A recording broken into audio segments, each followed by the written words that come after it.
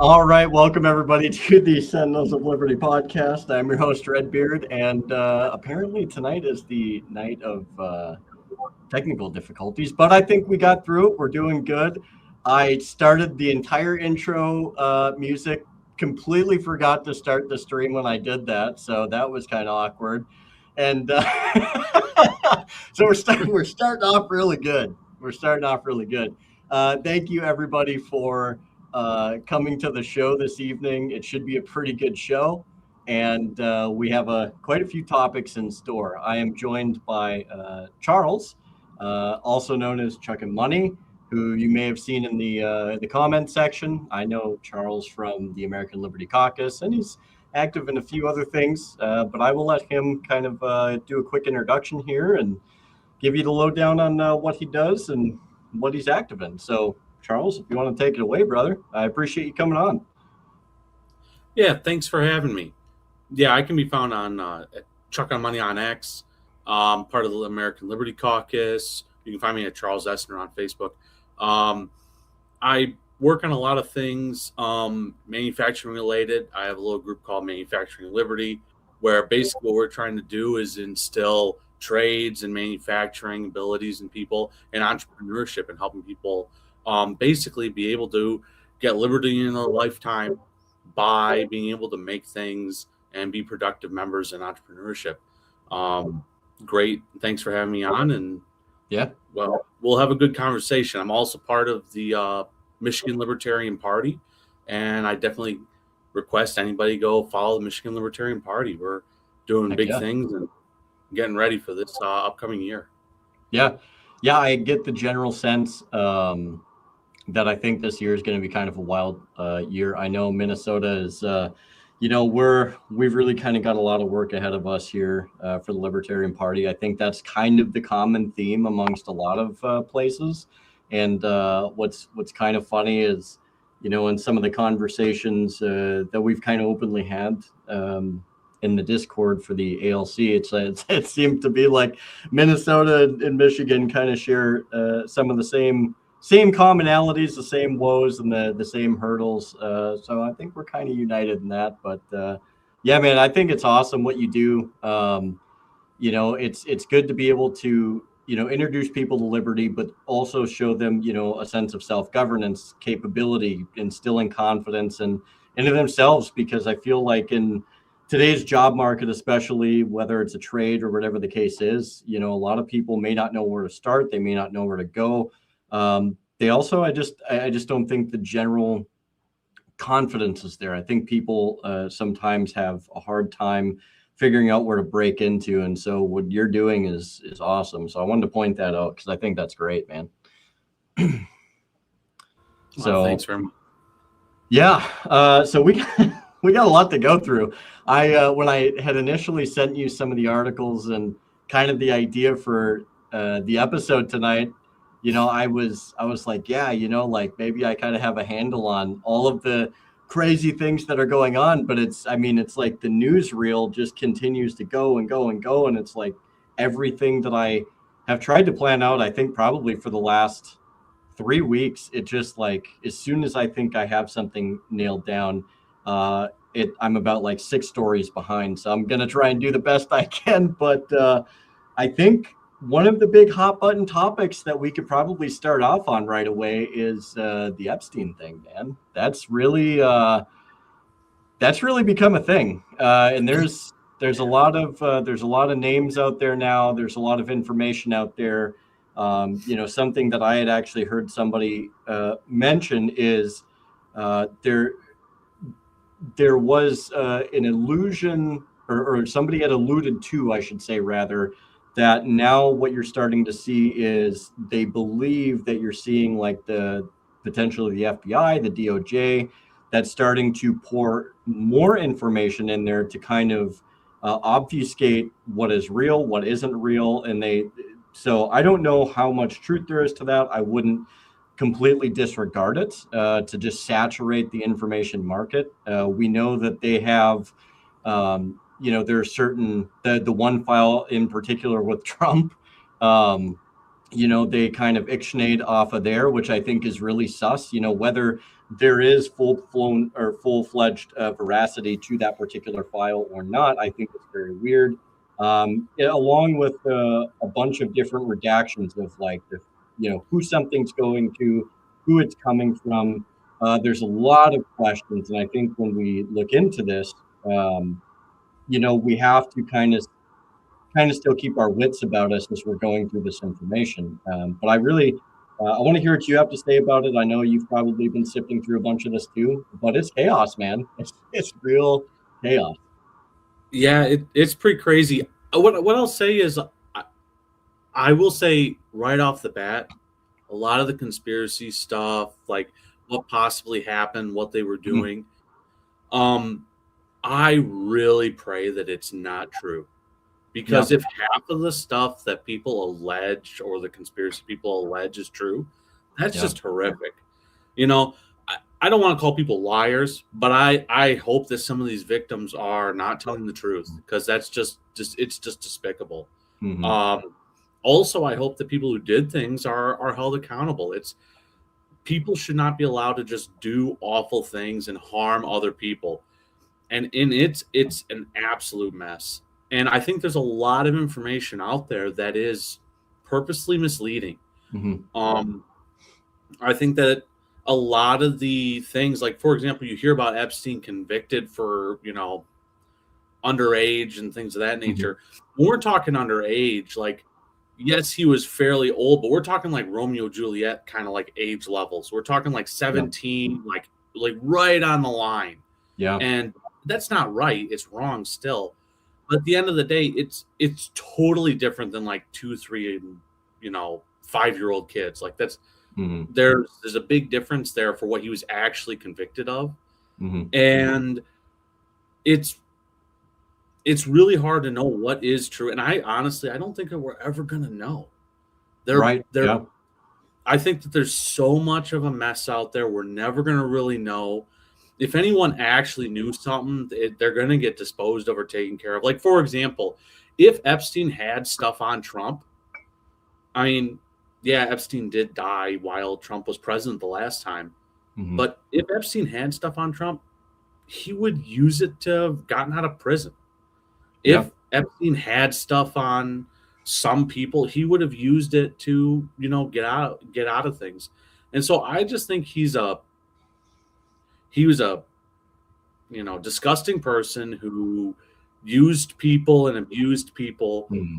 And I don't think a lot of the conspiracy is true. I also think that he definitely did things that were inappropriate and wrong. We should not walk past that.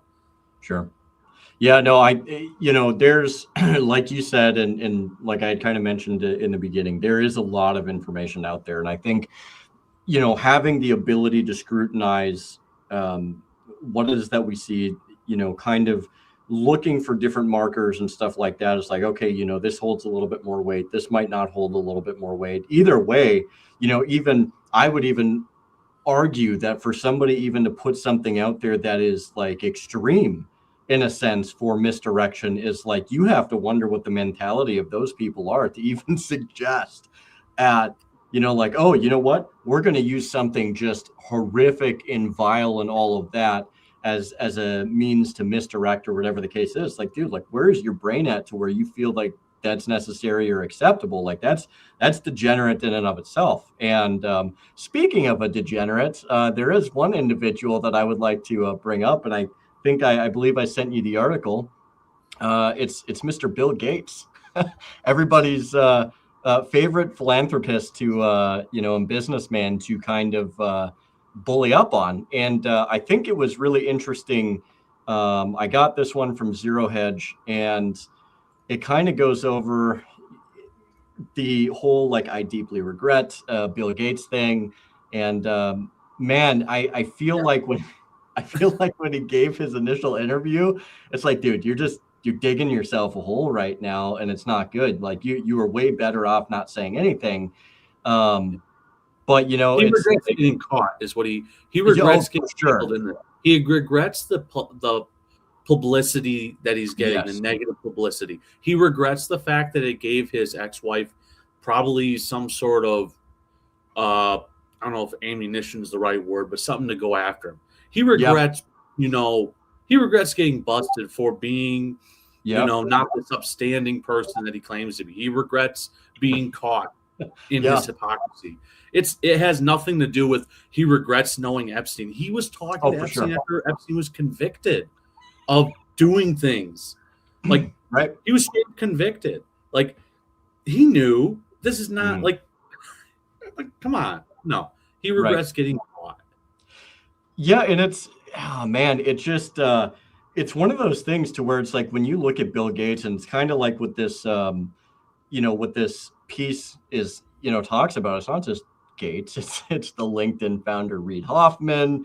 And it seems like it's just you pull on the Gates string, so to speak. And, I hope everybody's able to kind of read some of this article here, but it's like, look, it talks about Reid Hoffman. It talks about Elon Musk, Harvey Weinstein, Leon Black. You can see some of the names here, and it's like, it does make a person wonder, to where it's like, what happens if you start pulling on some more of these strings? How many more names are just going to pull out, either by just sheer association or people that may actually be in the files, And I think that comes back to the broader thing, to where it's like, how deep does this really go? And, and I'm of the mind, honestly, Charles, where I don't think, I really don't think we're seeing everything there is to see. And at least from what I understand up to now, is the Department of Justice still is not fulfilling its obligation to the Transparency Act, the Epstein Transparency Act, where they're required to put out this information unredacted in the best way that they can, as long as it's not exposing victims or any real heinous things, such as graphic pictures, videos, etc. But also that when they did release this information, they had to release all of it. And to my understanding, they still haven't released all of it. So not only do you have the DOJ that's still seemingly, from my understanding, in violation of this, and well overextended in the time that they're supposed to do it, but I still just don't think we're going to get all of it. And like you, man, I hope we see, I really do hope that we see some type of justice come from this, but I'm not holding my breath, man. No, what do you think? I'm not holding my breath either. And also it's the selective redactions. Yeah. Like for example, they're redacting photos, emails, documents that have already been released to the public in full. Like, why are you redacting these things? And the things they're redacting are not like, I know on some of the documents that I've heard is like, there's a document that was released years ago. It was released recently, and they redacted like someone who was not a victim or that was of age, or there wasn't anything sketchy. So that makes me question, for example, I mean, there's this weird video of Epstein running on a countertop, and there's supposed, people running around it, but they're on black boxes. And I know that there's been a couple of things that were released where once, like, they were adults behind the black boxes. Right. Yeah. So are these children, what are you, like, are they trying to create something? Like, are they trying to be like, oh, look at this, there's something? And then what's going to happen is, like, 6 months down the road, they're going to be like, oh, they're all like, there was nothing sketchy there at all. You guys were all going after something that was completely, I don't know. Like, are they just playing games? It feels like it. Yeah. Yeah. And honestly, so I remember the big thing is, one of the big talking points, especially when it came down to to all of the Epstein stuff. And, the big talking point that I heard time and time and again is, well, if the Democrats had anything, they would have released it, or, if they really had something solid. But to me, that really, like, it kind of doesn't mean a whole lot. And my rationale for that is simply the fact that, like, you have this situation to where it's like, okay, but, if it was that big of a deal and you have Republicans that supposedly have all this dirt on all these Democrats, why is nothing happening? So it's kind of one of those things where it's like, well, if the Democrats did, don't you think that, they may have done something, but at the same time, it's like, is there no incentive for them to do it? Because if they do it, it's going to eventually come back to them anyways. And so you're not, for all of the criticisms that the Republicans are making on the Democrats as to why they haven't done anything, it still lays in the same way to the Republicans today, which is, okay, great, the ball's in your court, dude, and right now all you're doing is dropping the ball. You are not, you have gone no further. You're not doing anything. You're just saying, here, you will have this and you will like it, and that's all you're going to get. And I hate to bring up two of America's most disliked people at the moment, but when you look at Bondi, well, three people, Bondi, Patel, and Dan Bongino, right? These freaking clowns are the ones that can't even get their story straight. They're like, oh, they totally exist. We're going to find justice. We're going to do all these things, yada, yada, yada. And then as soon as the power hits and they're in these positions, they're like, oh, none of this stuff exists. It's all a hoax. It's all of this. It's all of that. And now they've come back circled to this idea like, oh, well, it's all reprehensible. And well, we gave you files, but now it's this whole thing to where it's just like, okay, so why is nothing happening? And I think that is the big question by a lot of people, by the average person, not a person who's specifically aligned to the left or the right, but like, dude, like, stop effing around, do something about this, and get something done. At least make what you're saying have some weight. And it becomes very difficult. Now, and I'll give you the floor here, but it makes it very difficult when you have Trump that once again sat in front of cameras and was like, can we just move past this? It's like, my guy, like, what makes you think that that's the rational thing to say right now? You're brushing this off. Quite frankly, I think it's one of the greatest scandals in American history, if not in many ways in many countries in the world. And you just want to brush this off. Like, to anybody that doesn't think you're not guilty, it sure makes you look really freaking guilty, because now that makes people really believe like, oh, yeah, some of this stuff may be true, and it may be. And his talking points, man, he's got to figure this out. If he's really, I don't know if he's dumb, if he's actually guilty, or what the case is, but Charles, it's a mess, dude. Yeah, it's a mess. I think a lot of it was that they were playing games with people. They were trying to get votes by saying, hey, Epstein this, Epstein that, we're going to go after them. And I think that they got in there and they realized a couple of things, probably a combination. One, there wasn't anything there. Yeah. Two, anything that was there involved everybody equally. So it would have been egg on their face. Right. And also, they don't want to do, like, for example, I heard that Hillary and Bill have agreed to testify again in Congress. I mean, the 90s are back, man. We're going to have more like, please define the word is for me type stuff. Like, what do you mean this? Like, well, or like the Hillary thing. What did she say in the 90s? This is strained, or I'm not saying the exact quote, but something like, this has put a strain on our marriage. Like, not saying that he did anything wrong, not right. Like they're gonna sit there and play games. And there's a lot of people who are saying, oh, Bill's gonna go in there, and Trump is saying nice thing about Bill because Bill's gonna walk in there and be like, yeah, Trump, I saw you at all those parties and on the plane with me. And I actually am starting to think that Bill's not gonna say any of that kind of stuff. Yeah, they're going to deny, and they're going to say right-wing conspiracy, right-wing hoax. If it was true, there would be people in jail. It's all blah, blah, blah, fake. Right. And, like, that's what they're going to sell it as. They're going to be like, this is Pizzagate all over. It's all fake. Yeah. And because they don't want to be tied up in it. And they also, like, if they were to do something that would potentially get a Republican in trouble, they would also get in trouble. So they don't want any of that. It's too much fire. Yeah, no, I don't think that we're going to see a whole lot come out of the Clinton testimony. I don't. I mean, honestly, like even if they did, even if they railroaded both of them, right, and they just went after them, and they even this is just me. Even if they got a confession, these people would still walk.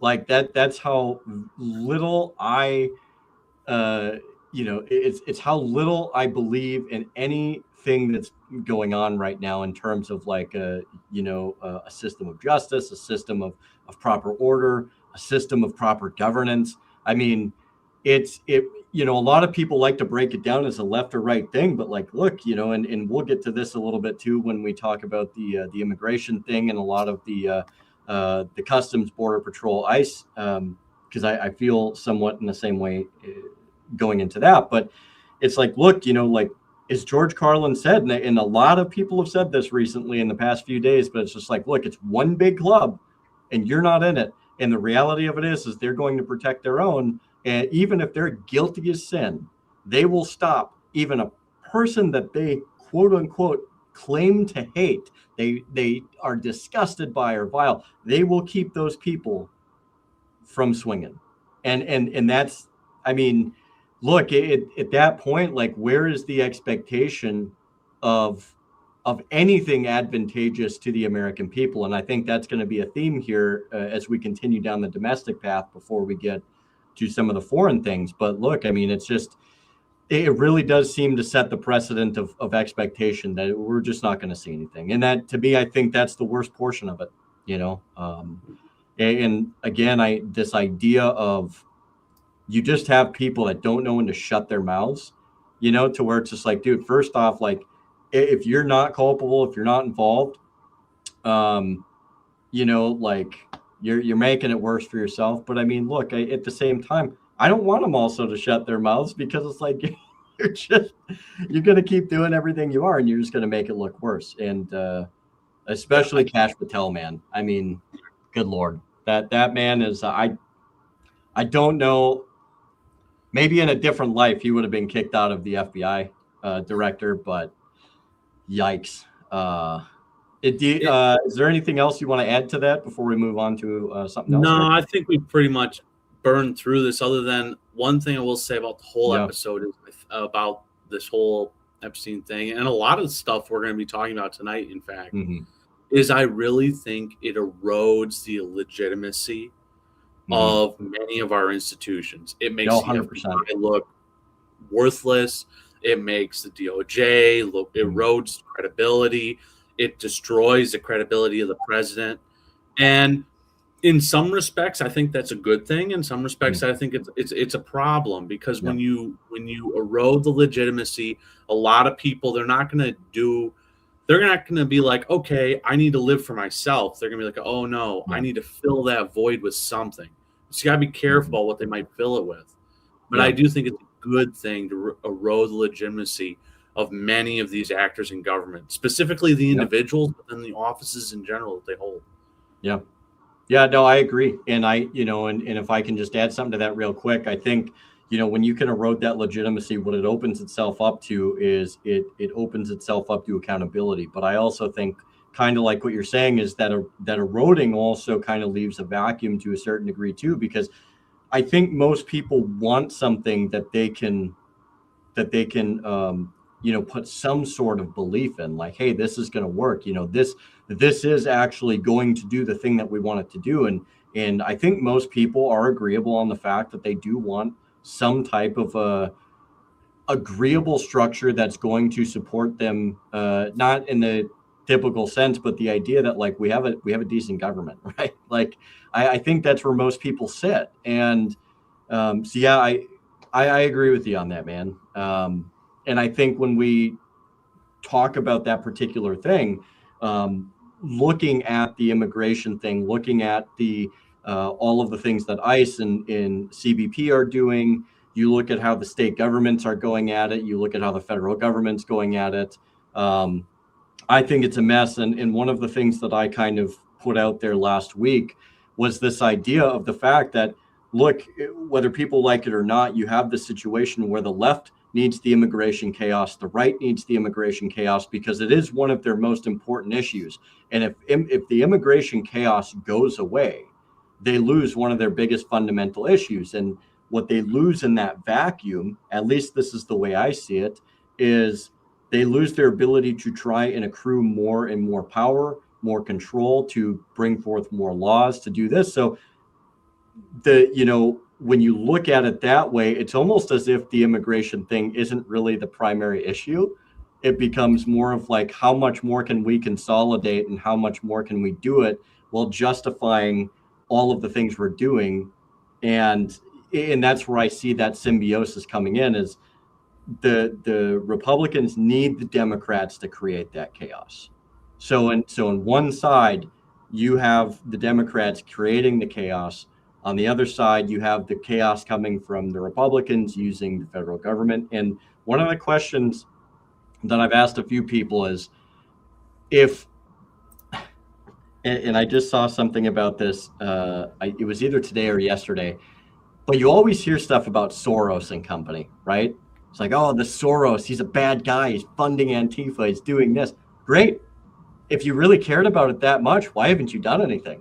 And they've been saying this for years, Charles, about how George Soros is the villain of the story.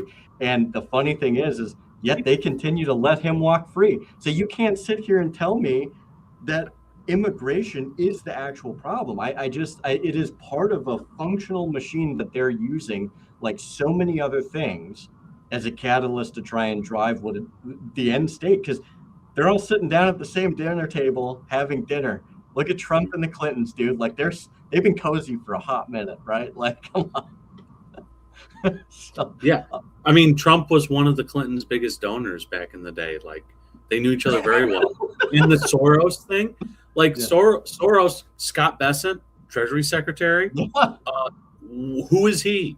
He is the guy who did the, I forgot the technical term for it, but he figured out how to do the currency swing on the pound for the British. And that's where Soros made billions of dollars by basically shorting the currency and saying, look, the British can't pay out, so like their currency is garbage. Like Bessent is like a Soros guy. Like they're all together. It's all a club. For sure. Yeah, no. And that's the, I'm kind of the mind to where it's like, look, I don't want chaos. I don't want chaos in the streets. I don't want people going forth, agitating, creating trouble. I don't want them destroying stuff. I don't want any of that stuff, because it's one of those things that is not sustainable for a decent society, right? Like, it's just not one of those things. That being said, the other portion of that is I also don't want the federal government assuming more power than they already have. I don't want them coming in and expanding this police state. I don't want them coming in with the ability just to not even knock, not even need a warrant for my door, just to be like, like, this is the way it's going to be now. I don't want to have to walk down my road and get papers pleased by a freaking Fed boy because he feels like I looked the wrong way one day. It's like, dude, like, and I think that's where a lot of, I think both things can be true, I guess is what I'm saying, but chaos comes in many flavors. And I'm not convinced that, it's just one side. I'm not convinced that it's just the left. Yes, you have people on the left that absolutely are creating chaos. But again, if the Republicans were that serious about clamping down on it, go after the guy that you say are funding these groups, and they're not going to do it because it does not further their ability to expand their cause. The same likewise, you have people that make legitimate arguments about the expansion and the militarization of police and both local and federal law enforcement. And, it's like, so I just see this as it is controlled chaos. And I think it's really unfortunate for the American people in general, because everybody at this juncture is getting shafted, and you're forced to have to pick a side when both sides are culpable in the chaos. That's how I see it. And I know some people might be like, well, that's a cop-out. It's like, well, I don't know, dude. I'm just going based off of what the information's telling me, and I think both are true. And I think I don't know. I mean, that's just kind of where I'm at right now. What say you? Yeah, I think a lot of it's a show, but I do think I heard somebody say the other day, I was talking to someone, and they had a really good point, and I think they had a good positive thing. They were mentioning all the stuff that we're seeing right now. Sure. One, after 9/11, it took us well into Biden's, or not Biden, but well into Bush's term. Sure. To well in 1 second, sorry about that. Yeah.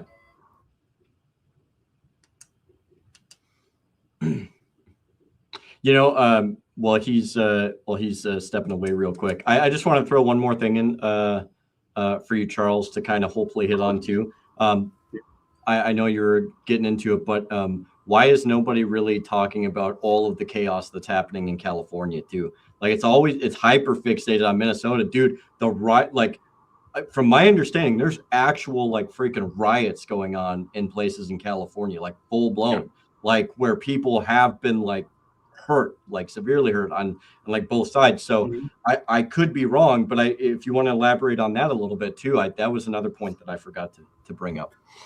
Yeah. So I'm going to finish my point, and then I'll touch on that. So on the first one, what I wanted to say was, with 9/11, it took well into Obama's term for people to really start to question the wars.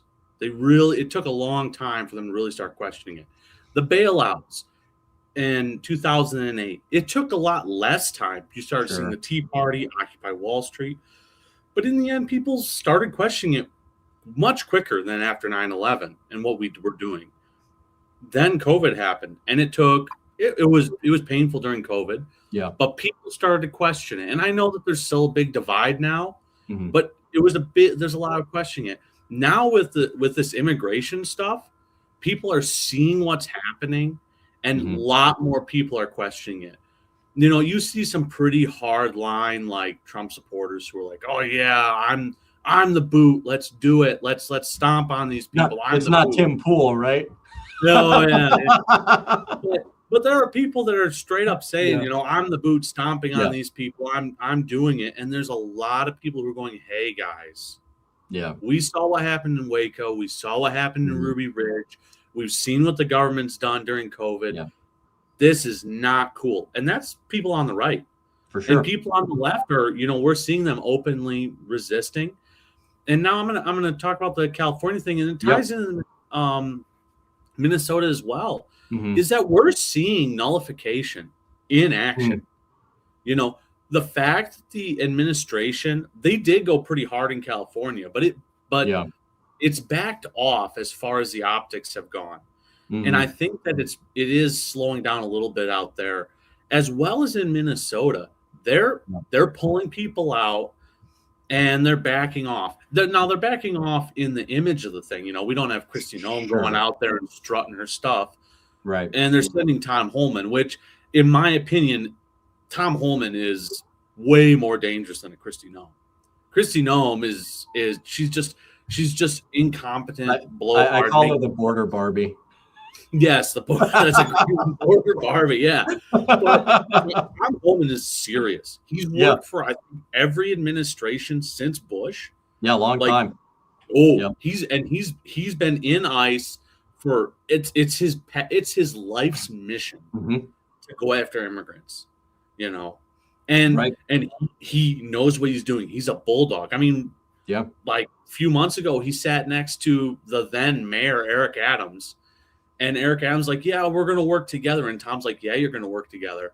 We're going to work together, or else I'm going to like break you or something." And he said it on live TV. Like, we're talking like in a public place. Tom Homan is straight up threatening the mayor of New York City. Yeah. And there was no repercussions. It was pretty cool. It was hush real fast. Right. But Kristi Noem goes out there and starts, you know, being the border Barbie, as you call her. And people are freaking out. It's like, no. Tom Homan he's the bulldog. He's aggressive. But on a positive note, like I was saying, people are noticing. People are seeing this.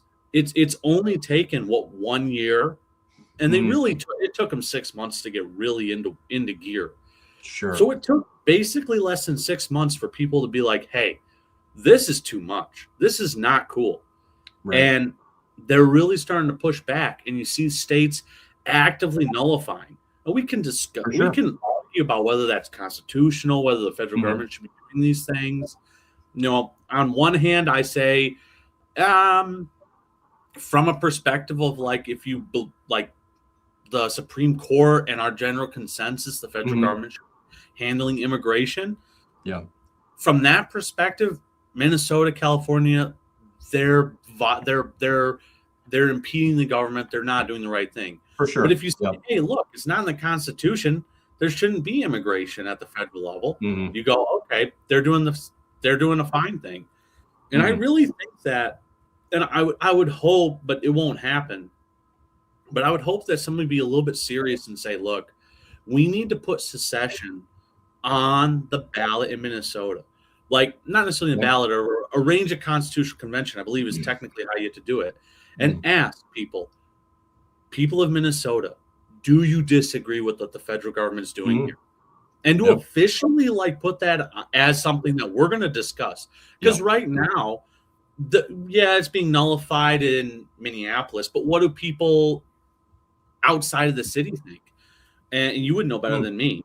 But what do people outside of the city think? What do people all over that state think? Do they think what Tim Walz is saying and what Fry says? What these protesters are saying? I don't know. And if there was a convention where it's going to be like, look, we're going to, as a state, meet up and discuss secession because we think the federal government is doing the wrong thing, one of two things will happen. The state will secede, in which case that's going to be an interesting, I think that's already been determined what happens there. Right. Not agreeing with what happened here, but we know what happened in this situation. Or it's going to say, look, we need to cooperate so long as certain things are being followed, and that immigration is the position of the federal government. I personally don't think it is, but that's a personal position. Sure. Yeah, and there's like I've kind of mentioned probably before, I think, in some I say probably because I can't ever I don't have the fantastic perfect recall that Scott Horton does. I wish I did, honestly. I really wish I did. But it's like I'm pretty sure I've mentioned a few times in some previous episodes, but I understand why people want to, they don't want illegal aliens in their cities, their towns, their states. I do. Like I genuinely understand that position. And to some degree, I can empathize with it because I've seen it in my area. I've seen it in a few other areas. So like I get it. I also understand the other side of that coin too, to where it's like people, feel like, hey, like even though that they did this, they're still human beings. They should still get a chance. I don't have the answer, and I'll never claim to have the answer for this. One thing I would suggest is like, look, I would just propose this much, right? Where if most people agree, and I think a lot of people do agree, like there has to be a handle on the immigration issue to some degree. How we go about that, I think, is extremely important. And my point of caution is the primary point of caution, I should say, is when we go to do something like this, if this is the path that we go down, we ensure that it does not give rise to further federal government expansion that is going to be degrading down the road. That is the primary thing for me is, look, if we all do come to a consensus, we're like, hey, one, we just can't sustain all of these people as a country, so we have to do something with them. And if we're talking about, as they've said, like the worst people, criminals and all of these, like, okay, fine. Like those can be the very first people to deal with, right? But it's like, if we're going to do that, then I think it should be done in a way that isn't just sheer freaking chaos all the time. And there has to be an orderly way of doing this versus just like, oh, like we just kicked in a guy's door and just dragged him out on the street. It's just like, okay, like. Well, we kick in a citizen's door. Right. Well, Like, and that's the thing, because we're a non-criminal. They have gotten it wrong before, and they've gotten it wrong several times. And, this is something that's happened in Minneapolis. They have gotten it wrong, and they've arrested and detained Americans. And, and I think a lot of people want to conflate, or they want to go with this idea of like, oh, well, they must be guilty of something. It's like, really, dude? Like these are American citizens. We had the Obama administration, and I'm sure it's not just the Obama administration, but we already had that time where people look past the drone bombing of American citizens without due process. If they are guilty of something, in the very least, they deserve due process, not to be freaking black bagged over their head, thrown in a freaking van, and gone to a facility that really nobody knows anything about, and that was it's so opaque. What's that? It's so opaque. What's absolutely. So, what you were saying there with the black bags and the masks and stuff, it's so opaque. You don't know what's going on. For sure. Like for example, if my brother was to get picked up by ICE, what do I do? I don't know. They don't give you really any recourse to do anything. And if you do manage to do something, how do you think that court proceeding is going to be? It's like, even if you do get a court proceeding, though, that's what I'm saying. It's like, even if you manage to get it there, if you get that far, one, you're doing a lot better than most people are. But two, you think that you could bring the entirety of the Constitution and any precedent that's come from it, any Supreme Court, and all they have to say is we don't care. And one thing, that I did hear from a few different places is, I think one of the big issues is when you look at some of the people that ICE and CBP are putting out there. And I'm not saying this is every single person, but there are people that just don't care and will do whatever they want to do in their positions, because they feel that they are immune from any form of prosecution. And if we're going to start solving some of the issues too, we have to look at that.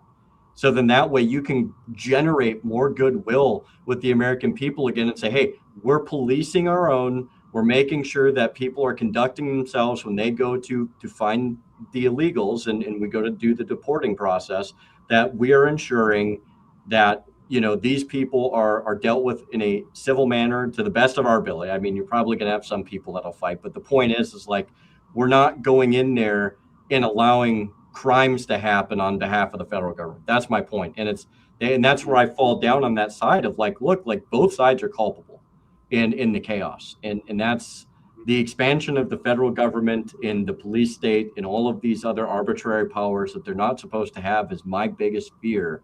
And when you're not willing to talk about that and you're just willing to take one side or the other, we're not going to get anywhere anytime soon, I fear, in trying to not even necessarily restore liberties and rights, but just retain the ones that we have left, right? So is there anything you want to finalize on this?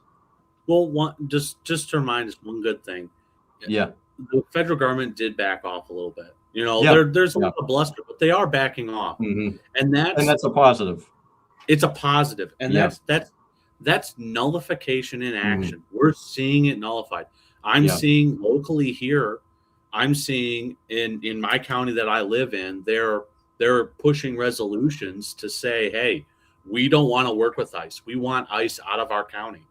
We're not having the major stuff that's happening in Minneapolis or any of that stuff, but we have significant immigrant populations. We have large Mexican populations, for sure. And not in my county, but right next door, we have large Muslim populations, Arab populations in Michigan. And it's not just those populations saying ICE stay away. It's the American citizens saying, hey, we don't want ICE running around our town, causing problems, arresting random people. And I'm not hearing anything specifically like, oh, if there's a criminal, we're talking like a violent person who did something wrong, really wrong, and has gone through the procedures. Mm-hmm. I'm not hearing anything saying, "Oh no, we need to keep bad people here." I'm not hearing that. Yeah. I'm hearing bad people who have actually been convicted, Mhm. in a court through a process, because people Yes. have rights regardless if you're a citizen or not. I'm not hearing people saying, "Oh no, don't give those to ICE," or don't let those people out. Oh, for I'm sure. hearing, Yeah. don't go around and just picking up random people. Don't be walking around our Right. neighborhoods. This is not okay. Yeah. And one thing about immigration is that a lot of people talk tough, and it's really easy to say, "Oh, I don't want immigrants in Mhm. my community." It's real easy to say Yeah. that and to vote for that and say, "Oh, go Trump," or whatever you want to say. And then you see these mass people, these who you don't know who they are, these Mhm. anonymous people arresting immigrants. But at the end of the day, even in Michigan here, in some of the rural areas where I come from, who's milking the cows? These are Yeah. Mexican immigrants. Okay, Yeah. you say you don't want immigrants, but the Mexicans who are not causing any problems, they're milking cows every day. Mhm. And so the issues that we're having, people are voting with their dollar, they're voting with their feet, and they're Yeah. saying they want immigrants here, and they're resisting ICE. Right. And no one who says they want an immigrant here do I see saying I want a murderer here. Right. Right. I Yeah. don't see that. Right. They're Well, like, and murderers, no, be gone. Be yeah. gone, murderers. No. Yeah. Thieves, be gone. You know. So I think in a good light, I think the people through their actions are Mm. saying they're okay with immigrants. And Mm. I think through their actions of nullification at the various governmental levels are saying they're okay with immigrants, but more importantly, that they're not okay with federal government tyranny. Right. Yeah, and I think and I think that right there is kind of the big crux again of where my concern is generally, which is the expansion of government, and I think that always comes anytime that there's a crisis. And like I said, I think both the left and the right benefit off of the chaos that you get with immigration, the chaos you get with drug enforcement, the chaos you get with anything that is potentially polarizing or is polarizing. That people are going to be split on. And we've seen this with war, we've seen this with so many other issues. One final area that I kind of want to get into, well, one of the final areas, I should say, and is kind of funding and general policy, but I do want to bring up one extra thing. And it's going to be kind of one of those, let's see if I can find it here. So this kind of factors into this as well, but it pertains to Palantir, and I think that this does fit into kind of the funding and general policy realm. And I'll see if I can actually scroll down a little bit here. Give me one second. So this is off of Ground News. I do actually like using Ground News because I think you can find a lot of different positions, and it does provide a pretty good spread of perspective. But this is kind of a summary of what you can see in a lot of the articles talking about Palantir defending the surveillance tech as they just invariably are gathering more and more U.S. government contracts. And it's not, we can't forget about BlackRock, our other favorite group to talk about, but Palantir is, and I've been saying this for a long time, it's going to be a problem. And as soon as I saw Peter Thiel, Palantir, and these groups start to wean their way in or weasel their way in when Trump announced that he was going to run for this last election here, I was like, this is not going to be good.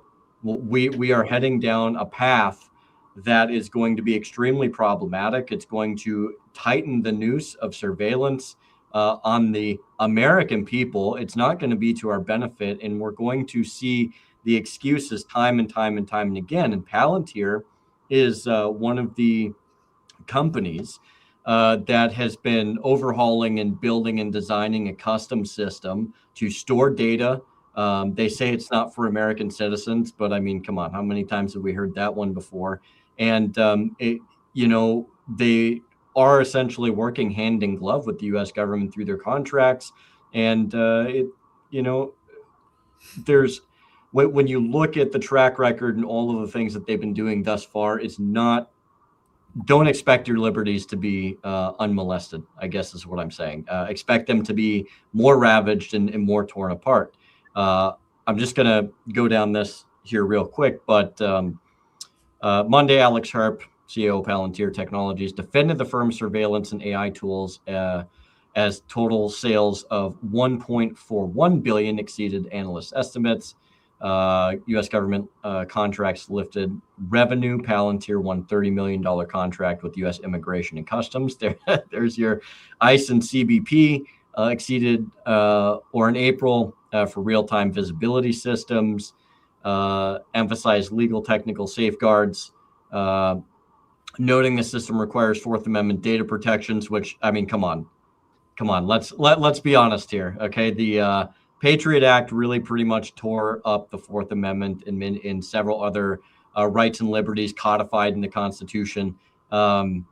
This really means nothing to me because they will actively find a backdoor, which admittedly with this database that Palantir was talking about initially earlier in the year, it was kind of said but not said, like this will provide you a backdoor because we can collect the information, sell that information to you so you don't need a warrant for it. That's essentially what one of these systems does. So the Fourth Amendment thing means nothing. Well, it's like the Five Eyes. Yes, exactly. You have Britain will spy on the United States. The United States will spy on Britain, and then they'll just tip each other off. Yeah, and I'm pretty sure everybody can kind of see the last 2 points down here. But one of the things before I give it over to you here, Charles, is we have to remember that Trump also wants to add another $500 billion to the already increasing military expenditure to total it over $1.5 trillion. Why? For what reason? And it's certainly not going to be to the benefit of the American people. It's an odd thing to really dump that much money into, and we have a crumbling infrastructure. We have many other issues that we could be dealing with. And this administration, and look, it's not just this administration, it's many administrations just blatantly don't care about. And then it's all these people wonder, like, I don't understand why people don't like me. Well, because, it's like most people want to know that they can drive to work safely, bring home most of their paycheck, and be able to support their family. And when you're dumping money into creating war all the time, this is what you get: a surveillance state and more weapons, I guess. So wherever you want to pick up on that, apologize. It was a little long-winded, but hopefully I set you up good. Yeah. So,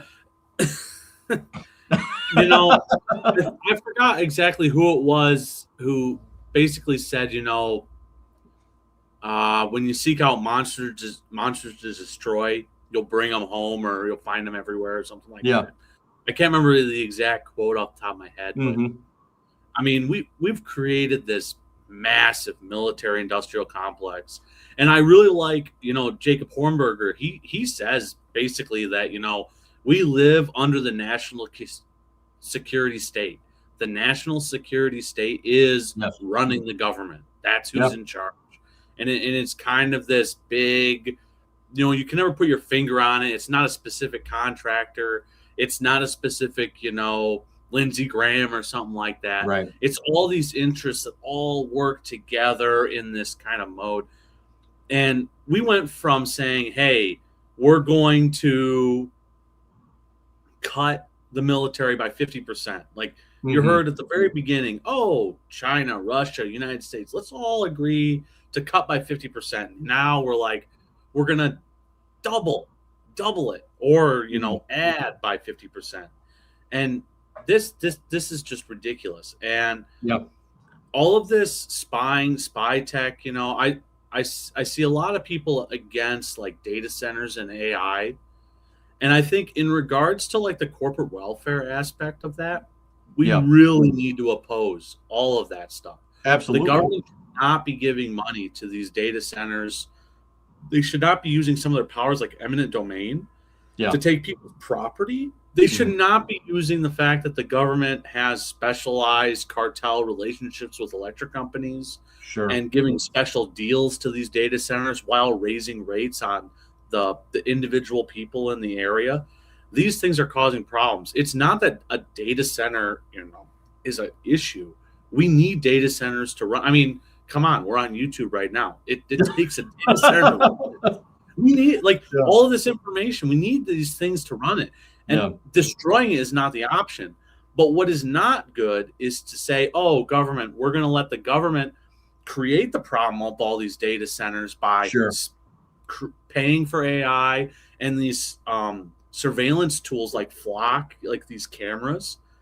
I hear a lot of stuff. Oh, if we have a camera at a traffic stop, we don't have to have a police officer, and it's a cost savings. And it's like, wait a second, no.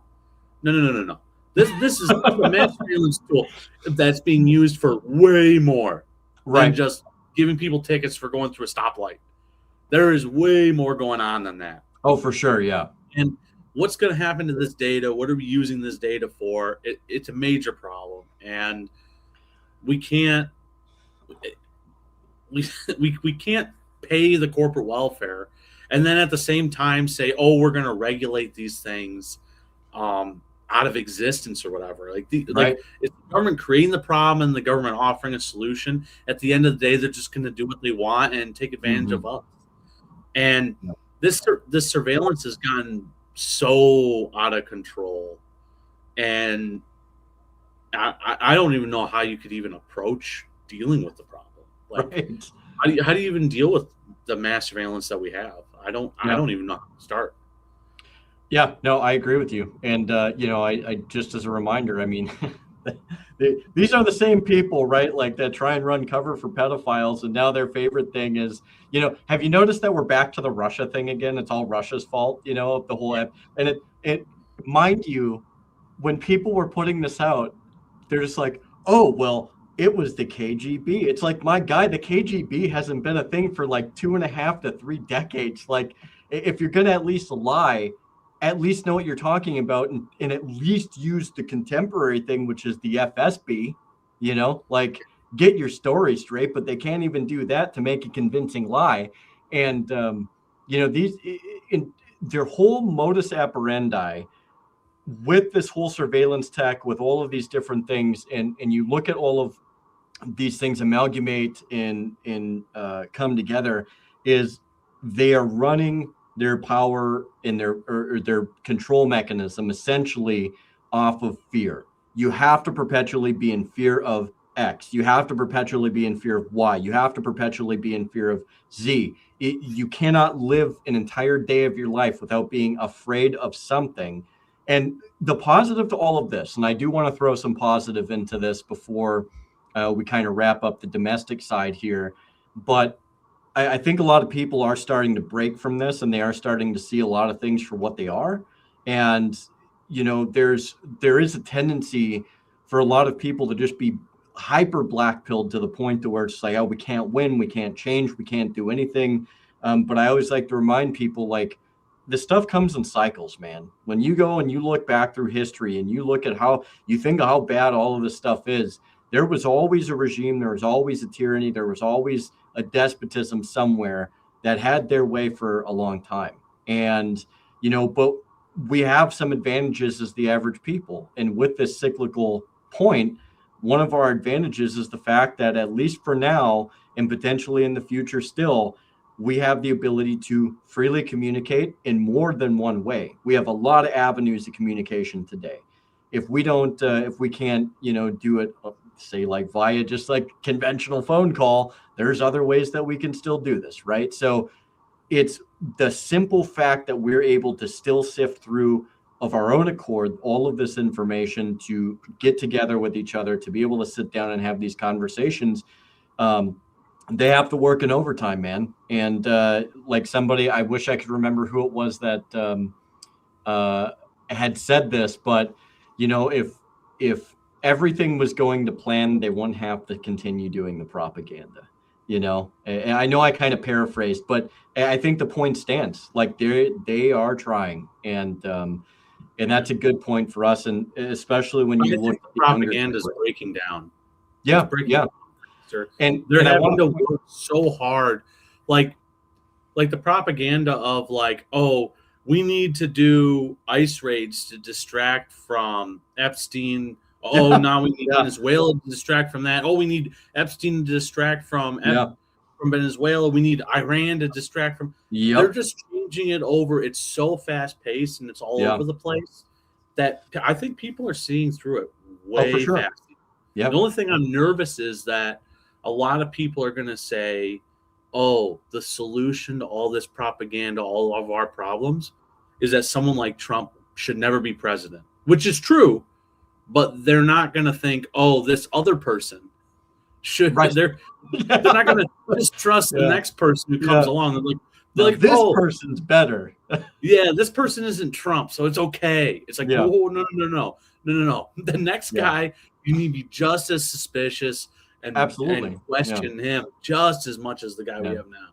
Yeah, and that's the thing. I guess to kind of bow tie this, and I'll leave kind of one last moment on the domestic side here for you. But people have to remember this is stuff that's been it's been taking place for decades. And I would say one of the very prominent stretches in those decades is post-World War II. We saw a lot of power being grabbed post-World War II. We were coming off the high of being involved in World War II. We had a lot of successes there. We had some failures. And one of the things that we did have is, look, the war drove a lot of innovation. It drove a lot of gathering, but it also drove a lot of centralization. And we had a new enemy at the time. So we were trying to justify, and when I say we, the government was trying to justify all the power it could possibly get to try and track down every single commie it could. And it didn't really matter who was caught in the dragnet. And so this is an attitude and a disposition that we've seen for a very long time. And it's the big reason why I think myself, you, and so many other people, we tend to be like, hey, look, we got to stop and think about this and really ensure that we're not making it easier for the government to expand its powers. There is no such thing as a temporary power, right? So no, there's no such thing as a temporary power. Yeah. And also post World War II, I believe it was William F. Buckley who argued that the United States should become I forgot the exact term, but basically a surveillance / national security state, just like the Soviets, to defeat them. And then after the Soviets collapsed, he goes, we can just keep it. No, we're not going to go back. It's staying. Yeah. So. Yeah. Well, and just to add one more bit to that, you also, I believe it was, correct me if I'm wrong. I think it was Eisenhower who was the one that warned about the MiC and like, hey man, like if you don't get a grasp on this, it's going to grow out of control. And lo and behold, who pulls the purse strings now? It's definitely the MiC. So that being said, is there any other outstanding policies or funding things? I know there was just a funding bill that was pushed through. Ton of money went to Israel again. Ton of money went to Egypt and a ton of other places. We refunded the NED, the National Endowment for Democracy. Those NGOs that Doge was supposed to handle, but we're back to funding those. Is there anything else you want to touch on real quick? Well, on the funding side of things, I believe even though there's all the yelling and screaming about ICE, I believe funding for ICE or their parent agency has been approved. It's just, don't wear masks as often, or maybe you should have a body cam on. Sure. And okay, all right. So ICE raids are fine so long as we film them instead of with a cell phone. We're going to film them with a body cam. Oh, okay. For sure. I guess. So, what? Yeah, right. I don't see a difference in policy there. It's like they're already filming with their cell phones and making propaganda films, saying, "Look at us doing all this stuff," and now they're gonna film with a body cam so they can make better videos. I guess. Yeah. Well, we all know exactly how to stay out of prison, and that's just to be part of the federal government, Charles. That's the Yeah. key. So, look, I mean, if you want to be a degenerate human being and get away with some of the most abhorrent things, and look, not saying everybody's terrible. I'm not going to blanket that, but if you're the worst person in the world and you're looking for a career change, U.S. federal government will likely take you.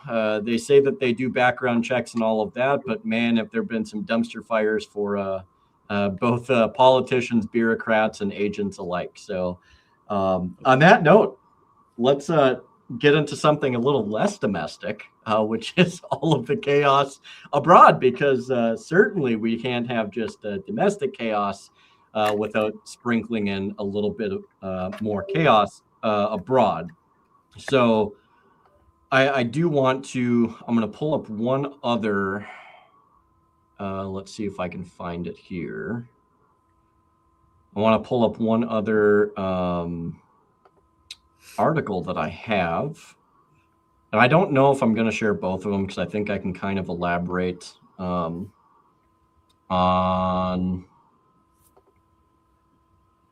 the one. But what essentially we have is so I don't know how much you're able to read of this, but there is some significance, I think, and this is a good spot to start, which is pertaining to the New START Treaty. Oh yeah.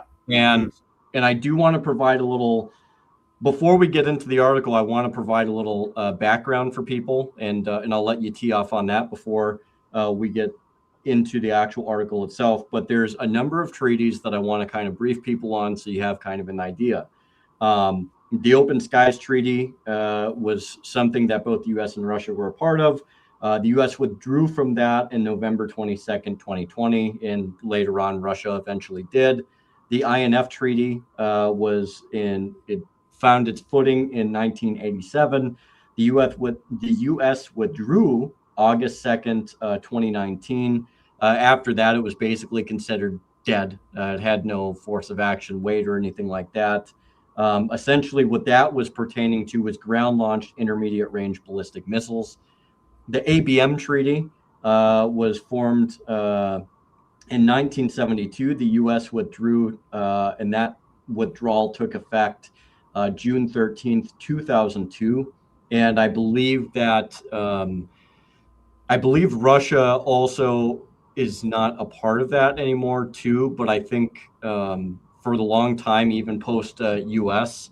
Withdrawal, I think they adhered to it up until the last few years. And obviously that changed with Ukraine and all of that. And then our rhetoric. Then you have SALT 1 and 2. SALT 1 was an interim agreement, strategic offensive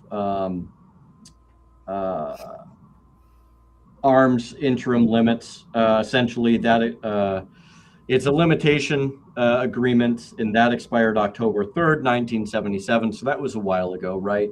You had SALT 2. It was signed. It was never ratified. The framework essentially was dead on arrival. A lot of people speculate it was 1980s. You have some people more specific of December 31st, 1985.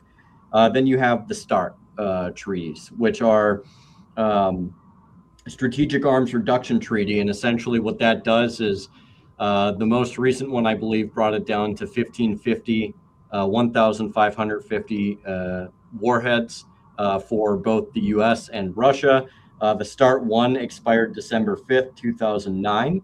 You had START 2 that came after that. It was signed, but it was never entered into force. So it was basically dead on arrival. And that's where you ended up picking up the New START Treaty. That's literally what it was called, as the New START Treaty, or New START. And that just expired a couple days ago on February 5th, 2026. And with that being said, I'll kind of let you have a piece there before we get into this, but I do think there is significance here, because whether people believe we're not going to be in a nuclear hellfire or whether they do think we are, I do think that this is somewhat of a step backwards, because I think having a little prudence on these things is kind of how you keep things from escalating to a pretty severe level. So what do you think, Charles?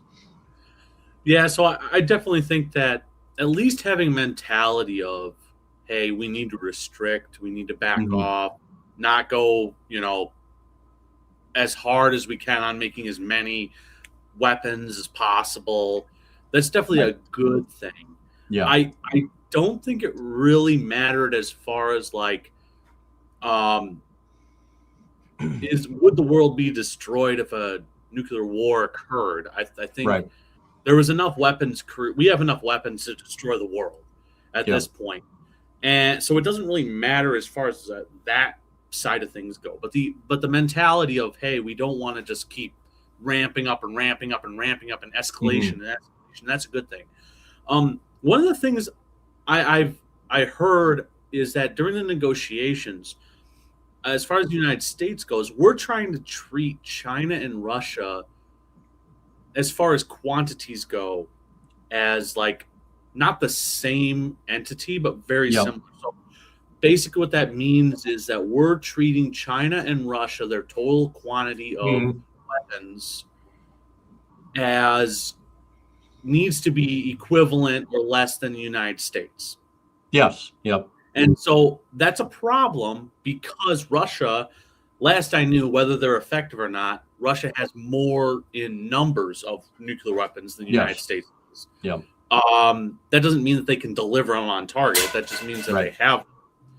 And then the United States still has a lot of weapons, but most recently China, which I don't think was part of New START, they've been ramping up.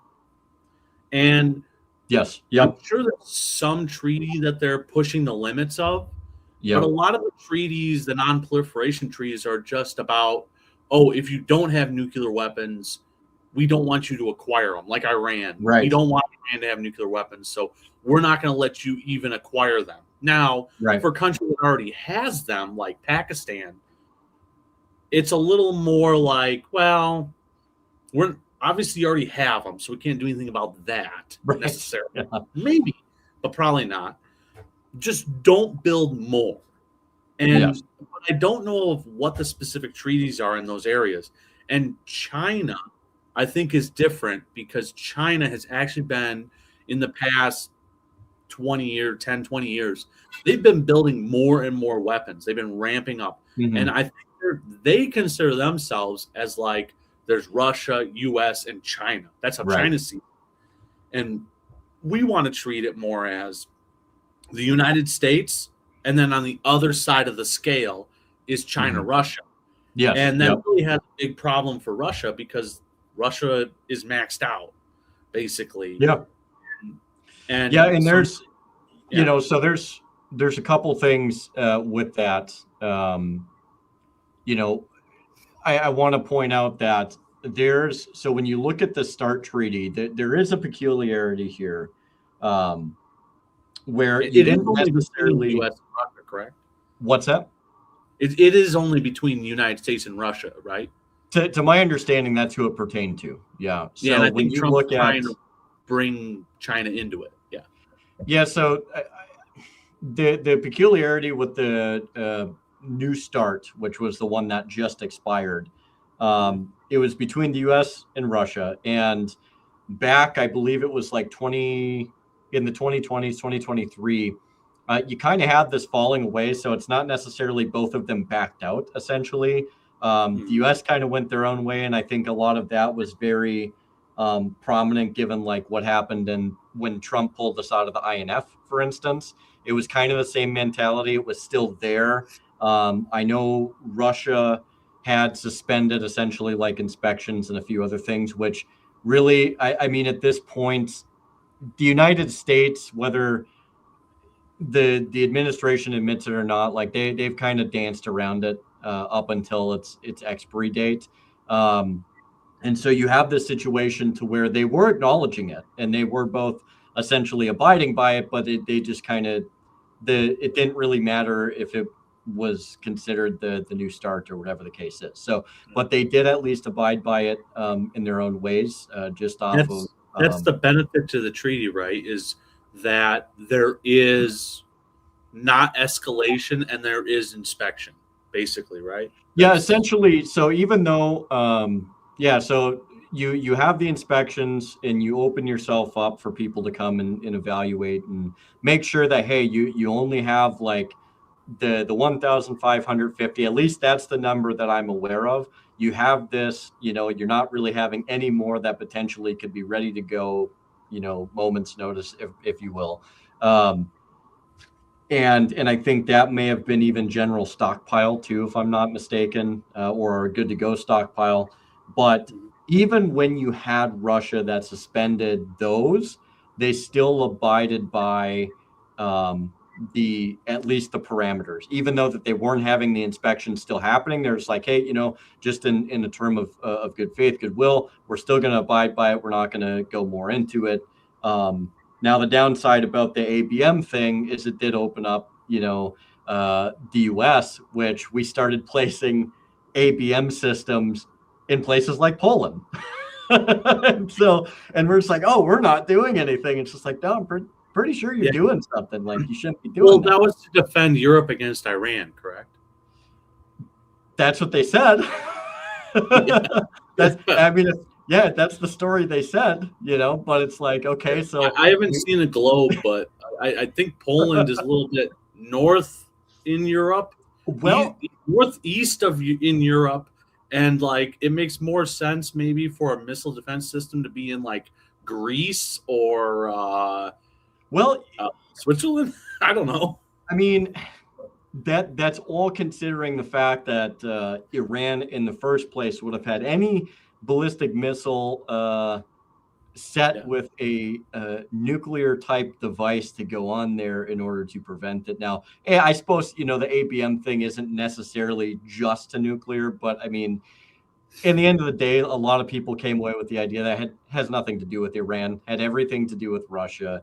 The eastward expansion towards Russia. NATO's been doing their thing. Scott Horton writes an entire book about it, Provoked. Highly recommend people go read that, because the level of particulars in there in the outline of all of that is well worth the read. But there's, when you look at these types of things, it did create, I don't want to even say a safety net, but it did create a understanding, and at least something that the two biggest powers in the world were like, hey, maybe we shouldn't, put more into this than there is. And we see the article here, and I'll kind of pivot into this, but essentially during one of the negotiations, that was, I think it might have been Alaska, where Putin had initially asked Trump, he's like, hey, like the expiration's coming up soon, do you want to try and renew this? You want to try and renew this? And I think Moscow had prompted Washington several times trying to get a response. There was no response. And now we've gone beyond the deadline. So now there's nothing.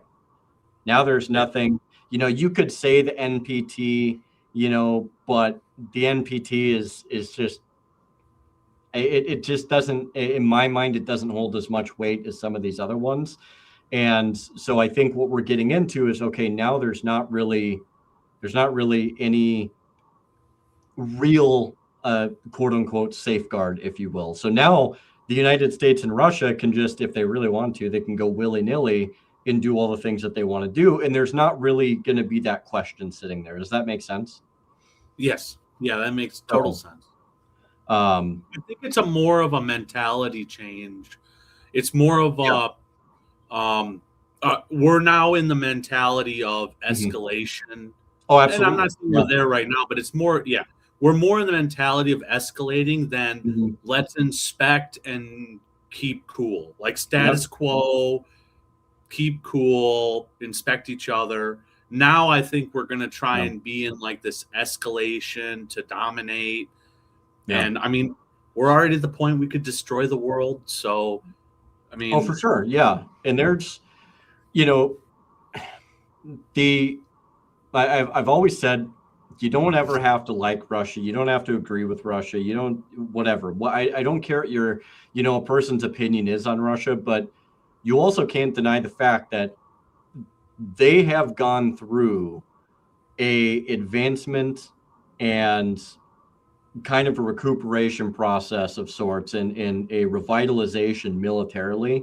And so all this entire idea of the fact that like, oh, they're the same old broken down, incapable, force, and a lot of this, Charles, a lot of it comes, we might as well just kind of spin this a little bit into Ukraine, but a lot of it comes with the understanding of American military ability, where we 100% are all about this idea of just like, we got to take land, we got to take ground, we got to do this, we have to establish an immediate dominant footstep.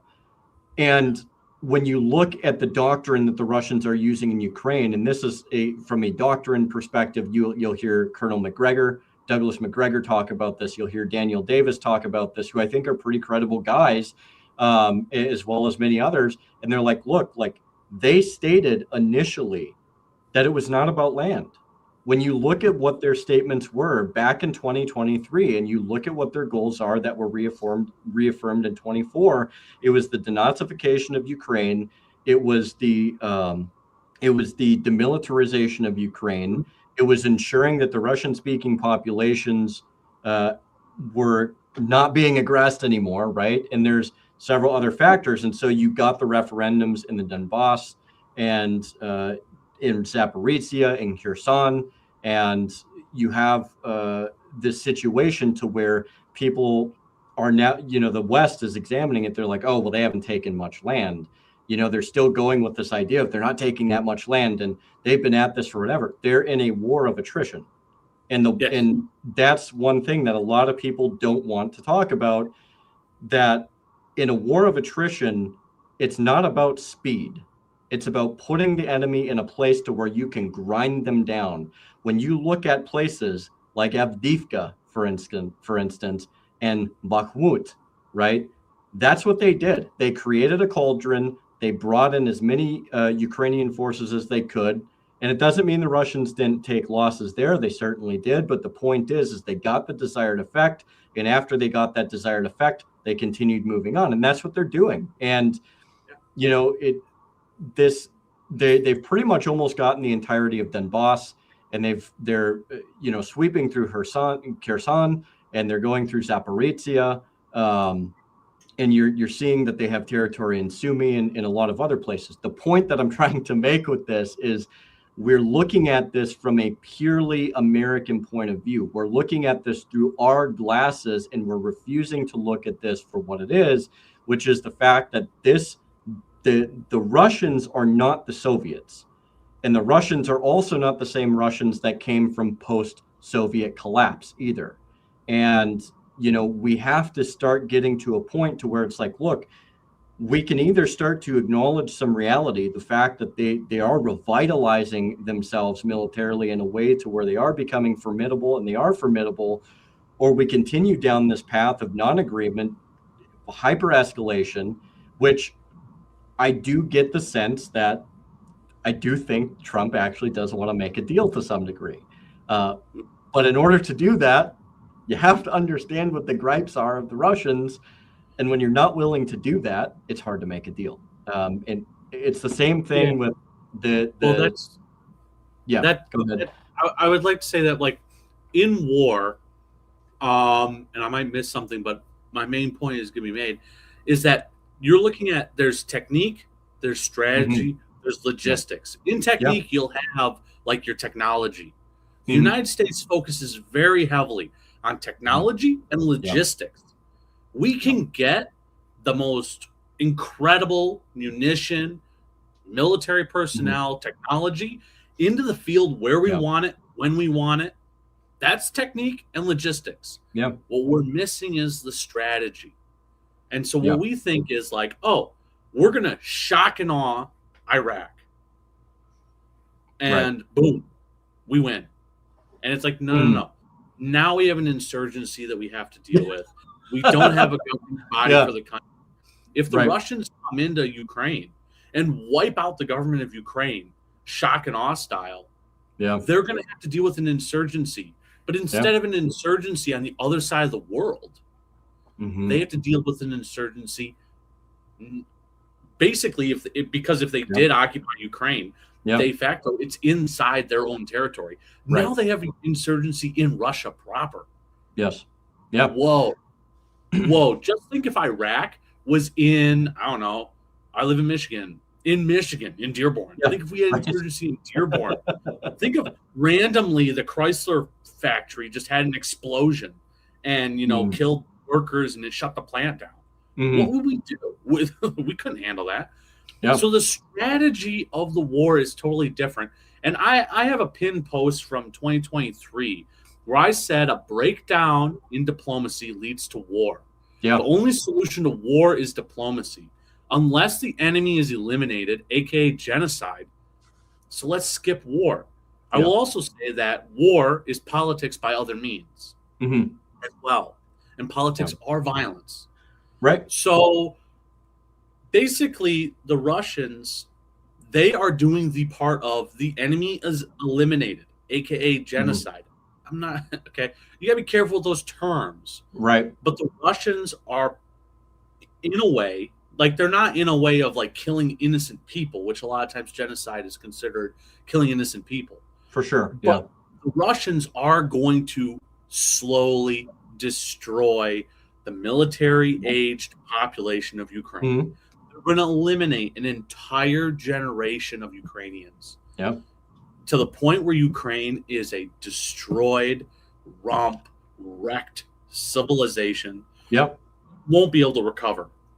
Yep. For a minimum 30 plus years, if it ever does. And they have no interest in just sweeping in and ruling over a bunch of people who are going to resist and have an insurgency. So it's well, and that's the strategy. We're lost. We don't understand what they're doing. And and it's like when you listen to guys like Daniel Davis and Doug McGregor, people who've been in war, they understand the American way of waging war, and then they they evaluate. And I'm not just saying it's those guys. You can listen to Larry Johnson and John Mearsheimer and many of these other guys that's their bread and butter.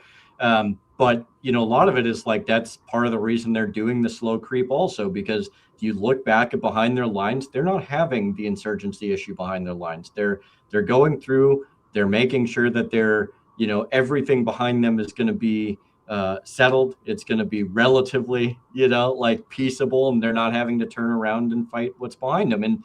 But again, it's and I get that a lot of people are going to look at this conversation, they're going to be like, oh, it's like you're coping for Russia or whatever the case is. It's like, no, what you're failing to understand is you have to look at this and understand this for what it is. It's not a matter of supporting Russia. It's understanding what's happening on the battlefield. And they've stated, look, if we don't come to a deal, that's not our problem. We'll win it on the battlefield. And I actually believe that they will. And have you noticed also that the Russians have not set a time frame? Yeah. They have no time frame of when when it needs to be done, right? They're taking the time that they need to ensure that their goals are met. That's one of those things that also plays into their favor. And when you look again at some of the stated goals that they've set out, I mean, we can't just examine this through American glasses. And so when you evaluate something like START, for instance, like New START and the expiry of that, they also are going to be looking at the United States being like, oh, well, they didn't want to re-up, or they didn't want to renegotiate, or they didn't want to try to redo the START treaty. So therefore, until something changes, we're going to do what we need to do. And they're assuming that the United States is going to do the same thing.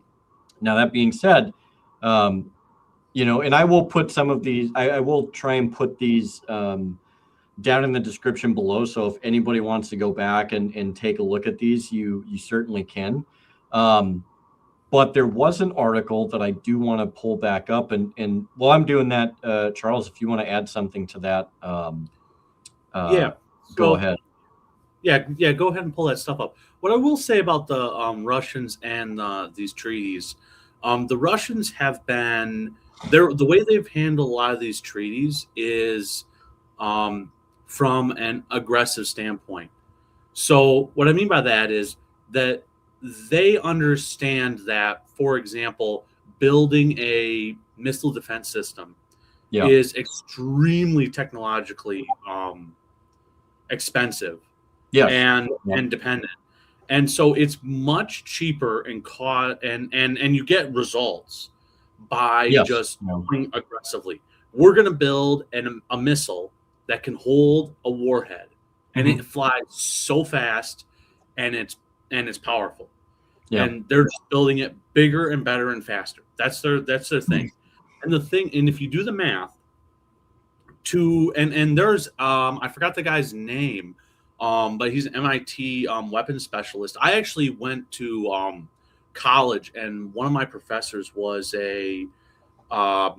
he worked for General Dynamics doing mathematics for weapons defense for missile defense systems. And it was pretty impressive, him discussing what he could discuss of it. And it was a very difficult problem to solve. And the thing is with a missile is that you have to hit it. And typically when you try to stop a missile coming at you, you're going to have to fire 2 or more projectiles at it. So and it's a lot of targeting. Like if I'm lobbing a ballistic missile, yes, you need some good guidance systems, but from the point you launch, you know where it's going. So you just program it, hit it, let it sail. If you're defending against that, you're having to, in real time, make calculations where it is in space and all these things. You have to shoot at it and assume you're going to miss 1 or 2 times. So not only do you have to have more complicated systems to defend against this missile, you have to have more of it. So it's more expensive and more of it. It's going to be 4 or 5 more times just, top of the head math to defend against the missile coming at you. And then with the Russians focusing on hypersonics like the Oreshnik, whether we think it's legitimate or not, to defend against something that's hypersonic like that can move. That's one thing that's a big thing is it's not just that it's fast. It's fast and it can move trajectory. So it's moving really fast and we think it's going to hit New York City. And then it goes, nah, we're going to Newark instead of New York. Yeah, it can adjust its course very quickly. Yes, it can adjust its course so quickly that to defend against it is hard. And the Golden Dome, I believe this weapons defense system that Trump has been talking about, it's going to be, it's Star Wars from the 80s. Yes.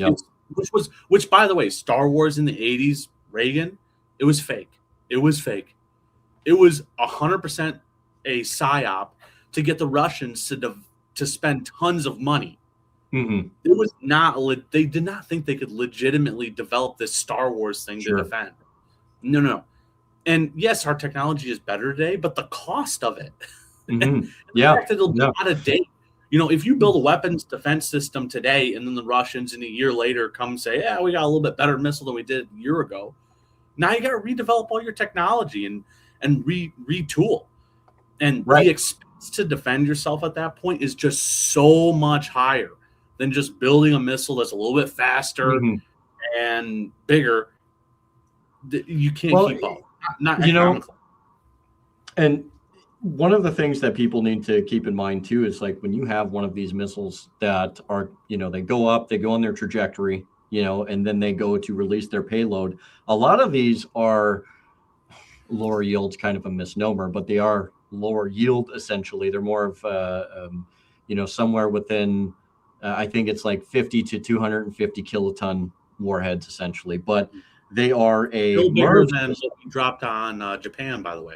Right, exactly. And so it's on a MIRV system, and I think in that MIRV system they can hold anywhere from like 8 to 12 independent warheads. So the MIRV, for anybody who's not familiar with that, it's a multiple independently targetable re-entry vehicle. So you have a bunch of these guys, these things packed into a cone. So even if you think that you have a lock on this missile, your problem becomes more of how do you deal with the warheads than you do the missile itself in some ways, especially if you're tracking it. Now, I don't know if you listen to Ted Postal much at all, but that's what I was talking about was Ted Postal. And so like he had pointed out, he's like, look, and Doug McGregor's talked about this quite a bit too, but he's like, first off, he's like, nobody in the Pentagon is actually willing to admit that we don't win every fight, which is a huge problem. It's always like, if we don't like the results, we'll just redo everything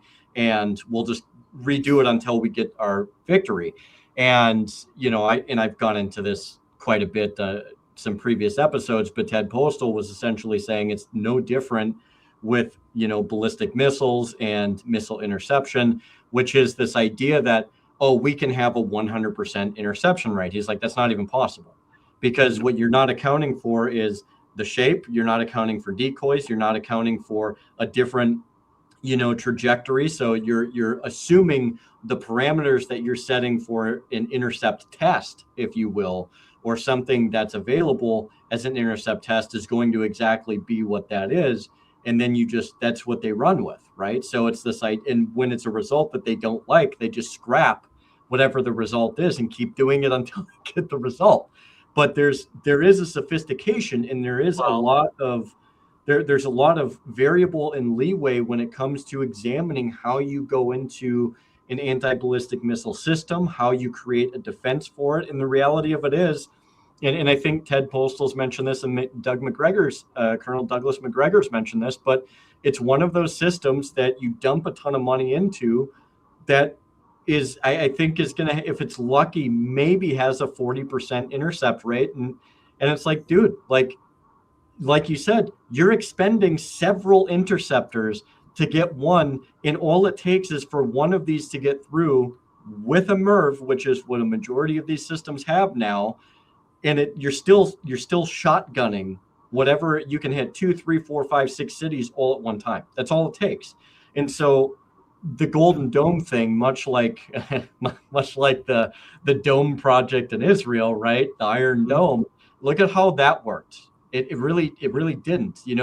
They touted this idea of like, oh, it's impenetrable.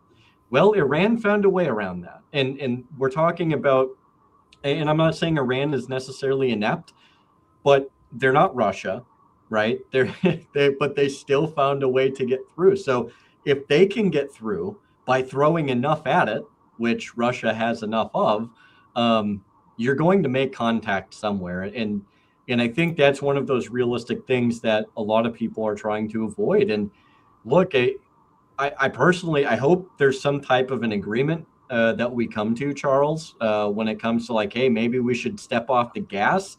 And I'm hoping that Trump and Putin, or us and the Russians, do come to a consensus, as it's suggested here in the news article. And I love antiwar.com, ground news. There's a lot of good sources out there.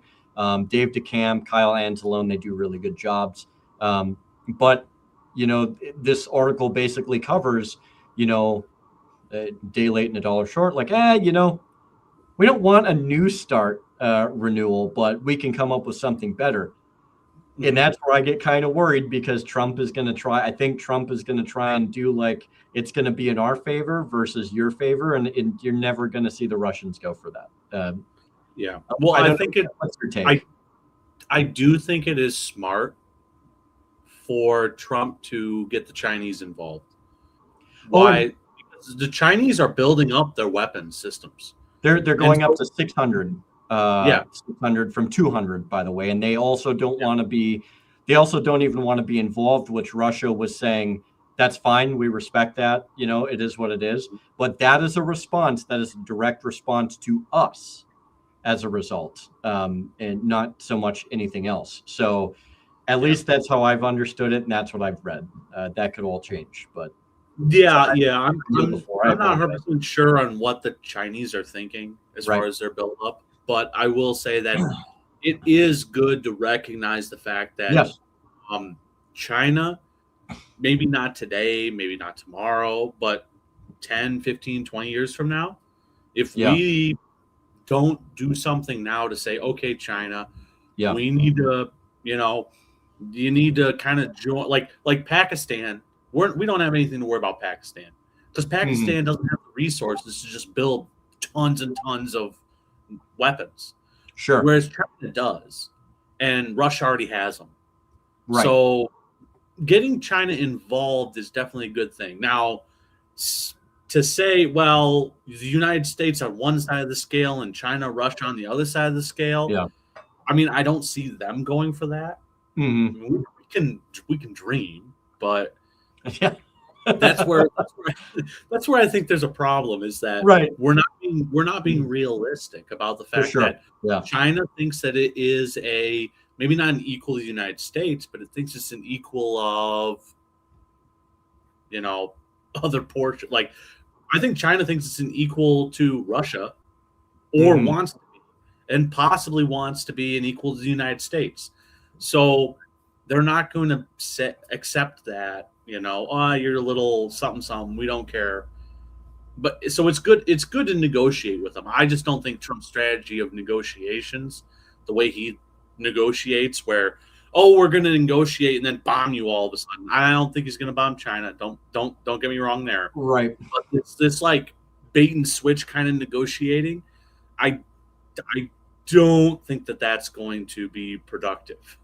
Right. No, I mean, you made a really good point. I think it's funny because what I've seen, at least with a lot of the way Trump negotiates, is he goes super maximalist right off the bat, and then he eventually concedes to something, I don't even want to say more reasonable, but lesser than what it is that he was expecting. Now, that being said, I do kind of want to segue a little bit and kind of touch a few more spots here when in the conversation.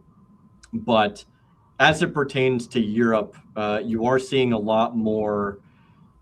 You're seeing the Western Europeans, whether it's Kaja Kallas or whether it's von der Leyen or whether it's Merz or Starmer or Macron, any of these people. And I'm sorry, Estonians, if there's any Estonians that ever come across this, I'm sorry, but like, your government does so much bluster, and you have a military of what, like maybe 10,000. Like, I think you should sit this one out for a while, okay? Just like, or just elect somebody other than Callis. Like, she's doing you no favors at all. Like, that lady is unhinged. But I mean, they act like they're equals to like Germany. It's like, come on. Like, it's great. Like, what are you thinking about? Right. One of the world's largest economies. You think you're the equal to that? No. No. It's the littlest dog in the room. It's the Chihuahua that makes the most like noise, and it's like, dude, what? Like, then you get the Doberman that comes in. It's just like, no, you just need to just calm down, dude. Just calm down. But I guess the point that I'm trying to make is, like, you are seeing, and I do think to some degree this is somewhat of a positive, is the Trump administration has been willing to at least have dialogue with the Russians, which I think is huge. Whether it comes of anything or not, at least we're talking. At least there's delegations at whatever the case is. And I think communication is the most important thing. But on the other hand, you have I'll try and be mildly nice. I don't know if I can help it. You have the piano. You have the suggestive piano player hitting a few lines of coke Zelensky in his office. That's just like, which, to be fair, the man has a gun to his head. Let's be honest. Like, he 100% does. He does not own his position at all, as long as you have people like Andrei Beletsky and Zaluzhny, and you have they do have a no BS like neo-Nazi hardliners in Kiev. Zelensky is the same. There's the same problem with Zelensky as we have with Putin. Yeah. Okay. Yeah. Is that if Zelensky goes away, is he going to be replaced by someone better? No, it's going to be way worse. And that's the same thing with Putin. Yeah. All right. There's a lot of people who don't like Putin. I don't like Putin. I don't like authoritarian people. No, Putin bad. But if you look at what's his name? The guy who he was president for a hot second while Putin. Dmitry Medvedev. Medvedev, yeah. Medvedev is more aggressive. Verbally, he is. I mean, I think he's suggested nuking chunks of Europe. Like, no questions. Like, blow up the UK. Who cares? That's crazy. Oh, for sure. People don't understand that. Like, Zelensky is probably the most measured person you're going to have in Ukraine. Yeah. Because all of the people who are like really reasonable have been like, yeah, we're out of here. And only the nuts are left. Yeah. The same thing with Russia is Putin is one of the more measured people in Russia.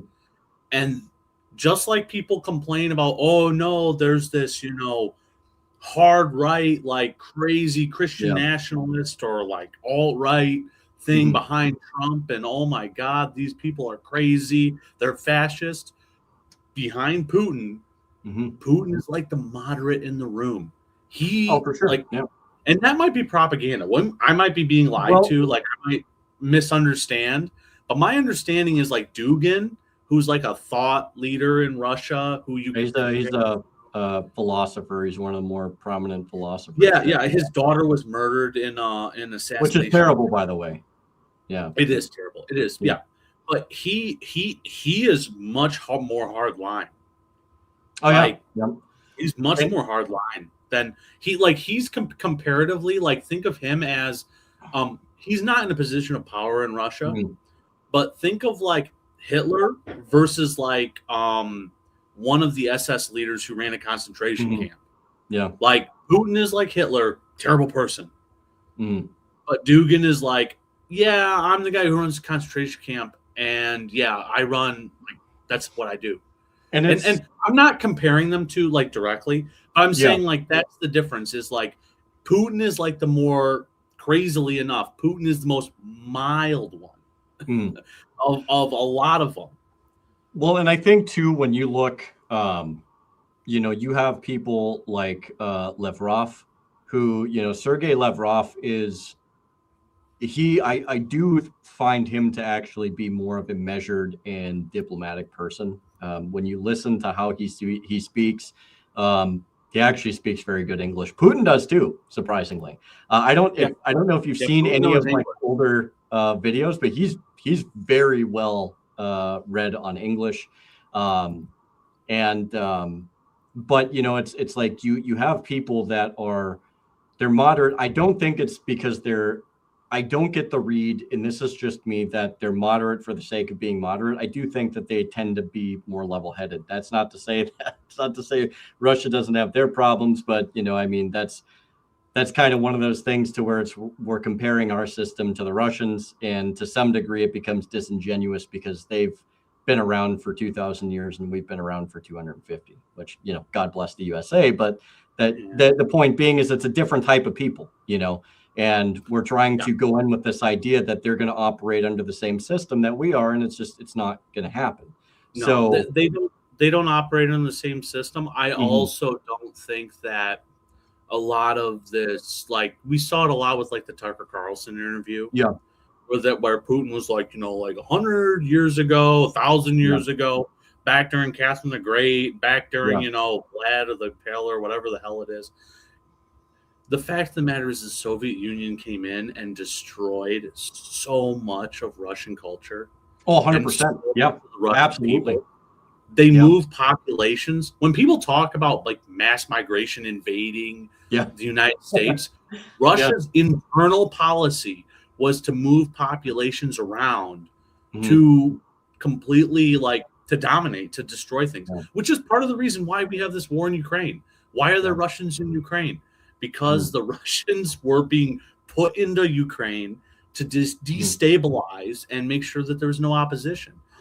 And it's, and there's,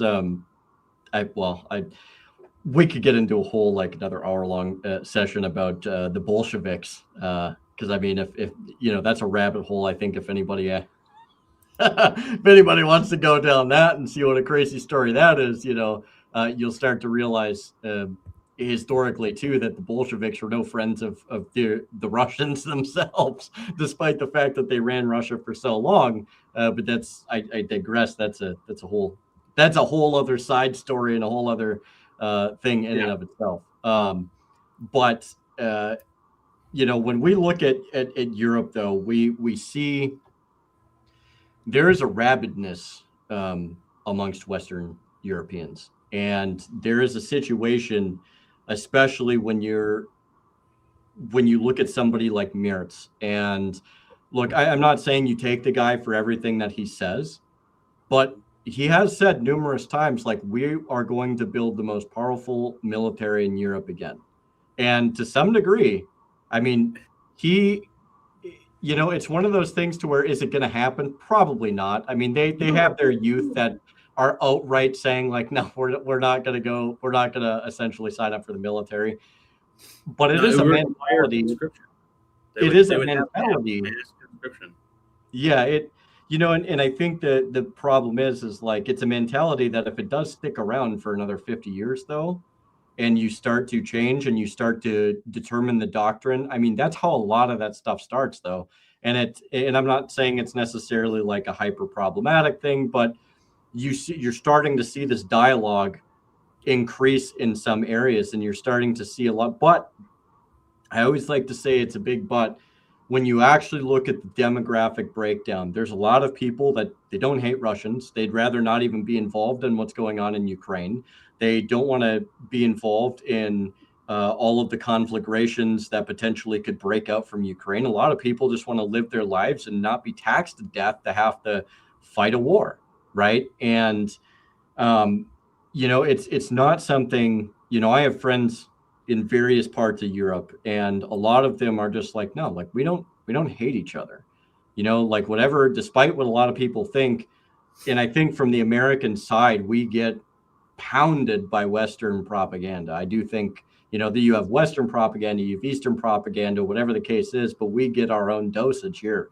And there is this overall belief that everybody, on the Western side overwhelmingly hates the Russians. And I know people that live in Britain that have no discontent or hatred for the Russians. I know people that are in Eastern Europe and in Russia, and they don't hate anybody in Western Europe. It's this whole thing to where it is an important catalyst, though, in order to keep that funding machine going for Ukraine. And the United States has backed off of that, but Western Europe is really trying to ramp that up. And I think the fallout from that and much of what you're going to see in Ukraine, and I think it's one of the things that I do tend to speak about a lot, which is blowback. When the time comes to where Ukraine eventually does fully capitulate, because they're not winning this war. I hate to break it to anybody that actually thinks that that's a possibility. They lost the war, I would argue, a year ago. But yeah, it's manpower. It's like, right. You can attrition. It's all manpower. They don't have the people. And it's one of those things to where you mentioned a rump state, and I think what you're going to have is you're going to have the bastion of the extreme, like the neo-Nazi elements, that they will likely probably do away with Zelensky. I think a lot of people have kind of come to that conclusion too. Whether you have Valery Zaluzhny or you have Andrei Beletsky is to be determined. You might have somebody else. We don't know. But like you also said, we backed these people. And if somebody doesn't think that there's not going to be some blowback from this when these people come into power, and then it's like, hey man, you stopped backing us. And we remember that it's the Afghanistan effect, right? To where it's like, you supported us against this, and then you turned your back on us. And so I worry about that, but I don't think it will necessarily come. I don't want to say it won't come across the ocean, but I think Western Europe is going to reap a lot more of that hell to pay than we will, because we do have we do have a partial advantage, or a three-quarter advantage. I never rule out something not happening, but we do have the advantage of having a massive body of water between us and places over there. So yeah, there is. I think it's definitely not in even some of the radical Ukrainian interest to do anything that would harm the U.S. or Western Europe, because the last thing they want, especially right now, is for their only source of support to go away.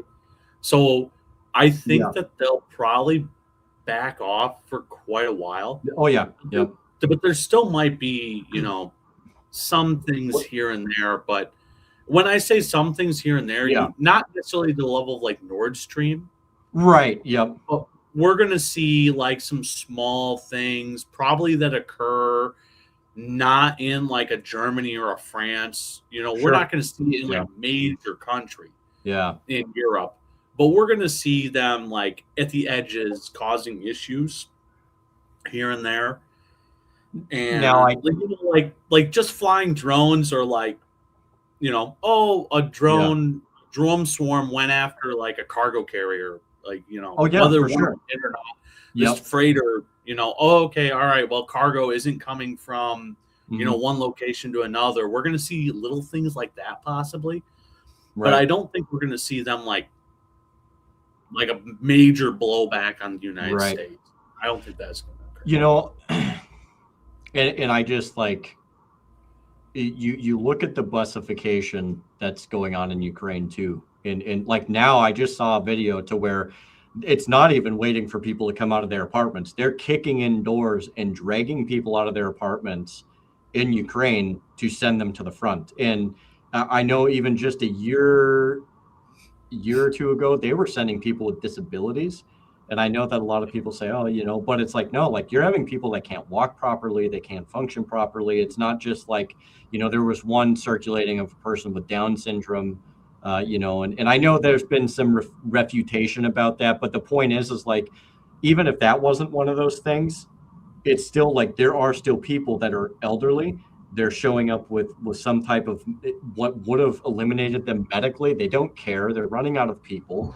And objectively, when you look at the ratios, and even if you take the low end of this, right, the Russians have an incentive program.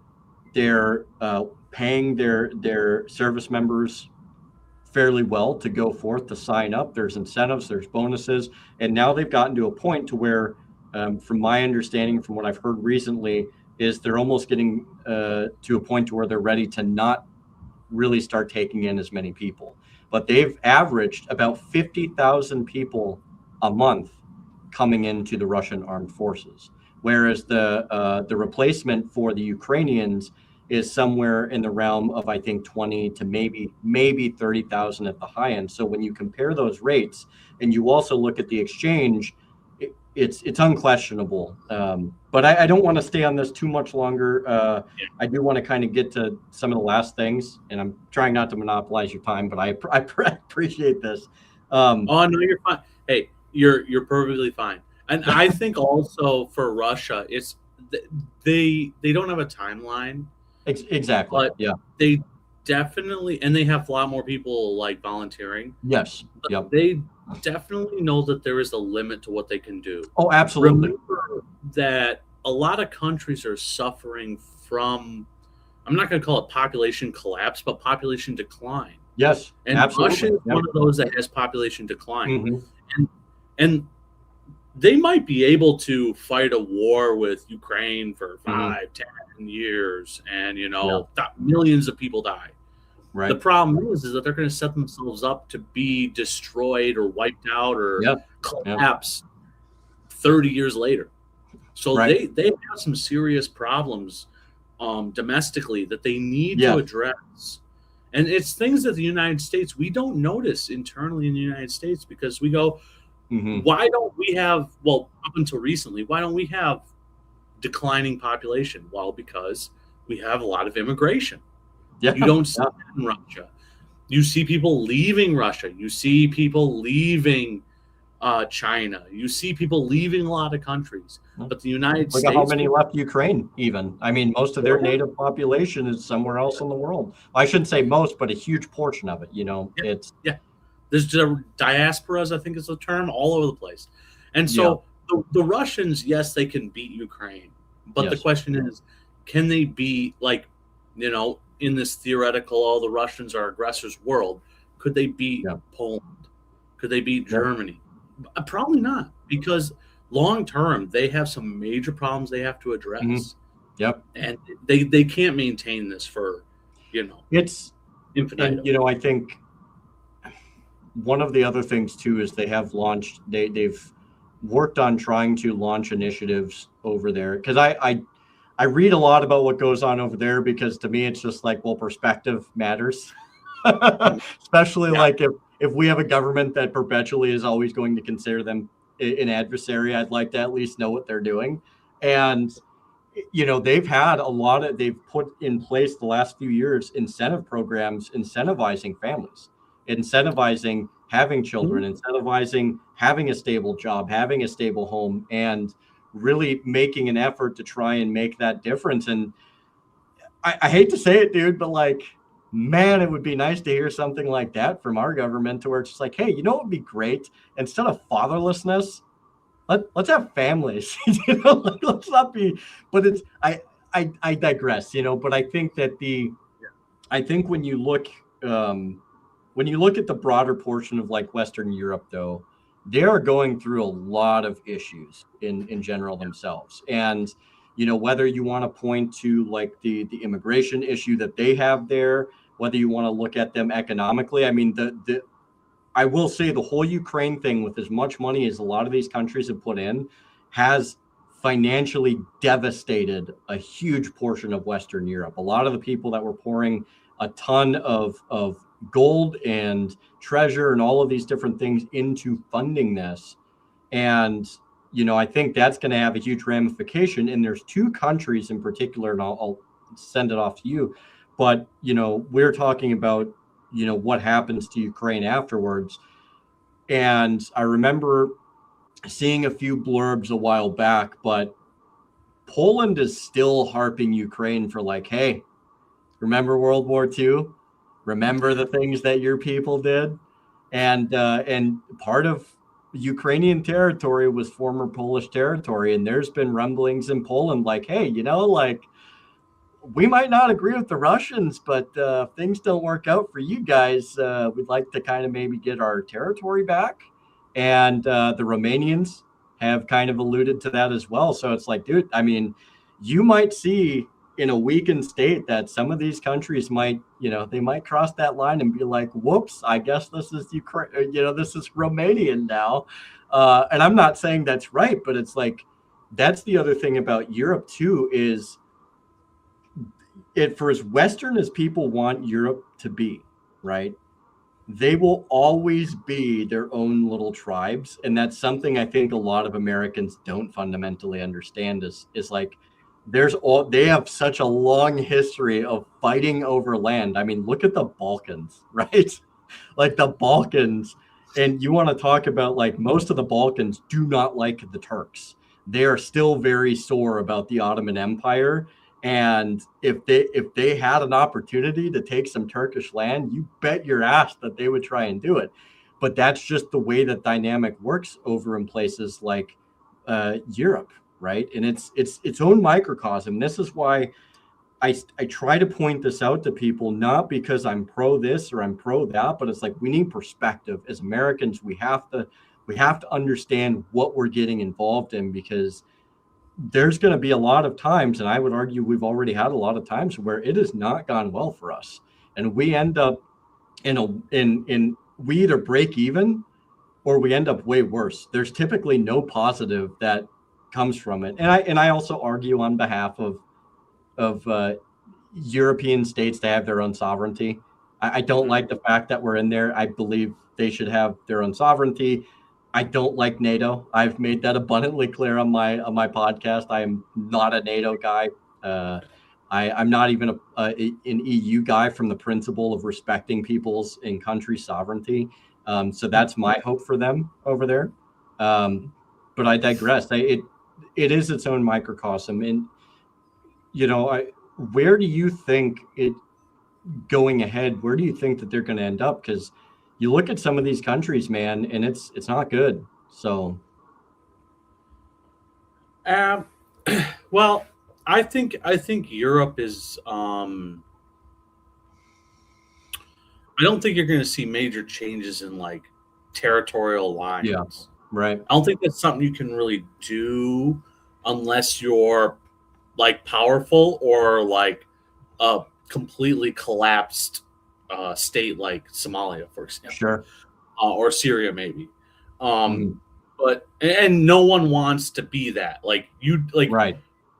like, for example, Poland might want their territorial lines to change a little bit. Yeah. But to do that in the structure we have today Yeah. would mean that they would like have to like, pull a Syria and just, it would be such upheaval. They don't want, it's not going to happen. Yeah. So I don't see territorial lines changing a lot. Mm-hmm. Other than like Ukraine, Russia, for example.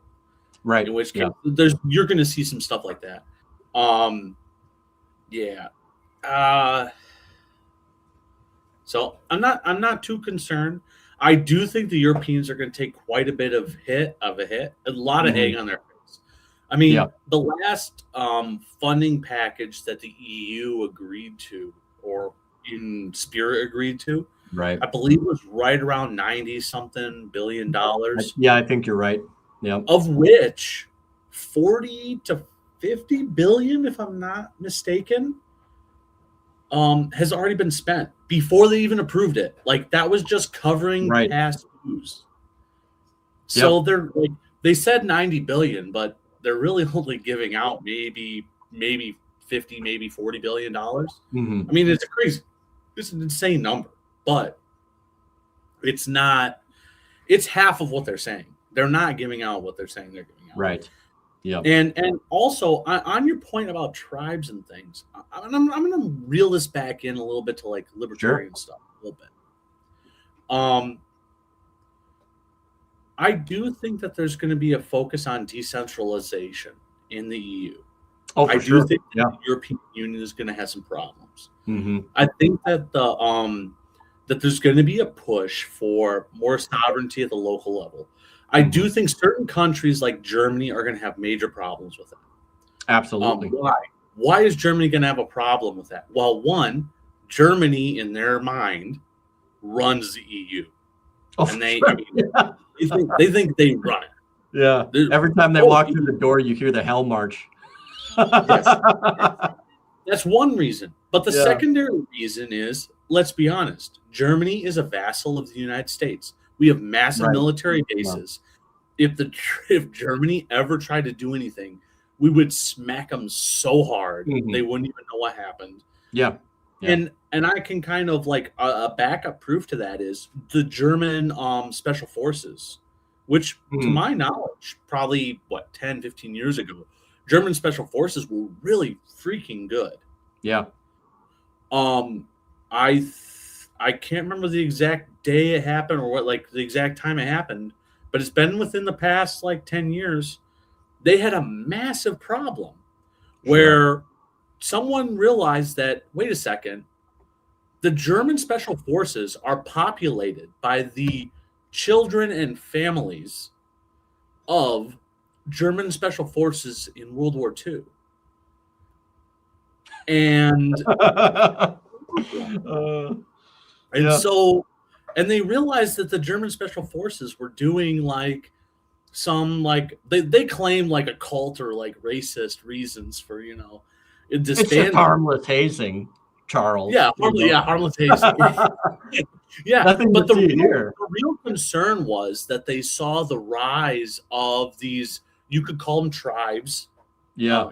We could use that term if you want. Yeah. But whatever works, that's just whatever term we want to use. But I mean, basically it's a tribal thing of these groups. The German special forces were if you look at pictures of German SS officers, I believe it is, they have cuts on their faces. A lot of them do. Why is that? That's a tradition. That is a tradition of a special sword fighting technique that was back from 1600s or something crazy like that. I mean, hundreds of years old. Yeah. There's a movie, I forgot the movie off the top of my head, where basically the plot of the movie is they start World War I by trying to, they try and start World War I, whatever, it doesn't matter. But in that movie, they show the Germans participating in this sword thing where the sword is super flexible, and they're just whipping at each other. And getting a cut on your face, so long as you didn't lose an eyeball, but getting a cut and having a scar, that was like a sign of honor. Like you Mhm. stood the line. Like it's like that ridiculous thing that slap fighting, Oh where yeah. people literally Yep. stand there and get smacked in the face as hard as they can. That was Right. like a German tradition with swords, where they would literally just stand there and whip a very sharp, flexible blade at each Mhm. other and get cut. And getting cut was a sign of honor. And that tradition went from the, we're talking like ancient, like I don't know about how long ago, but Right. very old times, all the way up until World War One. And then that tradition continued into World War II. Sure. And these were all the special forces. We're talking like the dedicated people who they became the SS, like the dedicated people who were strong, hardcore, and they had and if you go look it up, you'll see cuts and things in their faces. Some of them missing eyes. That is from they did that to themselves. Yeah. Those same families went into the special forces in modern day Germany. And there was an upset with, I believe, during the Obama administration. I could be wrong, but there was a major upheaval in the German special forces where a lot of those people were kicked out because, there was quite a few scandals, if I remember correctly. Some pretty crazy things that kind of result. Yeah, so I'm in agreement that the Europe will tribalize, and Europe also has a history of having a lot of problems. Mm-hmm.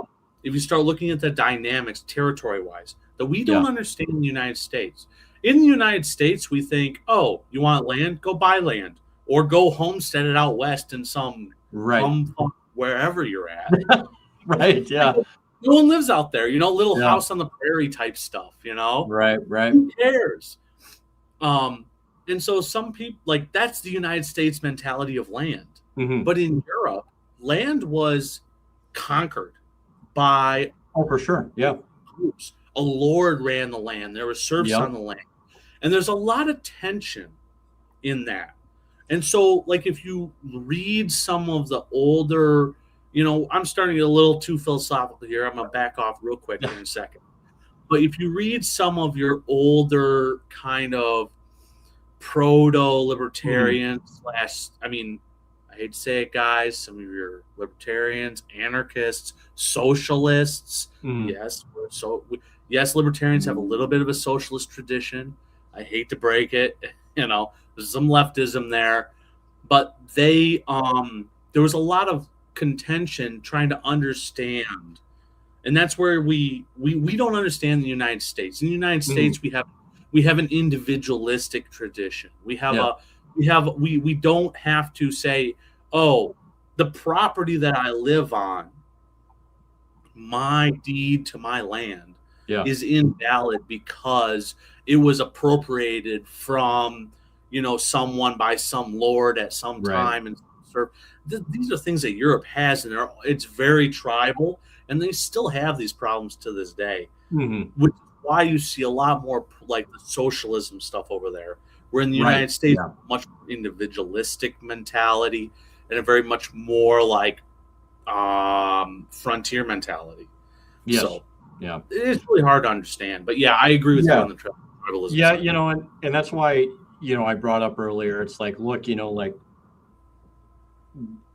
even if you want to boil it down to the conflagration, the fighting, the war between Russia and Ukraine, everybody wants to be reductionist. They want to simplify. It's dude, there's just looking at it, people can say, oh, Putin went autistic with all of the history and stuff like that with Tucker during it. But it's look, in the end of the day, the Russians take that shit seriously. They really do. And so do the Ukrainians. And so do a lot of the other Slavic countries. Why? Because that's who they are. That's their makeup. Whether you have other Slavic countries that like Russia, that don't like Russia, whatever the case is, they care about who they are, where they come from. They care about their culture. They care about their people. and they're not willing to move on that for anything. And you've seen a lot more of that, I think, kind of come to the surface, and especially in the last year and a half, when you've had Slovenia, Slovakia, Serbia, and a number of these other countries that have essentially started agreeing a lot more with a person like Viktor Orban, where Hungary isn't necessarily Slavic, but you're seeing these countries, as you alluded to, like, no, like, we want to be left alone. We want our sovereignty. We're going to direct our countries the way that we want. And that's where you're getting back to that old style of, you know what, NATO, the EU, it ain't for us anymore. They're sitting here telling us we need to pay this much in, when in the end of the day, they don't give a flying F about any of our people, which, to be fair, they're not wrong. You've seen Poland do this. Poland doesn't give a shit about what the EU are. If they did, you think that they would be doing, they would be reinforcing the border the way they have been? No, like, they will literally, like, kick somebody off of their fence and put somebody down if they try and rush their fences. Like, they've hardened their border defenses. Whether you agree with that or not, like, they've stated time and time and again, Polish land is for Polish people, and if you want to come here and become a Polish citizen, these are the parameters in which you do it. Russia's the same way. Serbia, in many ways, is the same way. Slovenia, Slovakia, even those countries who are a little bit more open to foreigners, all of these countries, in many ways, are like, you come here, you assimilate to who we are, you follow our rules, you do what is expected of any other person that lives here, and that's the bottom line. You're having, and I predicted, and you may have heard me say this actually in one of my other podcasts, Charles, but you have a situation in which I have theorized that the countries that are going to most likely secede from these agreements is first going to be the Slavs. And I can't say that with 100% certainty, but they have been traditionally the most independent in the last, I would say, the last few centuries from the rest of Europe than anywhere else. And you're starting to see that, I think, amalgamate in reality, where Poland's doing their own thing, and, like I said, some of the other ones are. So the Slavs, and I also think France, with a big caveat on France. Yeah. France always got to flag them with a caveat, don't we? There's a caveat with France. France has problems. France has a history of pulling out of some of these groups. Like, they've withdrawn from NATO. And they've like, during the terror wars, they're like, oh, no. And I will admit, when I was younger, like 20. 2005, I was like, yeah, freedom prize, screw the French, like, I definitely had that mentality. Right. Because they were not supporting us, in my mind. Sure. And that's why I say the French also look like they could do something. Now, the caveat with the French is that the French leadership is not, in my opinion, representative of the people of France. Sure, I would agree with that. I don't think Macron, you can expand that to a lot of countries. Yeah, I agree with that too. Yeah. So long as whatever group it is, it doesn't have to be Macron, but whatever group it is that Macron represents, so long as they're in charge of France, France will stay. They're not going to do anything. Sure. Yeah. But if the people of France, and this does not mean that I support Le Pen and the supposed neo-Nazis in France. So long as Macron, though, hit that the group that supports Macron, that thing that he represents, whatever it is, as long as they maintain control over France, it's staying in the EU till it collapses, till the EU collapses. And they might be also forced to stay in the EU just because they're so dependent on the EU. Like Germany is what keeps the EU alive economically. France is like number 2 in that. So I do think that France has a possibility. If the EU collapses, if France withdraws from the EU, it's over. The EU is gone. But that depends if the people of France get control again. For sure. And just to kind of bow tie the euro point, and we can hit the the other ones. We're getting kind of long in the tooth here. But Go one as long thing as you. that one thing that I did notice though, and I did see a blurb. I don't know if it's factual. I don't know if there's veracity to this. You may have heard this, but Mertz did say that one of the biggest mistakes. I think it was Mertz. I want to say, unless it was somebody within the German energy sector, but they said one of the biggest mistakes they ever made was tearing down their nuclear energy. And so I do get the notion that they are going to. There is potentially at least maybe a push to reindustrialize. And if they do that, you will see Germany kind of start to recoup itself a little, but they have to do it. They have to do it, and they have to do it smart if they're going to do it. But it's a very, very precarious slope that they're on right now because they have devastated their energy infrastructure and their manufacturing ability. So, Yeah, well, for Germany, to do that though, the problem is that Germany has cut itself off from resources. absolutely. Germany itself, Yeah. Germany itself, part of why we had some of the wars we had Mhm. was the fact that Germany itself, there's a lot of resources it lacks Mhm. that it needs to trade Absolutely. for. A lot of those resources can be found in Eastern Europe, Ukraine and Russia. Yeah. And so Germany, the fact that Nord Stream was cut off has devastated the German economy. Absolutely. I used to work for a manufacturing company, okay, automotive manufacturing. Mm-hmm. And I know manufacturing a little bit. So I used to work for a manufacturing company. We had a facility in Germany at that time. One of the biggest problems was steel. We couldn't our location in Germany couldn't get steel at a reasonable price. And not only could we not get steel at a reasonable price, the German steel plants were shutting down because they couldn't get energy at a price where they could make steel. So they were shutting down, and it was cheaper to import steel from somewhere like India. Now, the company I worked for was an energy intensive company where they would take steel, use a lot of energy to convert the steel into whatever usable products, it doesn't matter. Well, it was more cost effective to buy steel in the United States and to move production of the components to the United States than it was to make it in Germany. And then I saw the other day, I saw someone post on Facebook where they said, in the United States, a glass facility is shutting down. They're owned by the Germans. It sounds like the glass facility is going to start making this glass in Germany. I'm like, no. Right. Glass is energy intensive. You need a lot of heat. You need a lot of energy to melt the glass, to make these little vials or bottles or whatever you're making. Sure. No. That is going to India. The glass manufacturing facility is going to India or somewhere like that. It's not going to Germany.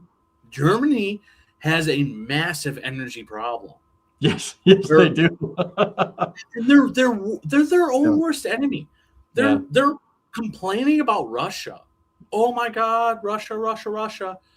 But on the other hand, they're funding Russia. Yeah. They're literally the Indians buy energy from Russia. I don't even think they unload it off the ship. I think a ship just sails by India, and they just change a flag or whatever garbage they do, and then India sells it for more money. Germany literally pays Russia to fight Ukraine and pays Ukraine to fight Russia. That whole meal of like my tax dollars, your tax dollars, bang bang. That is literally Germany right now. You can't sustain yourself, blowing yourself up. That's crazy. Right. Well, and what I think, just to bow tie this, and we'll move on to one of the. Yes, I see you, Ronan. I've been commenting. Yeah, but it is funny when you consider the fact that you have people like von der Leyen who is just like, oh, because they just signed something to where it's like, oh, we're not buying energy from Russia anymore. And then and then you have the United States that's just like that. Yeah, we'll just buy and trade and do stuff with Russia. We don't get. And for anybody that wants to say that didn't happen under Biden, it happened under Biden. It happened under every presidency, because in the end of the day, it was a damn good deal. Yeah. I'm not saying we bought like a ton of stuff, but we bought enough to the point to where it still makes it hypocritical to be like, oh, you can't. As Trump says, oh, you can't be. You can't be buying all of this Russian oil. You got to come away from it a little bit, okay? Yeah. And then he turns around and he buys Russian oil, he buys uranium, he buys other things, and it's like, and then you look at the deal that he made with Zelensky, which I think is hilarious because he first went to Putin. He's like, hey, I want a mineral deal, and then Zelensky comes in, I'll counter offer you, and then like. Two months later, the Russians take the mines that Zelensky was going to let Trump take anyways. And so it's just like, it's comedy that, right? And it's almost, to be fair, it's almost, and I will give Trump this much, it's almost like he knew that was going to happen just so he could try and get a better deal down the road. It's like, it's one of the craziest things in the world, dude. Europe is a mess. I don't know what the landscape is I don't know what it's gonna mean for us, honestly, in Western Europe, because in the end of the day, I think we got to figure something out. I'm very opposed to entangling alliances. I don't think we need to do that. I don't think we need to have over 800 military bases. I think we should just get out of NATO, to be honest. We don't need NATO, and I think a lot of other countries could potentially find their footing outside of NATO as well. But going from that to, and look, I mean, I don't know if there's much really to say about Venezuela. I was going to try and hit on this, but it's like nothing's happened with Venezuela, really. It's just like, oh, we're gonna come in here, we're gonna make the biggest deals. Okay, you've never seen the deals so big, and taking all this oil, there's not really anything substantial going on with Venezuela other than the fact that like there's this back and forth between, at least that I've seen, maybe I'm wrong, but you have the vice president who's like, we don't really know if we want to deal with you, but we can sit down and talk. And so they have talked, they have had conversations, which I will say like is better than shooting each other. But it's still like you're still dealing with people that entirely don't trust the United States, and rightfully so. And it's like, so you have a situation that it seems like it's been stalling out. Now, Iran, on the other hand, is a situation that I think everybody's kind of waiting to see what's going to happen, because the last time we even supposedly were getting closer to talks there, if I was the Iranians, I'd probably do it via teleprompter so I don't get freaking shot in the back the next time I go to show up. I don't know. I'm not the press person, I'm not the diplomatic envoy. I'm just putting out some, like, you just can't trust the administration, dude. They've tried to kill just about anybody they've negotiated with in the Middle East. So I don't know. But how do you see, I see the way that Iran's probably going to go, and I think you actually mentioned this on a previous podcast a week or two ago, but I do think that it's probably just going to be a limited strike thing. And you may have mentioned this tonight, but like we're not going en masse in there.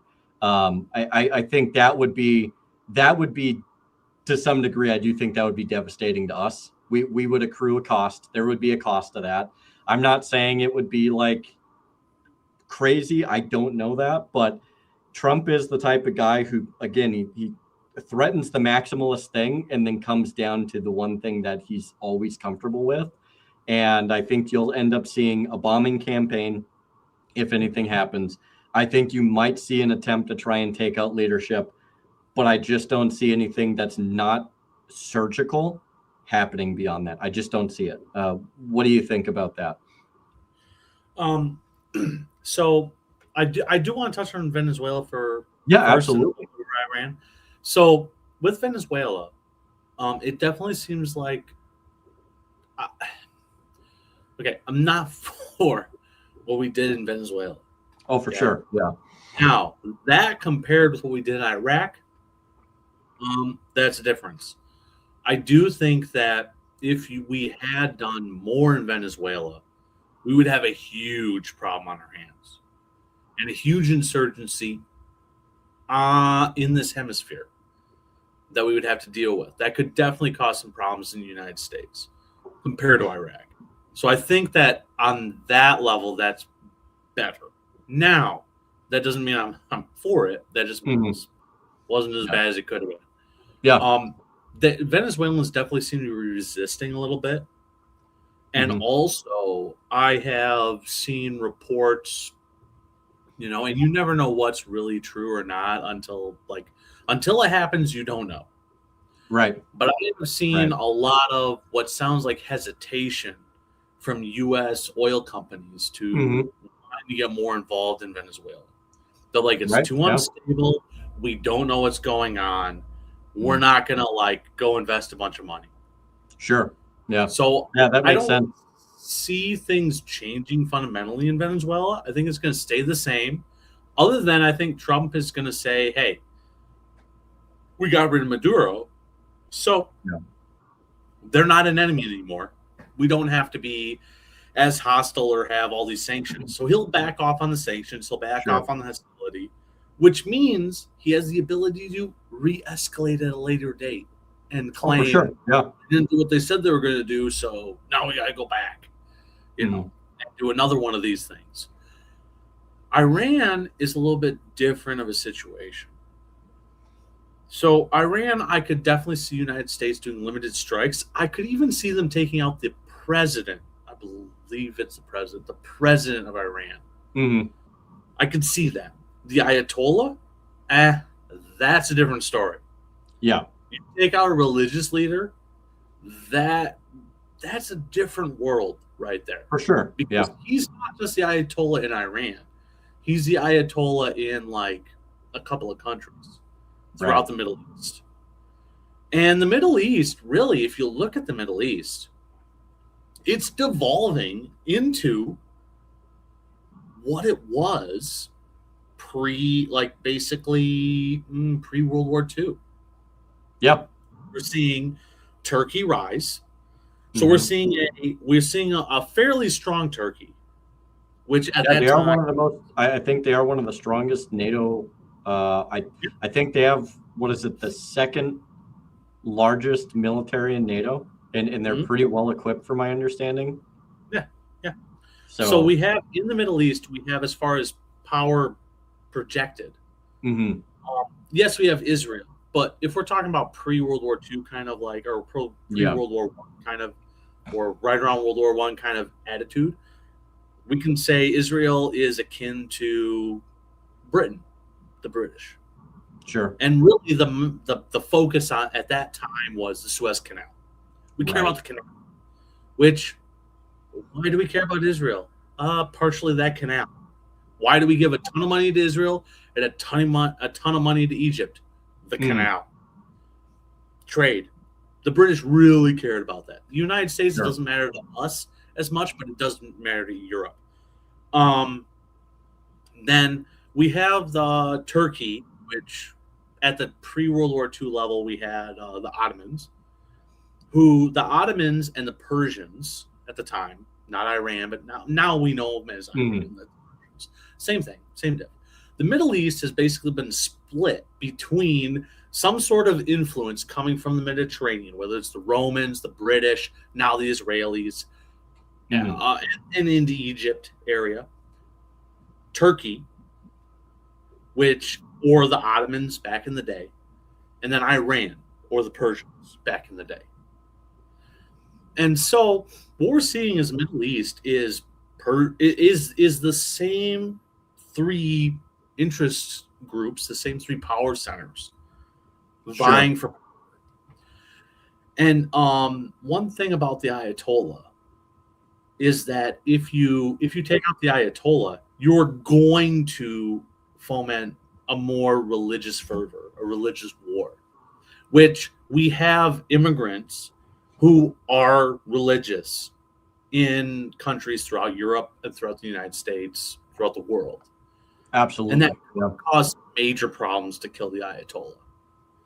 Like they like, I mean, in no way am I suggesting that we need to go raid a mosque in Dearborn, Michigan. Okay? Yeah, right. But I guarantee if you kill the Ayatollah, there's gonna be some angry people. I believe the CIA coined the term blowback. I think I used that earlier. Yeah, you did. Yeah. So we're gonna have some problems if we do that. Yeah. So, but the president, that's not a religious guy. He's just the president. Right. I mean, the president crashed in a helicopter, a year ago. Who cares? Right. Yeah. He's just some dude. He died, whatever. Or crashed. Died. I'm just kidding. I don't know. Yeah. So crash. So he'll be replaced, and it's not like a religious problem. So I don't think we'll ever see. We're not going to see the United States go after the Ayatollah. We might say it. We might, suggest it. We're not going to legitimately take out the Ayatollah. That'd be crazy, in my opinion.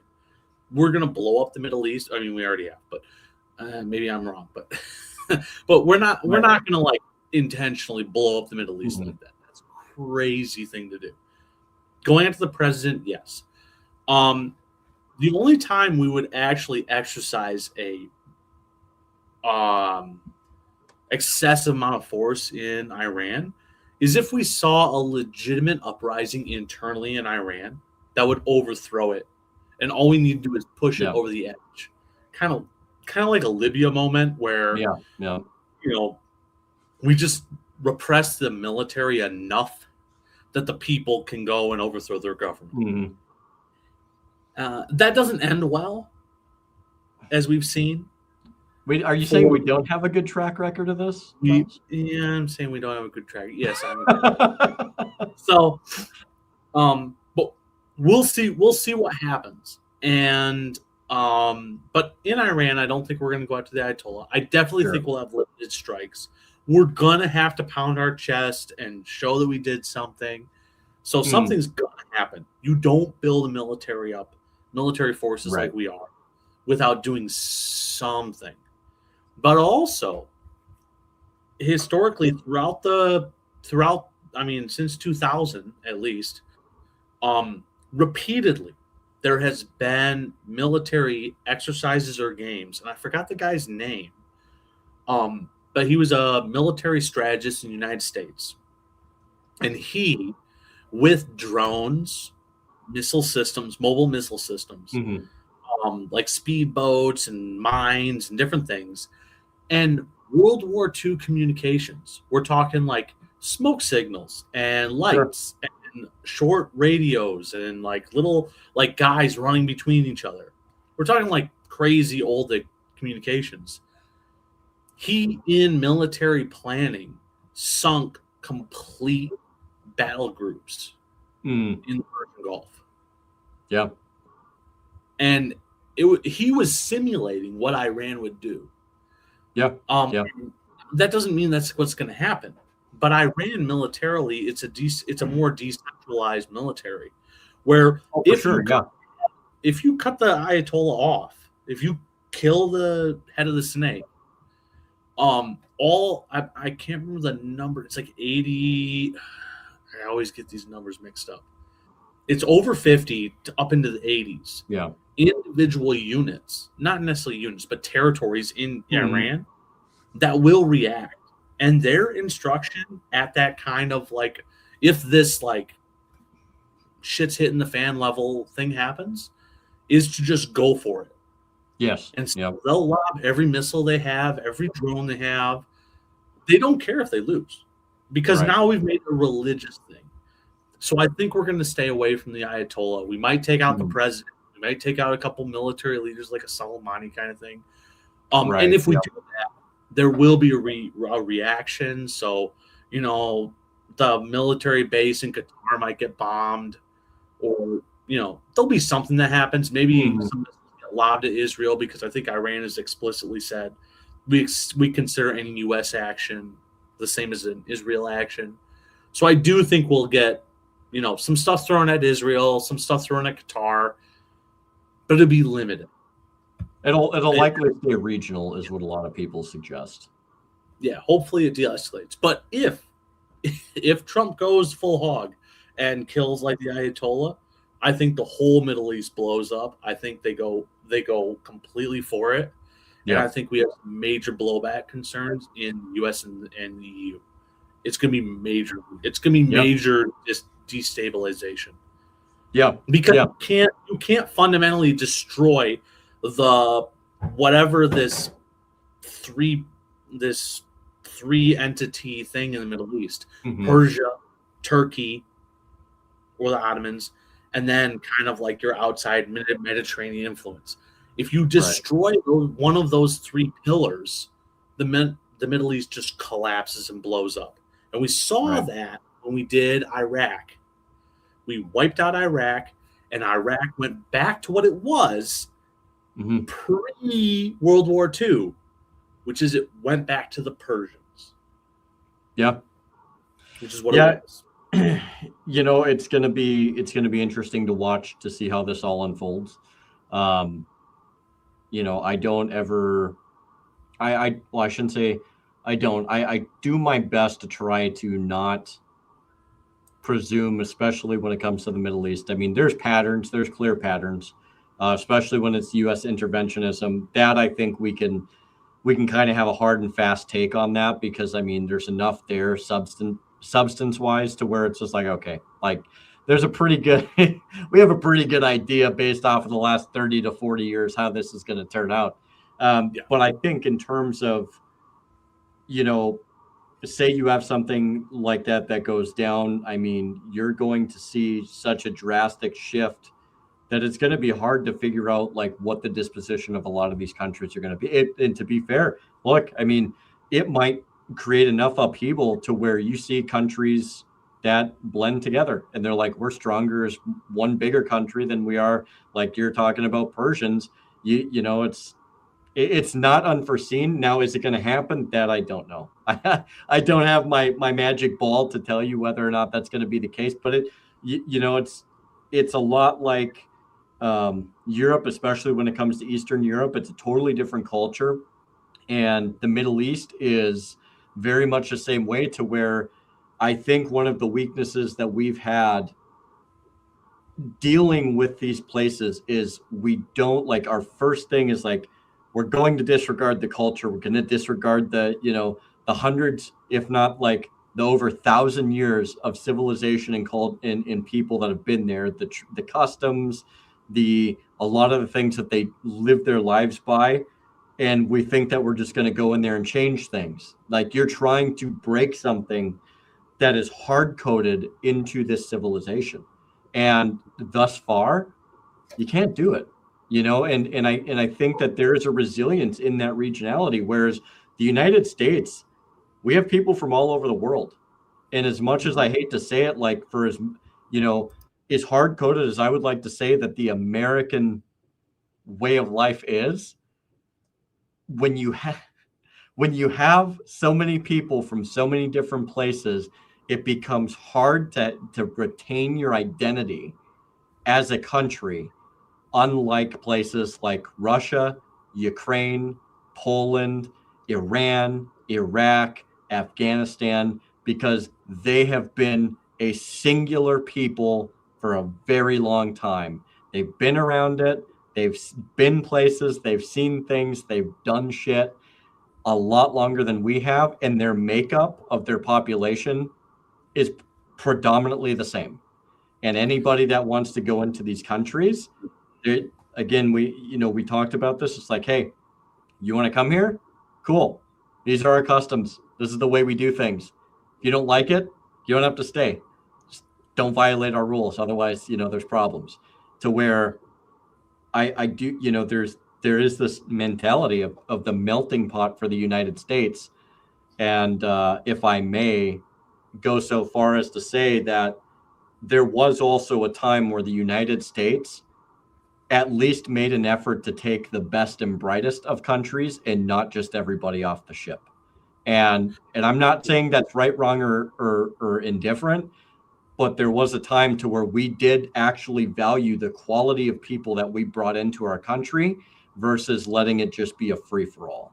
And I think we still do to a point. I mean, through legal immigration, I definitely think we do. I would hope that's the case. Yeah. Through illegal immigration, it might be a little bit different.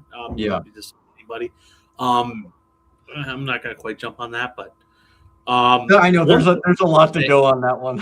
One thing I want to say though, as far as the melting pot goes, okay, and I'm going to steal this from my brother. Yeah. Right.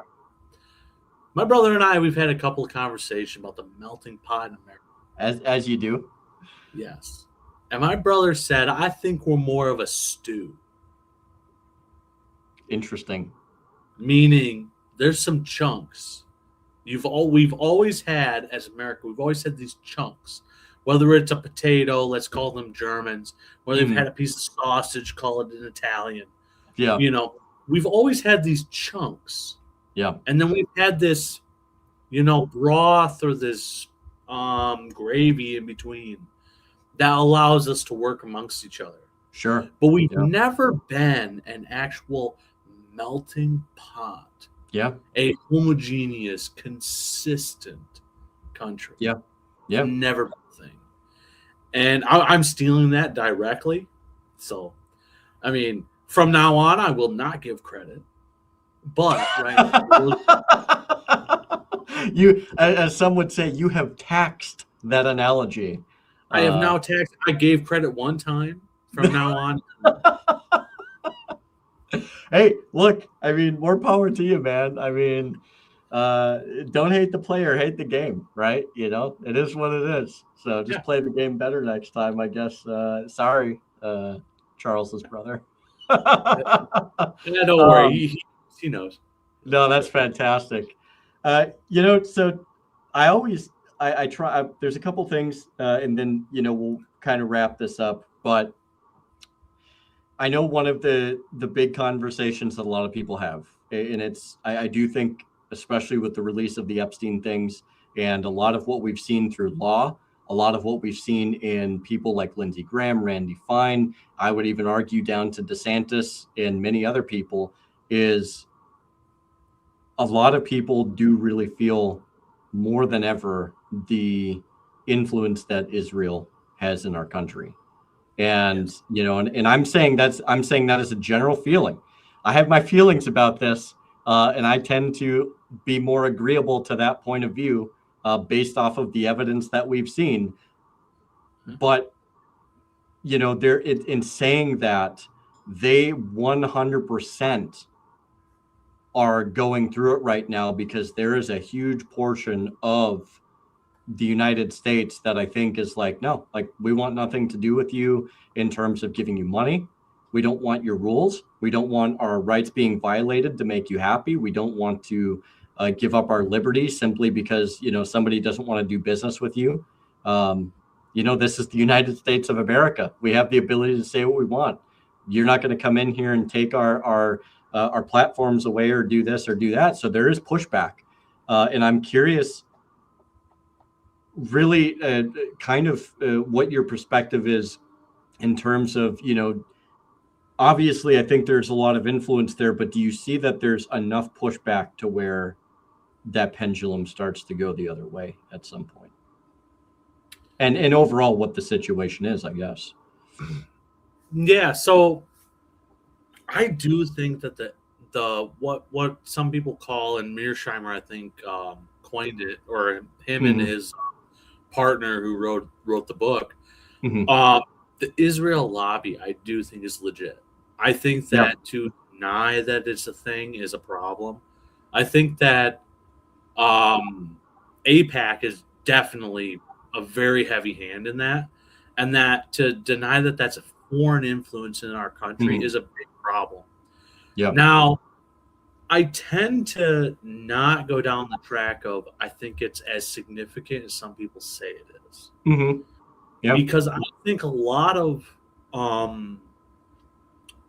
interest groups play into things, and I think the Israel lobby just happens to come on to interests that we agree with. Yeah. For example, I'll bring up the Suez Canal, for example. Sure. The British were heavily involved in that area pre-Israel because of the Suez Canal. The United States inherited a lot of the British Empire. Yeah. Yep. The British Empire basically established Israel, kind of. They started to make declarations and things. Israel proper as a country wasn't really known as a thing until the United States took it over. But I definitely think that Israel is one of those. It's a very important group in that, and I think that in the Middle East, there's a lot of people. It doesn't matter if it's Israelis or not, or sure, influence. People want to say that. I don't think it's religious or ethnic on the Jewish level. It's more on the Israel level, or like a Zionist level. Sure. I think they have a very heavy influence, but I think that their influence aligns with a lot of people. For example, I think the Trump administration is really not that Israel focused, other than Jared Kushner and possibly a couple others. But Kushner, very significant because he's the son-in-law of Trump. And he has a long history, his family has a long history of being involved with like Netanyahu and things of that nature. So I think Trump's focus or thoughts on Israel are kind of in that realm. I think also that like some of the evangelicals, I mean, to be honest, they don't care about the Israelis. They don't care about Israel. Yeah. They care about what matters to them in a religious context, which I think is wrong and is completely a bad use of scripture. Yeah. Put it that way.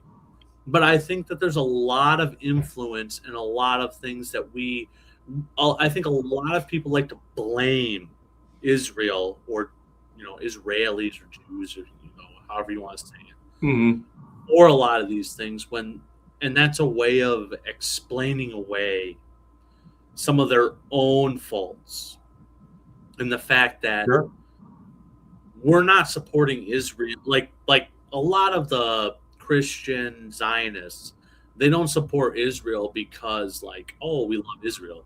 They support Israel because they think if they create the next temple or whatever it is, that, God's going to come back, all the Jews are going to die, and then they're going to go to heaven or whatever this religious thing. Which, by the way, I am religious, and that's crazy shit. No way. So I think it's a combination of influence. Like, for example, like with Venezuela, I think the MOG, you hear about the ZOG all the time, the Zionist occupied government. I heard a few months ago the term MOG, which is the Miami occupied government. And I think very similarly, where there's common interest to go after Venezuela because there's a lot of Venezuelans in Miami.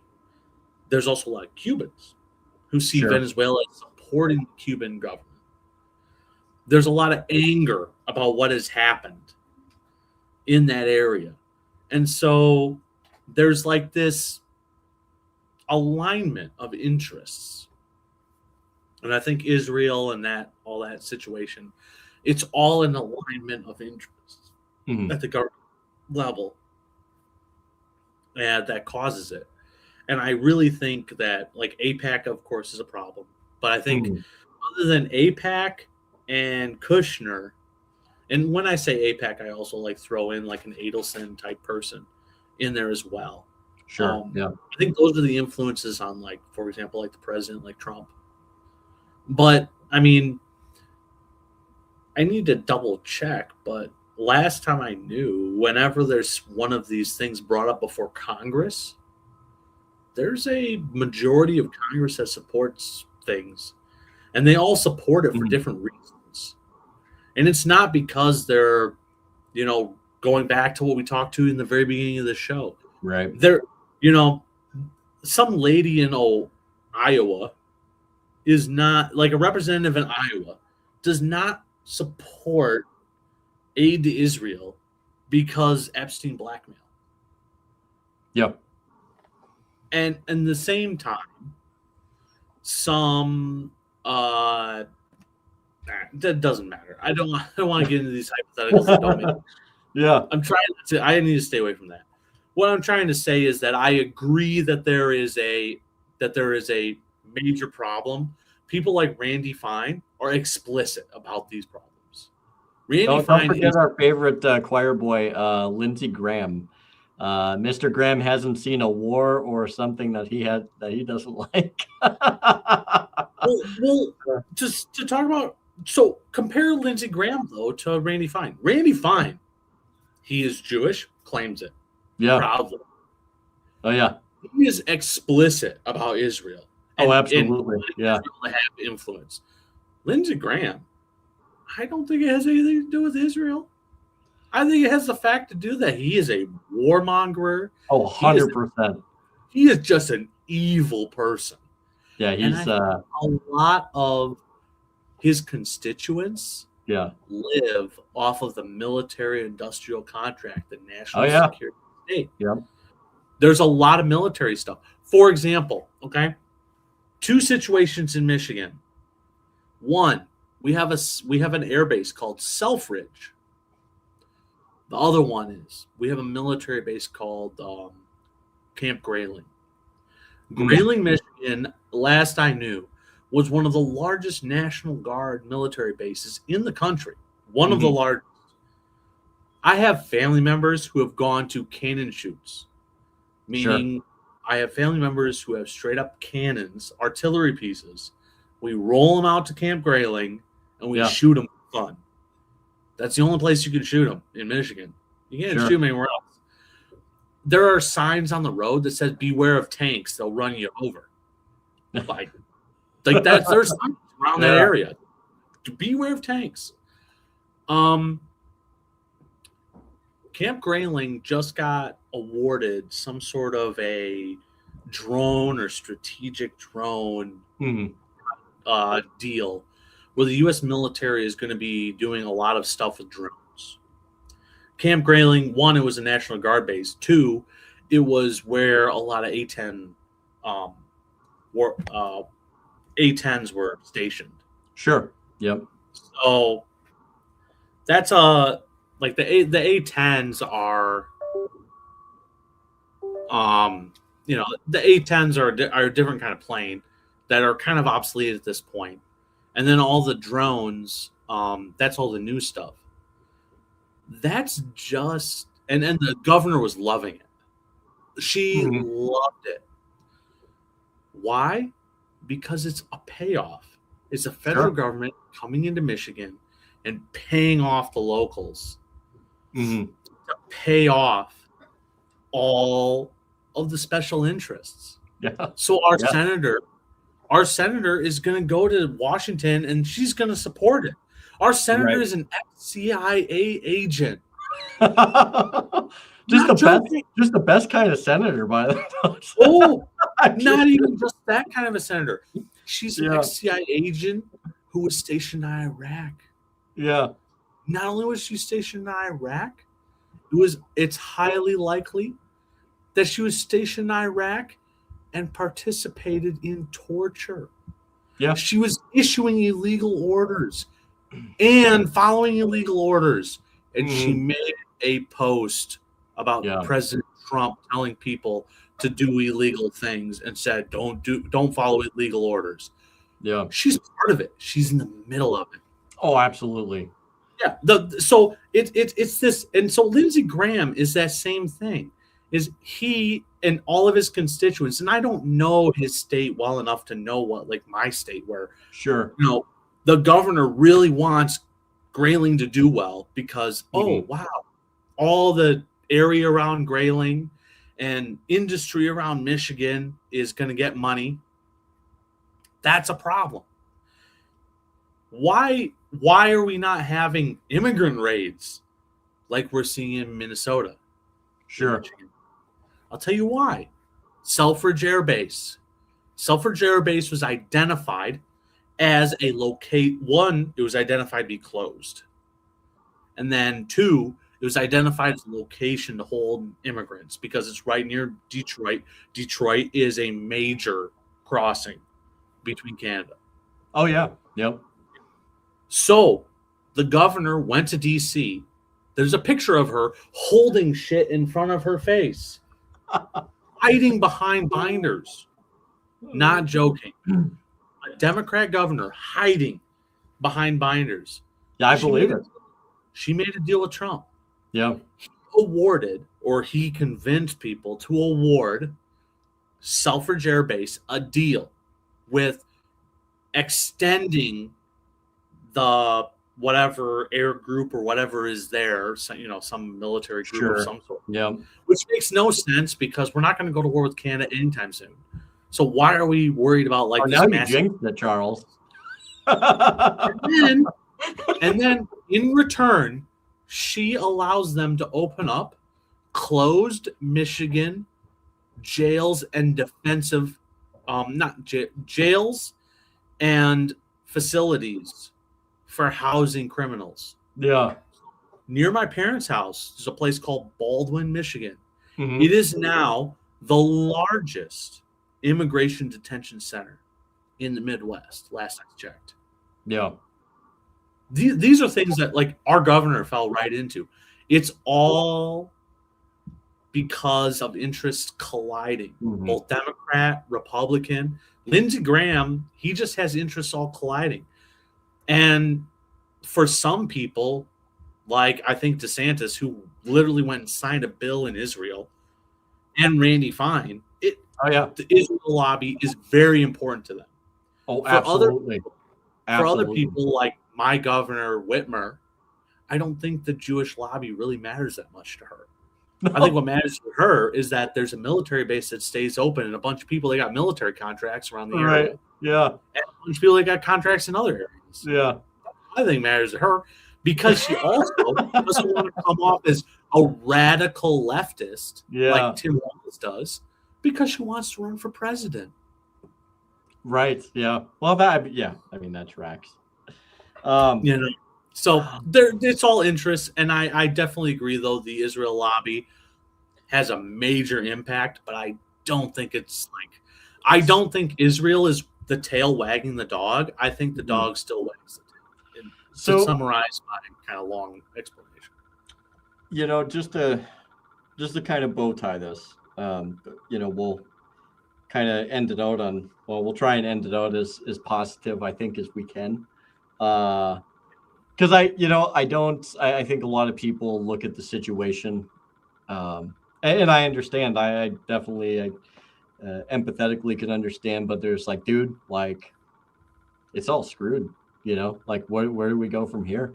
Like, it's all freaking. What more can we do? It's just like, I'm almost convinced that given everything that's happened, I'm not fully convinced, but man, the appetite just within the last week with like just the Epstein thing alone, people are just like, yeah, no, screw this. Like, nobody's getting my vote.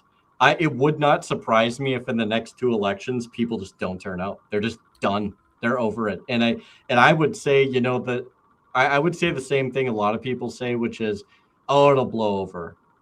But, people said that before, but the Epstein thing has had some staying power. For the last year, it's probably one of the few things that it actually stuck around with. And, and it's a good thing that people aren't letting things like this go anymore. And they're demanding some accountability. Now, like we said, like not everything is the most sus thing in the world. So I do think there's purposeful distraction. I think there's things that 100%, are used to kind of divide your attention and keep you off course. But I think there's also enough substance there to many degrees to where it's like, look, if the people aren't getting perp walked or whatever. But I guess my point is I don't really see this whole situation. I don't see everything as being lost. Now, I have said,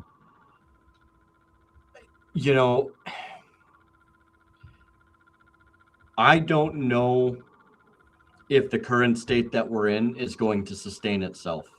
Um, in terms of things staying together.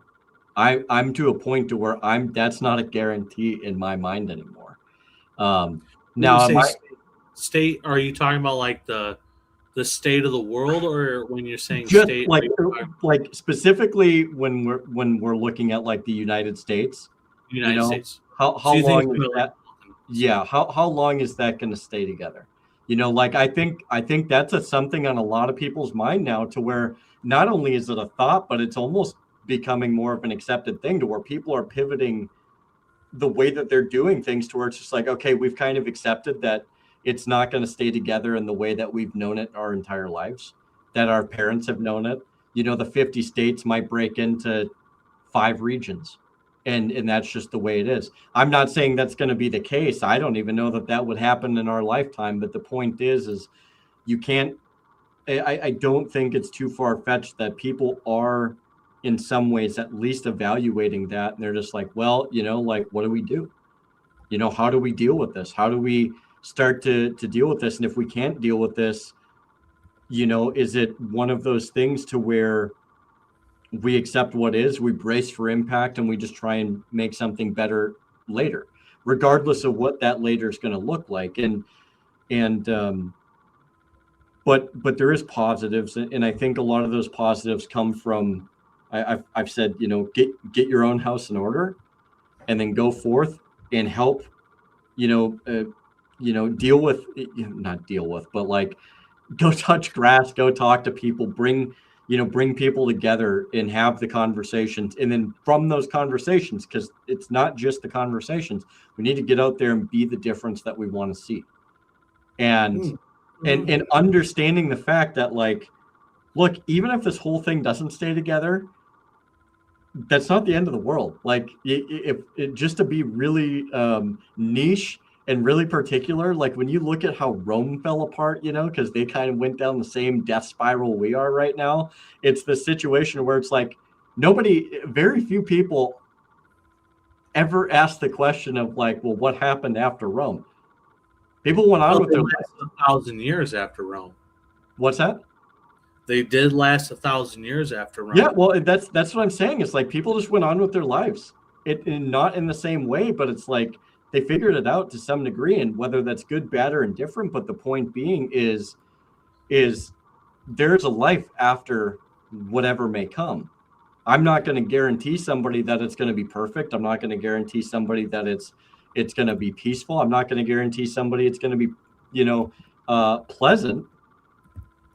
But there is this thing to where it's like, look, if we at least make some efforts and create a change in our immediate area, we may be able to ride out some of the worst parts of this and have something to build off of later. So, I consider myself to be a hopeful realist, to where I don't lose sight of what's actually going on, but you got to have some hope for the future.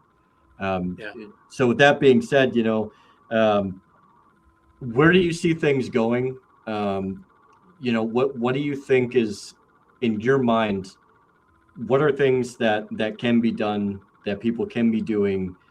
How do we set ourselves up for something that's going to be better, and still recognizing everything that's going on? I guess I know that's kind of a bad way of framing it, but I think you get what I'm trying to say.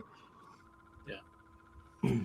So I think a lot of it has to, I saw in the chat, like someone says you have to work on yourself before being the change in the world. Yep. I agree with that.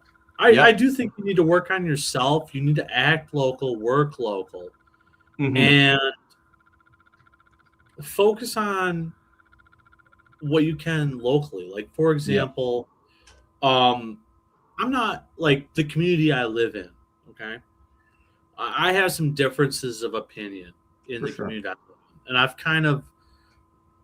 gotten to about as far as I can go in my local community. Before fighting them. I'm not really interested in fighting them, because at the end of the day, fighting people around you is not going to be successful. Right. If if I fight every person on my street,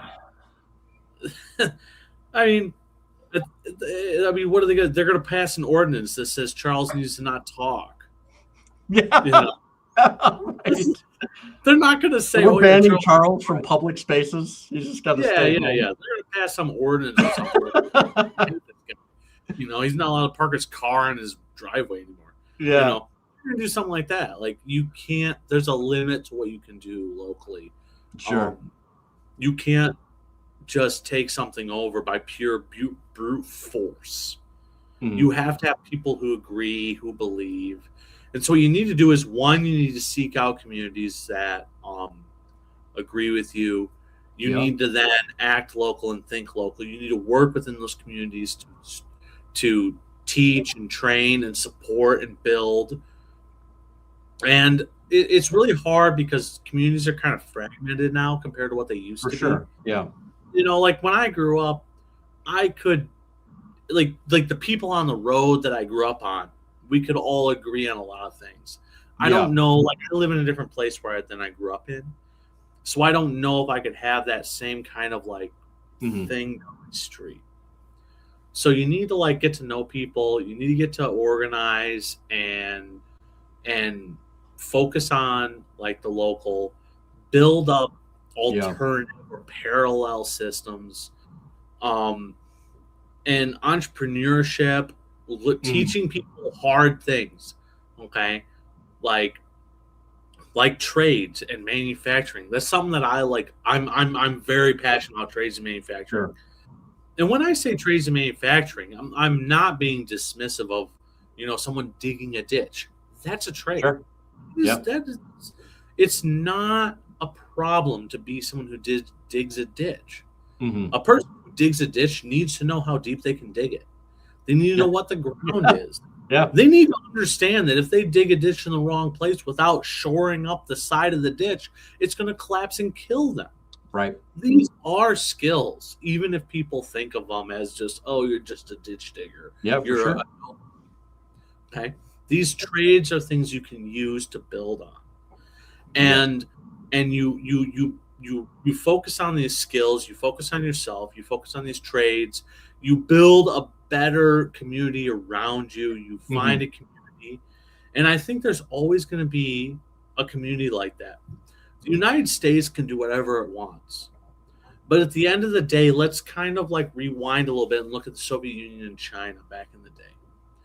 Both the Soviet Union and China realized that they needed a semi-capitalist or semi-free market to survive.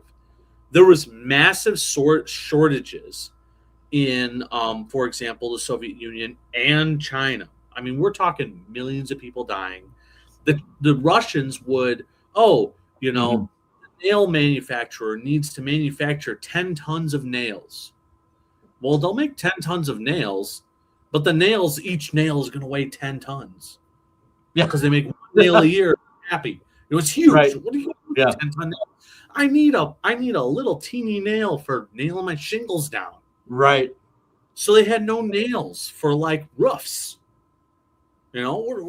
Wait. So now we have millions of homes without roofs on them. People get rained on. That's a huge problem. They didn't know where to allocate resources. Yeah. And I think at the end of the day, regardless of where the United States goes, regardless of where the world goes, there's going to be a realization that we're going to need markets of some sort. We're going to need communities that are free. Okay? So regardless of how, like, for example, my state, Michigan, it might become mostly like, central down planned economy kind of thing. But we're going to need a community in Michigan to determine prices and where resources need to be allocated. So there's always going to be an opportunity of some sort. There's going to be a social economic zone. If you look, there's these movements across the world. There's one in Honduras, Prosperous, I think, Honduras. There's one in Africa. There's one in Asia. There's a place in... There's one in I think there's one in Europe, like on a river somewhere. So I know what you're talking about. It's actually Yeah. between Serbia, I think, and Yeah. Kosovo. It's called Liberland or Liberty Liberland, Land or something like that. I watched something on that. It's an yeah, interesting thing that they're doing. yeah, yeah. So at the end of the day, there's gonna be spaces for free people. Yes. In To be honest, people who seek liberty, who seek freedom to the level that we seek it, we are a minority. We're never going to, win the popular vote to be Yeah. president and impose liberty across the world. Not happening. Yeah. But what we can do is we can work in our localities. And regardless, the math dictates that the economics, the math, the philosophy, it dictates that there needs to be some sort of free space where people can experiment, learn, trial, and develop these things. And so I think there's a future for everyone. It doesn't mean that it's going to be in the community you live in. It also doesn't mean you don't have to leave the community that you live in. It means you need to focus on yourself, find like-minded people, work together, and develop something. And I really think there's a great possibility for that. And I'm an optimistic person. Yeah. I'm super optimistic that the world is going to be a great place, and it's going to be a great place for liberty-minded people. Because there's always going to be a need for that kind of a mentality, that kind of a person. It doesn't mean that you're going to be able to do it in California, or maybe Minnesota, or maybe Michigan, but there's going to be a place for it. And I think there is the thing too, to where I always like to kind of go back to the human condition. A lot of people say, like, I've heard both arguments. I don't think people are inherently bad by nature. And then you have the other people. I don't think people are inherently good by nature. Okay, well, you both can be true, maybe. I don't know. But I kind of take the point to where, and I studied a lot on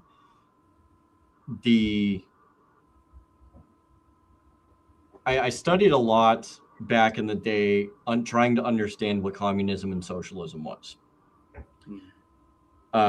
Because, when I was coming around to the idea of like, okay, there's a lot of stuff going on, and this is the threat that everybody tells me exists. So I want to understand it. It's the same thing with like understanding like Eastern Europe. I love Eastern European history. I love learning about Russia. I love learning about Poland. I love learning about a lot of these different places, especially with Central Europe, with the Balkans and all of that. The Slavic culture has always interested me a lot. The point that I'm trying to make here is it's good to have perspective. And when you're capable of opening yourself up to understanding the perspective, you can actually understand like why some countries do the things they do. You can understand why people do the things that they do.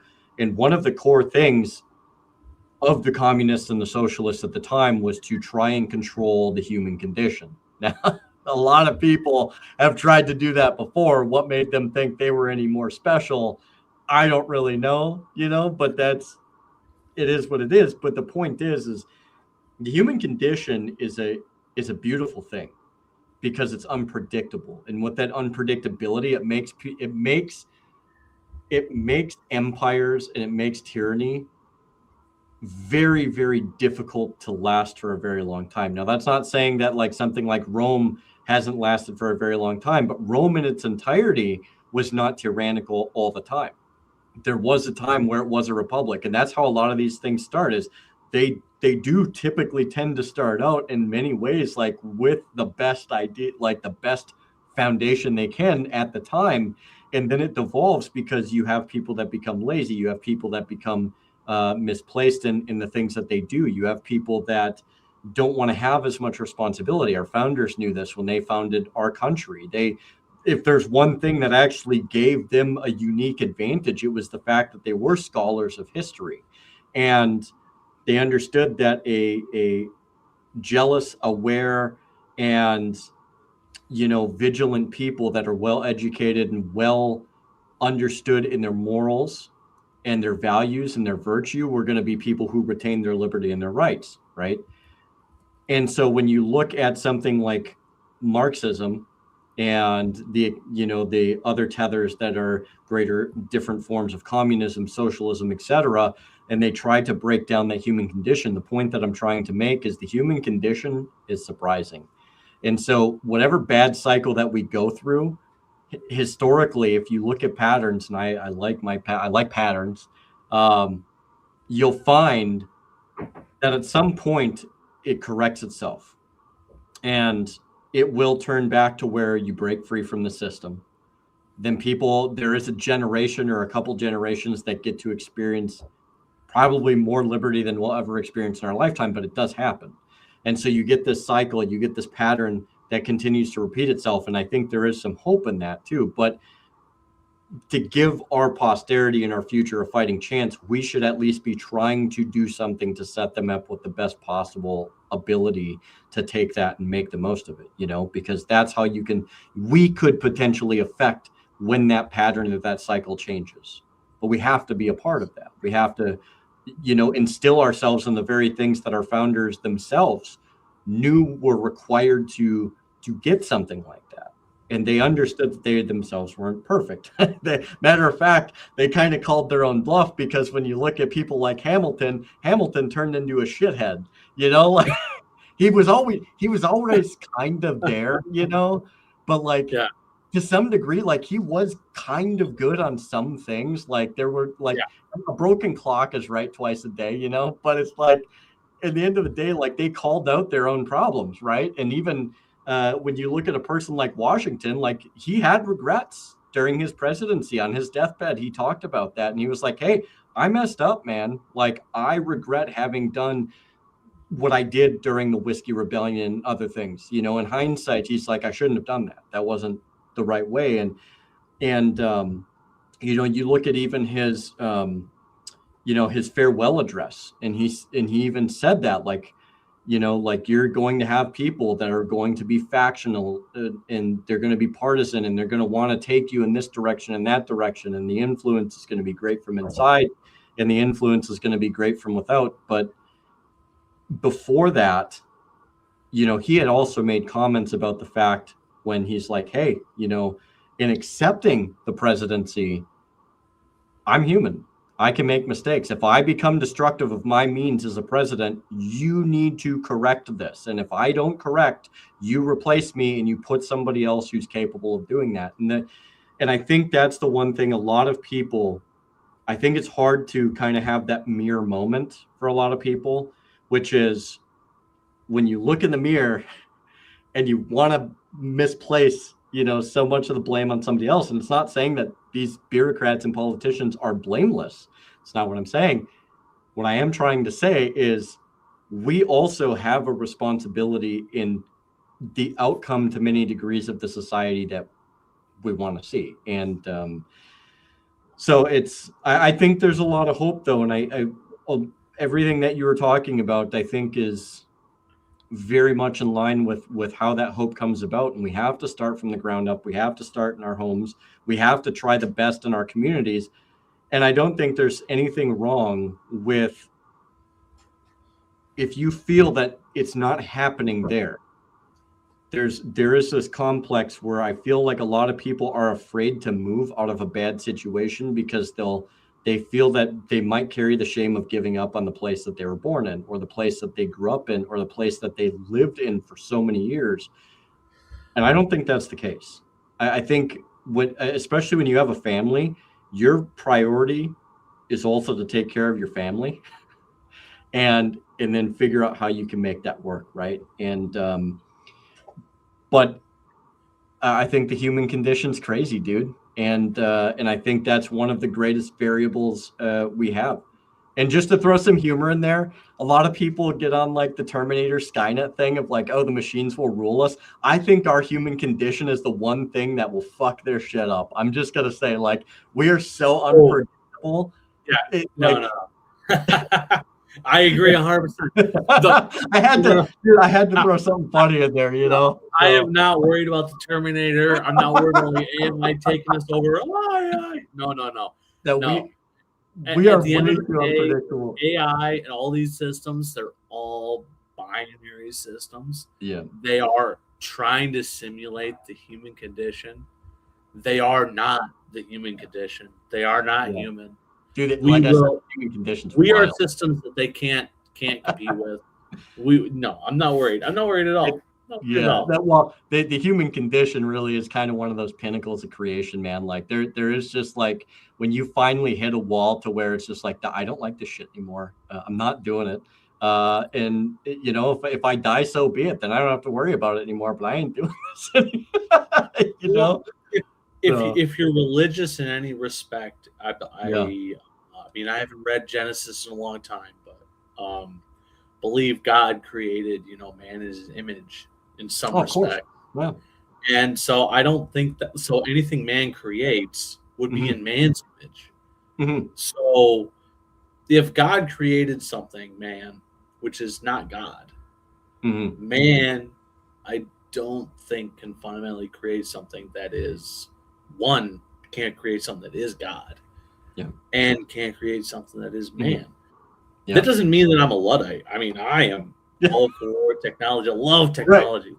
Yeah. Well, it's useful tools, It's like that's the thing is like it when you look at technology, I think it's one of those things that if we go after it like they're proper tools instead of being something we become overly dependent on, there's a lot of key advantages that we can take as long as it doesn't start to replace some of the basic things we need to know. Like, I don't know, there's a pretty decent demographic of adults in their 30s and 40s that still can't boil water. It's like, I think that's kind of a problem, but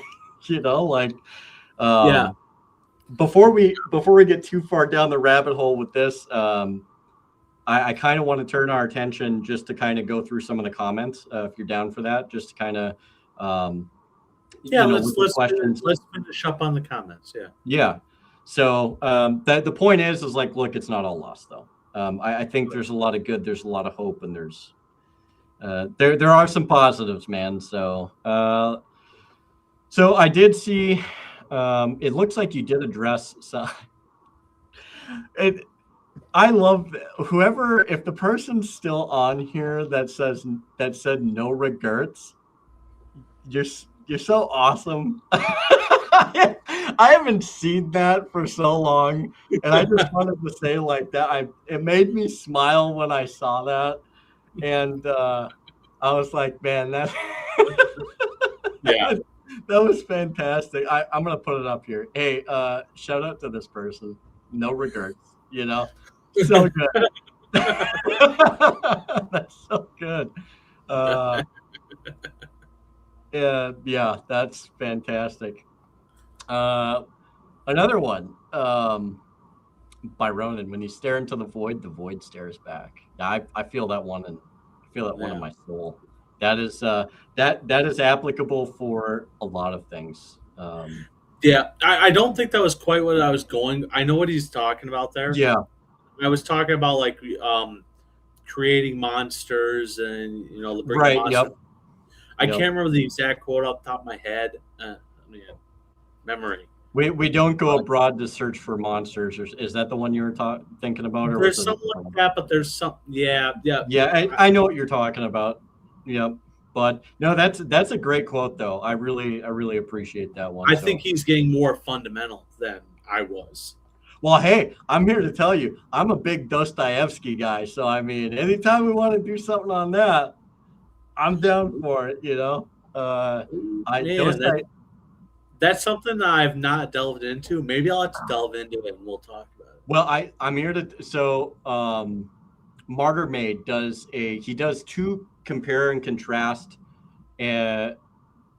episodes. They're pretty lengthy, but between Dostoevsky and I'm gonna butcher this. I never say it right, but Nietzsche.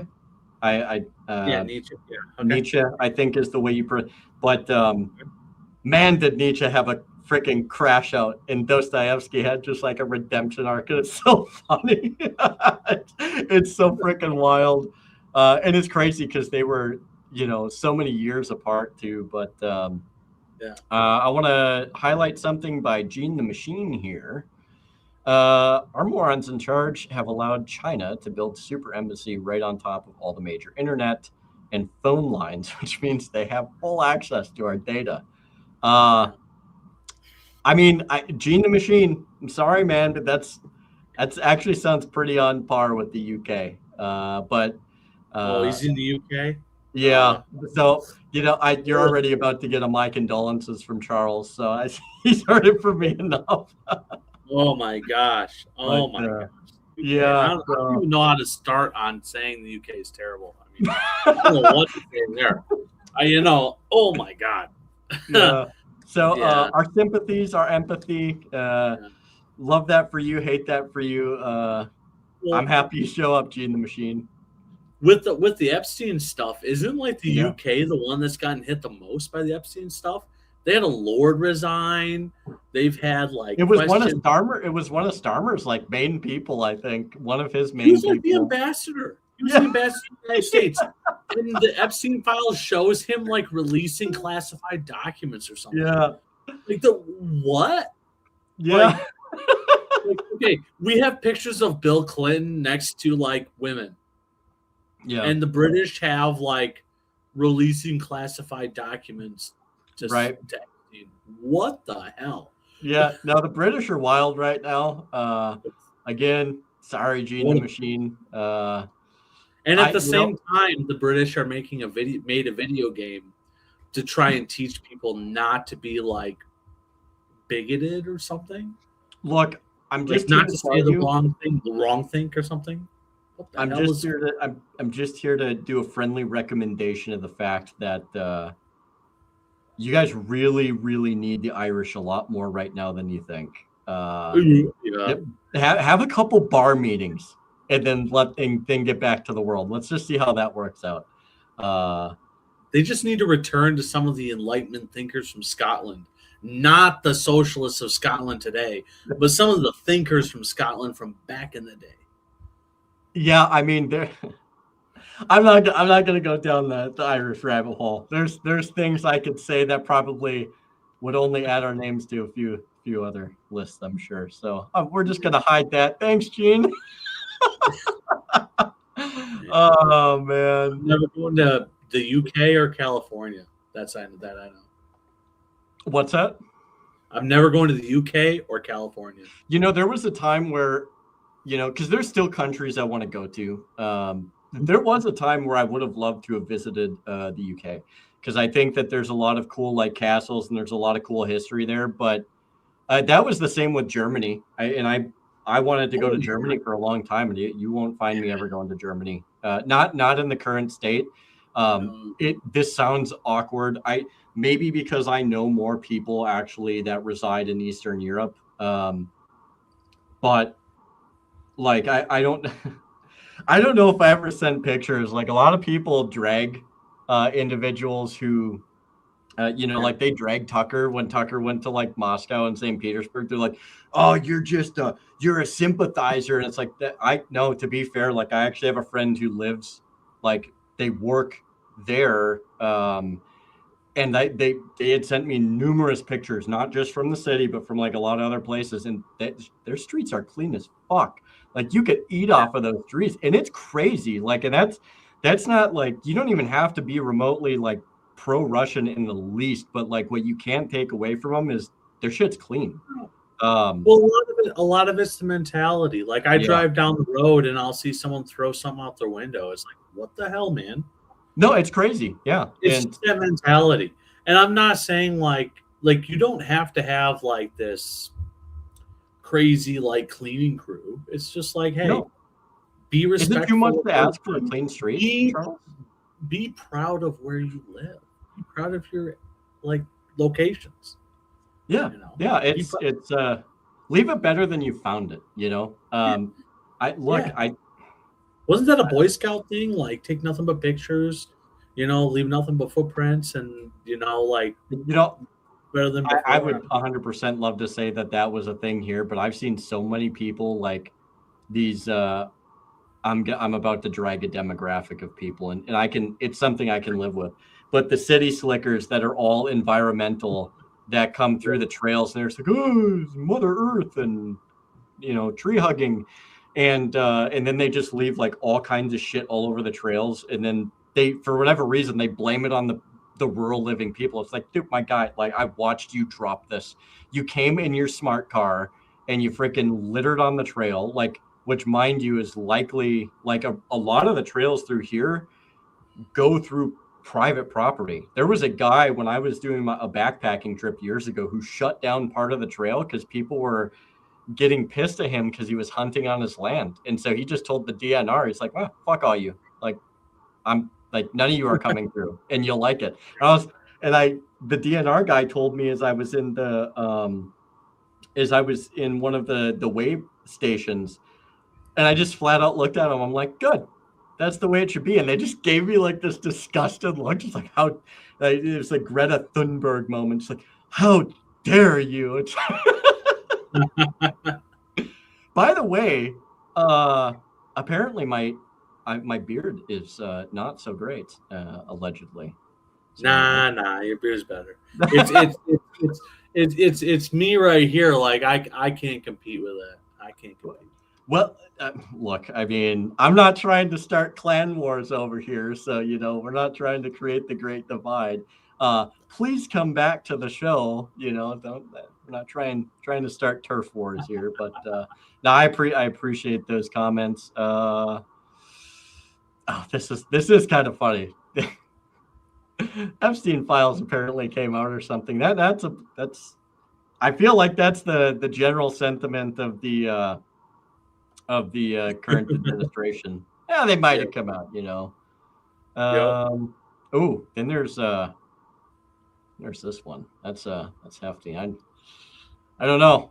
I feel like I'm up against some competition at this point. No, you don't want that competition. No. Josh has. I'm pretty sure Josh is. He's proclaimed himself to be more attractive to same sex. Understandable. No, you know what? I'll yield the floor on that one. Fair enough. Yeah. You can take that trophy. More power to you. I know what team I play for, but the beauty of 2026. There you go. Real Swampcast unites. Like it. Yeah. Oh, Swampcast is good. Hey, the Swampcast is a lot less serious than you are, to be fair. Yeah. But they touch on topics, a lot of fun. Yeah. Good time. Yeah, they seem like a pretty good crew over there. So hey, big shout out to you guys. So this was interesting. I didn't get a chance to bring this up. We kind of did. No, Ron Paul. No, not Putin. Well, okay. Ron Paul is on the list. All they had was they were just upset that he didn't on the list as this guy sucks. That's it. He's not on the list as like Ron Paul, that's a good dude. No. Yeah. It's Ron Paul sucks. And if you suck and if you're called a sucker on the list, that means you're A-okay.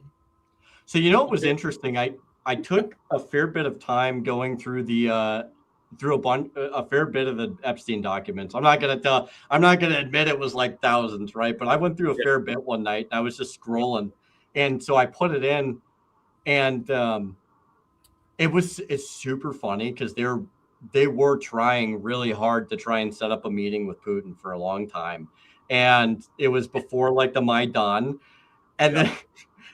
Then like 2012 came around to 2013, and they're like, yeah, I don't, I'm paraphrasing here, but the sentiment was like, I don't think this is going to work.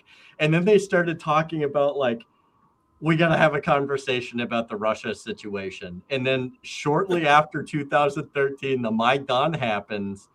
And then there's like even more of a push. So like, there's this whole buildup of like, we tried, he didn't pick up the phone or answer our calls.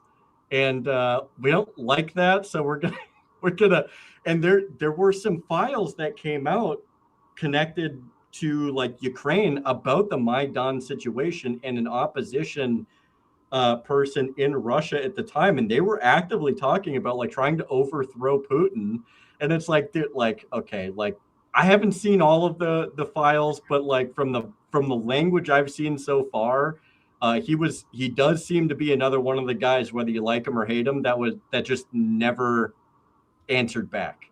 It was this time to where they had, the cabal of Epstein had tried numerous times to reach out to Putin to try and get him onto their side in the very least, and it didn't work. So they went to the next best thing, which was into Ukraine, and then to try and actively get somebody willingly to try and overthrow the government in Russia, and it never materialized. So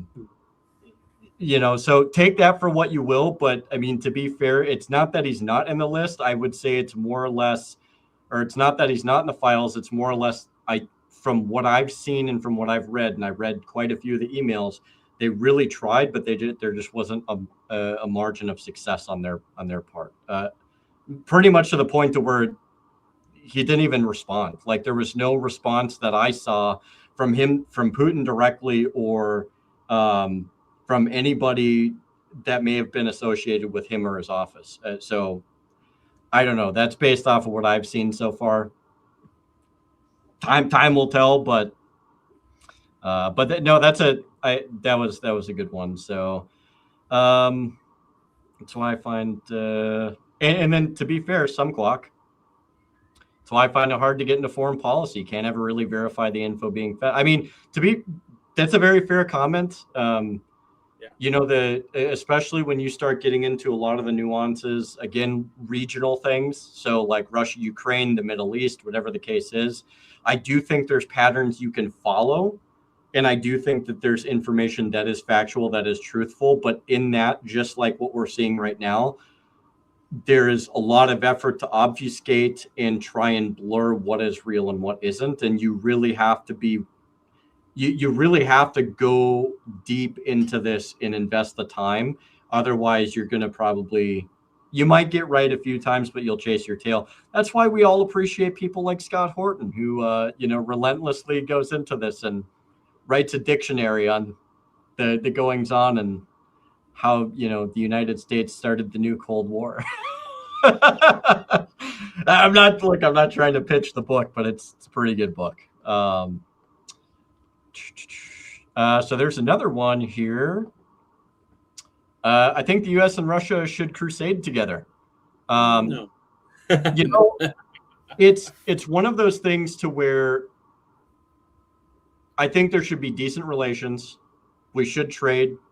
I would certainly I would certainly like if people could just travel freely between the two countries without having to go through 10 years of that's not 10 years, but a lot of red tape. Quite frankly, I don't care what anybody says. There's beautiful places that I think are worth visiting in Russia. And if people want to go there and take the time to go there, go do it. I mean, you only have one life. Don't let the government dictate to you how you're supposed to live your life in every single way possible. I know that's harder said than done, but it's like we all make our decisions in the end of the day. I would love to go to Serbia. I'd love to travel through a lot of Eastern Europe. I think there's a lot of beautiful things there. Faith-wise, there's a lot of beautiful monasteries that I would love to see. And Russia is one of the places that I think would be amazing to see.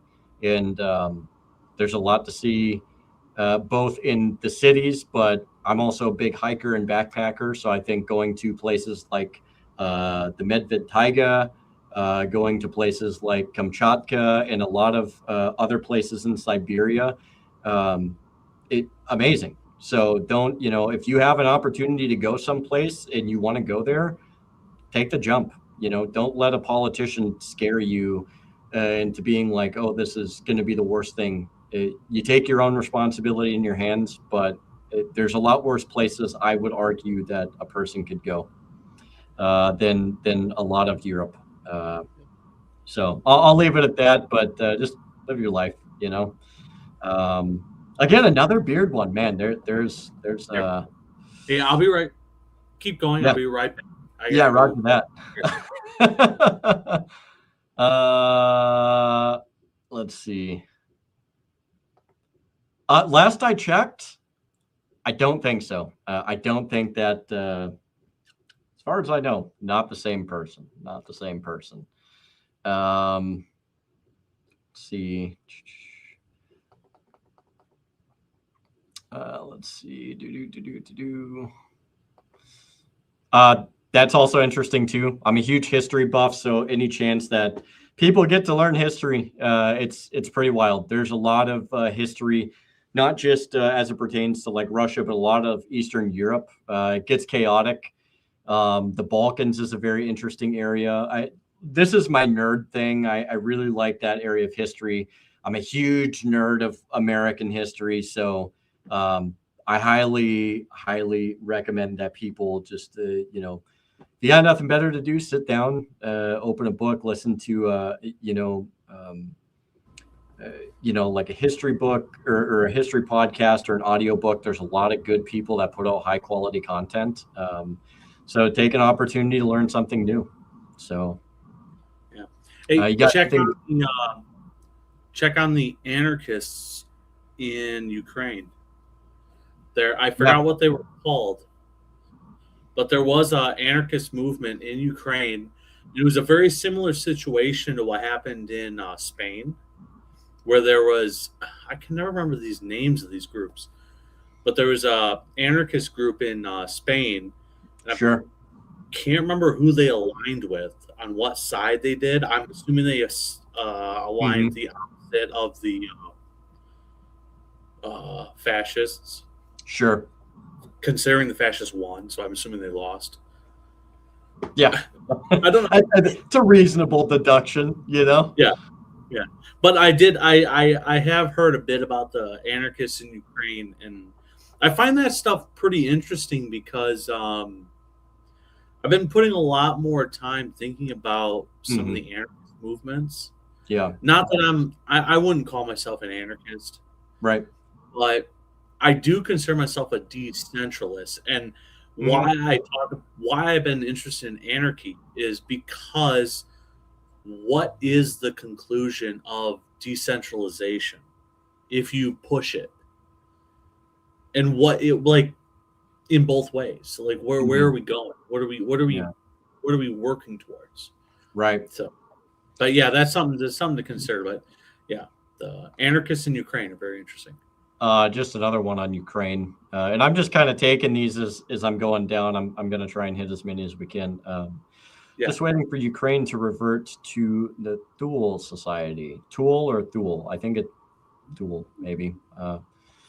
But the other one that I will say too is, and I know this is getting kind of deep into like the Zio thing. But I know that there's enough people that have an interest. But if you look up like the Khazarian Empire and where some of that maps into, that's also in Ukraine. So there's a lot of interesting. I think what makes Ukraine interesting, not just with the events that occurred there, but a lot of the just regionally is it's where a lot of sketchy stuff comes from. And I don't know why. It's just there's a lot of rich history that comes out of there too. So it's worth a look. Again, if you want to learn something new. Okay. Yeah, the Thule Society was I don't know these German words, even though I know I am somewhat German, but it's a German occultist group found in Munich after World War II. It's a cold northern country. Interesting. And then there's another one. Our overlords will say we're falling for Russian propaganda, but not supporting the war. I mean, these are the people. My metric at this point is these are the same people that are hiding pedophiles. So I from my understanding, that is a word that you're not supposed to say on YouTube. I'm me. I'm not doing this for money. My livelihood's not built on this. I'm simply trying to provide something where people can come and have a conversation and listen to maybe me and others talk. So maybe schizo rant every so often. But look, I'm not doing this for money. So yeah, I just try and be as honest as I can. But no, it is amazing how the very same class of people not that long ago, prior to 2022, you saw wall-to-wall coverage about the neo-Nazi problem and the far-right issue in Ukraine. And then as soon as 2022 hit and Russia went in there, nope, nothing to see here, and then it's just like, now it's just like, it's not even being hidden. You see Swazis swinging all over the place and freaking SS brigade stuff. And it's just like, good Lord, man. Like Galatia, it's just, all right. I mean, that didn't really. They're being celebrated in the Canadian Parliament. Oh, yeah. Yeah. I mean, freaking, why not, dude? It's just. A Democrat running for is he running for Senate? Yeah, a Democrat running for Senate in Maine had to hide his Nazi tattoos. What? Not even joking. Look him up. Grand Platte. Oh my gosh. Straight up he claimed so he was in the military, and he claimed while he was in Eastern Europe, he went to a tattoo shop and he saw this tattoo that looked like a badass military tattoo. And so he got that. He later learned that badass military tattoo that he got in Eastern Europe, bro, not sure exactly where he got it from, was a Nazi. It was a Nazi symbol. No, look, the real story of this guy is he went into the wrong bar in Eastern Europe, hung out with a bunch of cool dudes that he thought were who they were. And then before you know it, they had 6 pints down them and they were Sig Heiling in the bar. It's okay. Just be honest about it, Yeah. Honestly, I'm sure he had no idea that it was free. I will agree with that. I don't think he knew he was tattooing himself Nazi stuff. I think he literally thought, I'm over here in Eastern Europe and I'm like these Eastern Europeans, and it's pretty well known stuff. It's like you don't just walk. It's like a guy walks into a tattoo shop. It's like, that looks cool. It's like that. This is pretty well documented. So I don't know. I mean, that's like going in and getting the hammer and sickle tattooed on you, and you're just like, dude, this thing is freaking rad. All right, man. I mean, who am I to tell you not to do it? But it's a method. It's not mine. Let's see here. I'm going to scroll down here a little bit more.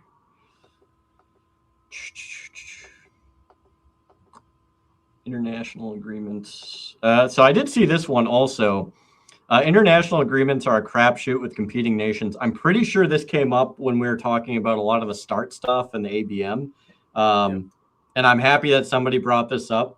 So my outlook on international agreements is, I don't feel that the United States should be beholden to an international agreement. I don't think we should be beholden to international laws. I think in order for a country to be sovereign, it is not to be at the behest of some other order that dictates its outcomes. Now, that being said, I do think that there's a way that you can conduct yourself that aligns with those ideas without having to have them set in stone.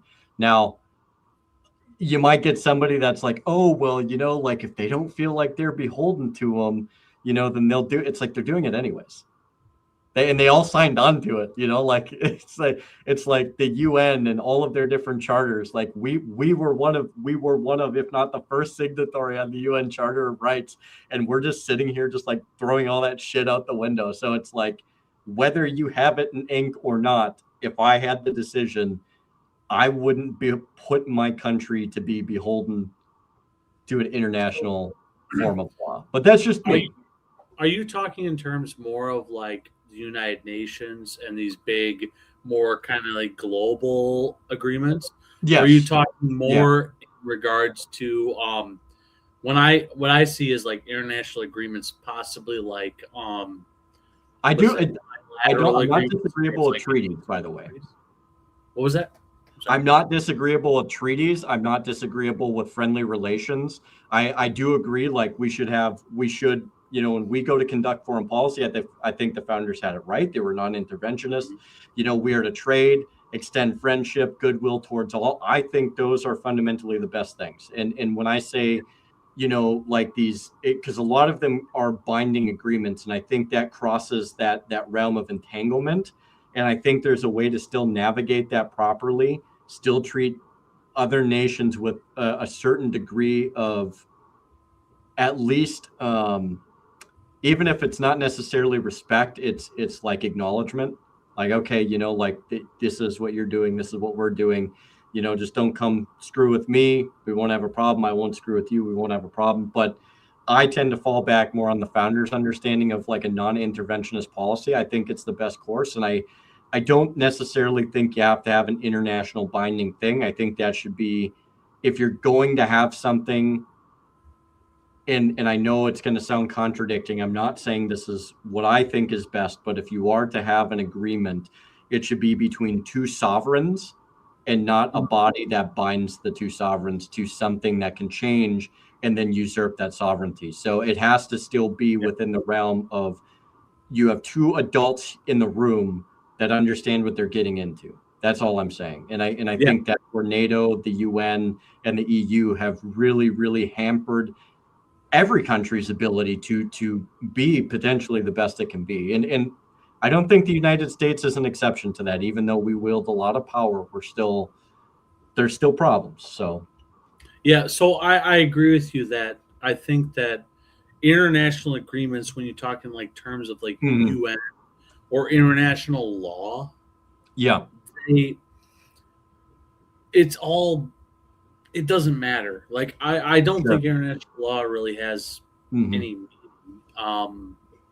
But if it is an agreement between one country and another, I agree with you there.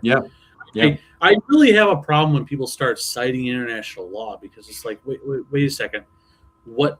Like, first off, I mean, ultimately, law, as far as I'm concerned, is libertarian law, and a lot of people might have some disagreements on what that is, but I think of like it as the natural law, and that's the law. Whereas, and the government doesn't dictate that. Sure. Now, a government's agreeing with each other, like a treaty between two countries, I can see that. Right. But international law, I don't like, personally, I think it'd be wrong to like murder a bunch of people. Sure. But I don't see how you could have an international law that says in the middle of a war, you can't murder a bunch of people. You can't just turn it off, as Rambo says. I don't understand how that works. Maybe I just don't understand international law. But like, I hear a lot of people cite like, oh, you violated international law during a war where we were murdering people. I'm like, yes, that's the point of what's going on. I think there's also that expectation, like, for whatever reason, and look, I'm not saying that there's not cruel and unusual things that happen in war. Like there is. And I think if you can mitigate that, I think that's the best possible outcome. But this expectation that a lot of people have, to where it's just like, oh, the idea, like, there was a point in time where the Germans tried to use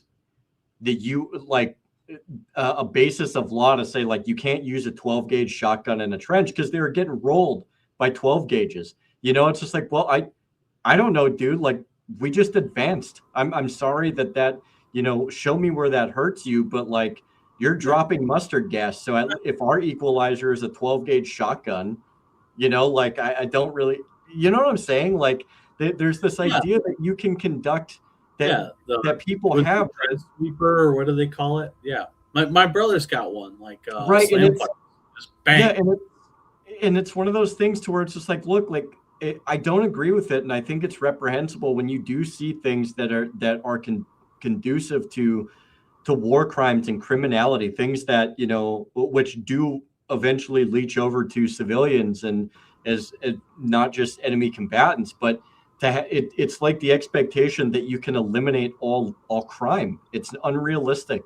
You mitigate it as much as you can in the best way that you can, but it's always going to be there. And it doesn't mean that I agree with it or that I think it should persist. It's just, it's looking at it with reality. And with that being said, and we'll keep moving on, but the one area that was kind of an unspoken understanding between nations and that defines how our founders understood warfare was you had the law of nations. Now, it wasn't a hard and fast law. It was essentially an understanding that nations had built up over time as they had matured. And what became understood is with war, in the law of nations, war was considered any act of aggression, no matter the size, no matter the amount, no matter whatever, from one sovereign upon another was constituted as an act of war. I don't think that ever went away. I think what you see is people understand that when you attack somebody else, it changes the playing field. So instead of changing the act itself, they try to change what it means. A limited strike, an interdiction, we're seizing this, we're doing that, we're setting an embargo, we're trying to, it wasn't a warlike assassination. It was just you know what I'm saying? Like so it's not the fact that like everybody recognizes what an act of war is. It's just you have people very much in the United States that try to move that goalpost and say, well, it wasn't that much war. It's like, no, like you played war and now you don't want to own that. So you think that, like, for example, when Rand Paul was asking Marco Rubio about Venezuela, and he said, so you say Venezuela is not an act of war because of whatever reasons. Because of reasons. Is this the one he was talking about if somebody came and snatched our president?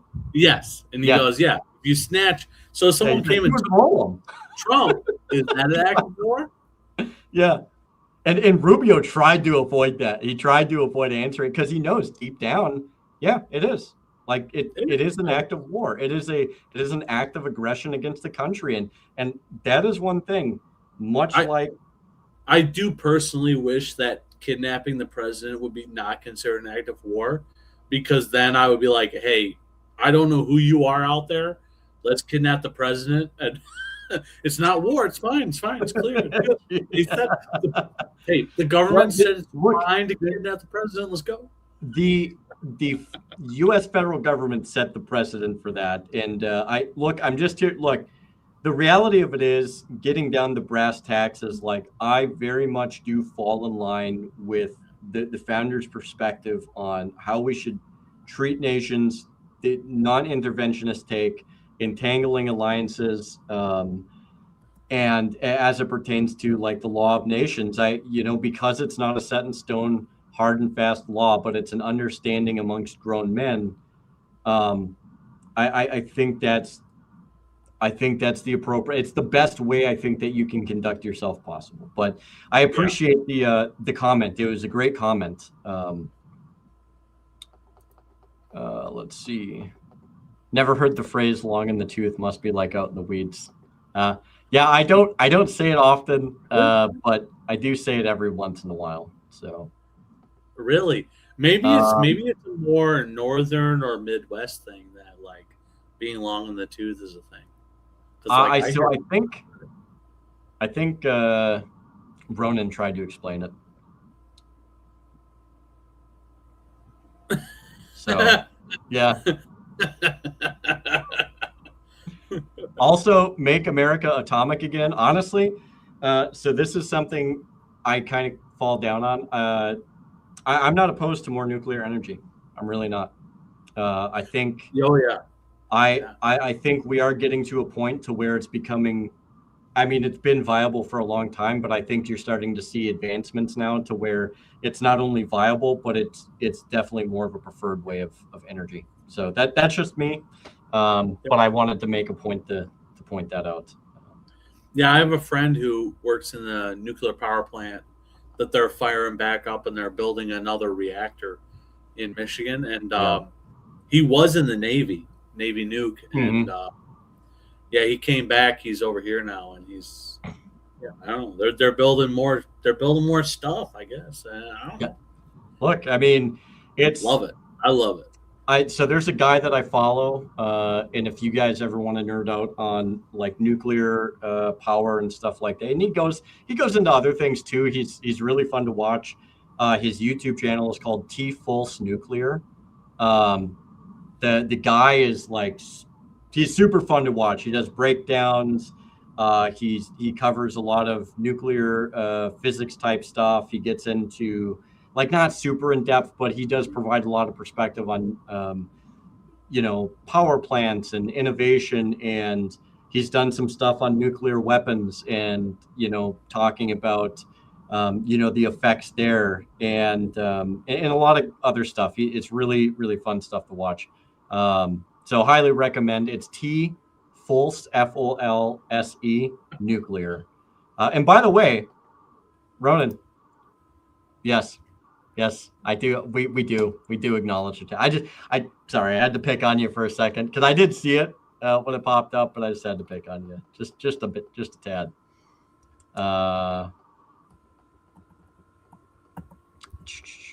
Let's see. So I did see this one also. Israel is actively accusing Egypt of subterfuge against the U.S. right now. To be honest, I think Israel tries to do that a lot in order for them to drag the U.S. into things that we don't need to be involved in. So that wouldn't surprise me. Now, I haven't seen anything on that, but I'm not discounting it as happening. I would say the likelihood is probably pretty high, but I'll take a look into it and see what I can dig up on it. So I appreciate the comment there, Mayor. Check out, I think there's a post by Rand or Massey, I don't know which, where they discuss the funding bill that just got passed or is going through Congress, whatever, whatever, it's happening. In that funding bill, there are 2 or 3 separate lines for Israel, and there is a separate line at the billions of dollar number. Yeah. For Egypt. Where the US I saw that. I did see that. Yeah. Yeah. They're paying like Israel's going to get $3 billion and Egypt's going to get $1.5 billion or something. I don't know the number off the top of my head, but it's something crazy like that. It's like, why? Wait, well, what? Why are we paying them so much money? Now, this one got me. I'm not gonna lie. Just on principle alone, you'll have a lot of votes. I'm here to tell you, you'll have a lot of votes just on principle alone. So, yeah. Yeah. Principle. Hey, I personally like mine a little darker than Latino. I did see Sean roll up in the chat. Thanks for coming by, Sean, along with everybody who's contributed to the chat. He did say the melting pot idea was being weaponized. Yeah, I can 100% see that.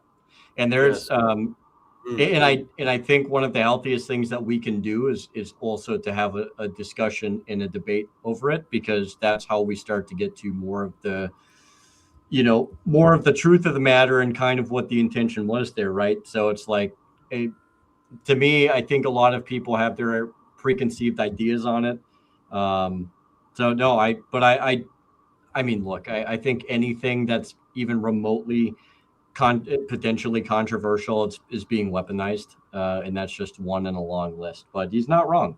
So great comment. I do agree with the melting pot being weaponized, and I think that's kind of like why me and my brother have had arguments about melting pot versus like the melting stew or the stew or whatever, where I think it's a better description to just call the United States a stew versus or a soup versus a pot. Meanwhile, in Eastern Europe, they're like, no, we only crank out steel bars over here. Everything is consolidated and we're all one people.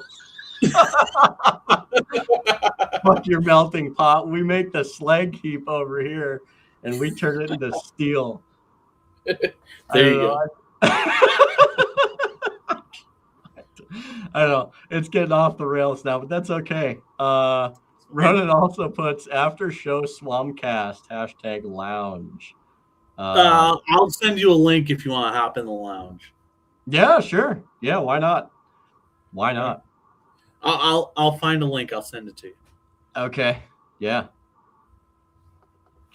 Let's see here. Just look at. So I did find this one to be pretty interesting by Mayor as well. Just look at how the state of Israel conducts itself. They do have do they have compulsory conscription? Are they hostile to nations they consider allies? Do the leaders of Israel have supremacist ideology? That's a good comment. Good comment. You know, I think they do have compulsory conscription. I believe every Israeli at some point in time in their life has served in the IDF. For the exception, I think of some of one religious demographic. I think it's the Orthodox Jews. And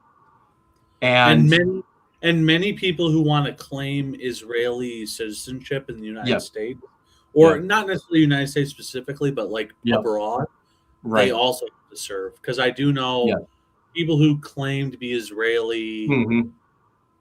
I don't really understand all the distinctions, but I do know that, like, for example, there's a House rep who was an IDF soldier. Was he the guy that wore the top of the uniform into his office one day and he just got dragged by a bunch of people? Yeah, I think so. Yeah. I think he has dual citizenship. Yep. And people were just like, oh, we'll just go back to Israel then. Yeah, but to be able to hold dual citizenship, he needed to serve over there. Yep. From my understanding, I'm pretty sure they have, I think it's compulsory conscription. Now, in terms of hostile to nations they consider allies, I mean, they've stolen stuff from us. Some of the nuke program they have definitely came from us. Now, we could talk about the USS Liberty. I tend to fall on more of the side that all those sailors can't be wrong. Some of them who survived. And I think what I would say is with the USS Liberty, listen to the sailors' testimonies and make up your mind for yourself. Yeah, true. And to be fair, I believe a lot of the Soviet Union, which I understand is not Russia, separate. Right. Soviet Union's gone. Yeah. But a lot of Soviet Union nuclear stuff was from the United States as well. There was, I believe so. Yeah. There's, and it was really interesting because what I'm trying to say is it's not like the Israelis like. Oh no, not at all. No, it's back in the day. So like the KGB were regarded as being pretty freaking good. Like they actually had their shit together, and they successfully ran operations here. And I wouldn't expect Mossad to be any different. Let's be honest. I really don't. You find your person, you work that person, you get them where you want, and the rest kind of falls in. I mean, that rest kind of falls into place. That's everybody knows that's how it works in a very like basic degree. But yeah, no, I mean, you look at a lot of these countries now, and a lot of it is pretty much it's like counterfeit technology. Well, not entirely, but a lot of it is also like you learn from each other, whether you take their work and copy their work, which like somebody once told me, if you ain't cheating, you ain't trying. So in terms of a supremacist ideology, so my thought process on this is, and I've heard it this way before, you have people of the Israeli government that fall in line with the Zionist disposition, like very heavily with the Zionist disposition. That being said, it's been claimed and it's been said, and I don't have a way to verify this, which is why I'm being careful with how I say it, but a lot of the people that claim they're being Jewish, in practice, like through their faith in practice, a lot of them don't even attend. A lot of them don't even go to their religious days every week. They don't practice. They don't nothing. So you're talking about people that the best way that I think it could be described is they understood how to leverage the Jewish faith, and it's been successful. And and I'm not saying that all of them don't practice, but it has been cited quite a few times that people like Netanyahu and many others like Ben-Gvir, they're not held down by principles of Judaism, which, no. I mean, to some degree, like, they're very secular yeah. things. So I would say it's kind of a hard read. I think a lot of people want to just go straight to like, oh, like they're radical, like Jews or whatever the case is. No, I think Zionism, because the thing is you don't have to be a practicing Jewish person to be a Zionist. And I think that's where a lot of people don't quite like, I don't think they fundamentally understand that Zionism was something that's been around for a very long time, and it's rooted back all the way to the Khazarian Empire. And I mean, that's a whole rabbit hole. But the point being is the requirement isn't that you have to be a practicing Jew, to my understanding. So I don't, as far as a supremacist ideology, if it exists, it doesn't exist, I think, solely by the Jewish faith. That is what I'm saying. So I hope that kind of makes sense. I don't know if that makes sense to you, Charles, but yeah, it makes sense. Yeah.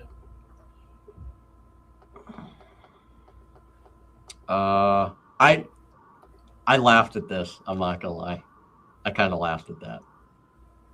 I really did. Yeah. Let's see here. Then I scrolled down and I saw Fed voting is a scam, and I'm just like, wait, we're voting on the guy who's in here now? Like, I didn't know people were running to be the Fed in the chat. No, do I at least get to pick who it is? Like, I don't know.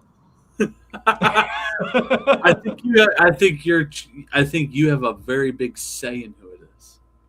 I mean, it's my podcast. I would certainly hope so, but I always joke because I'm just like, dude, my NSA guy probably is just having a freaking coronary with some of the shit I say some days. So it's like, I don't even know how to deal with this, like, but I just try and make it as unbearable as possible on some of my phone calls. That's all I'll say. Man, this is a banger. This is a oldie but a goodie. They hate us for our freedom. They hate us so much for our freedom. Oh yeah.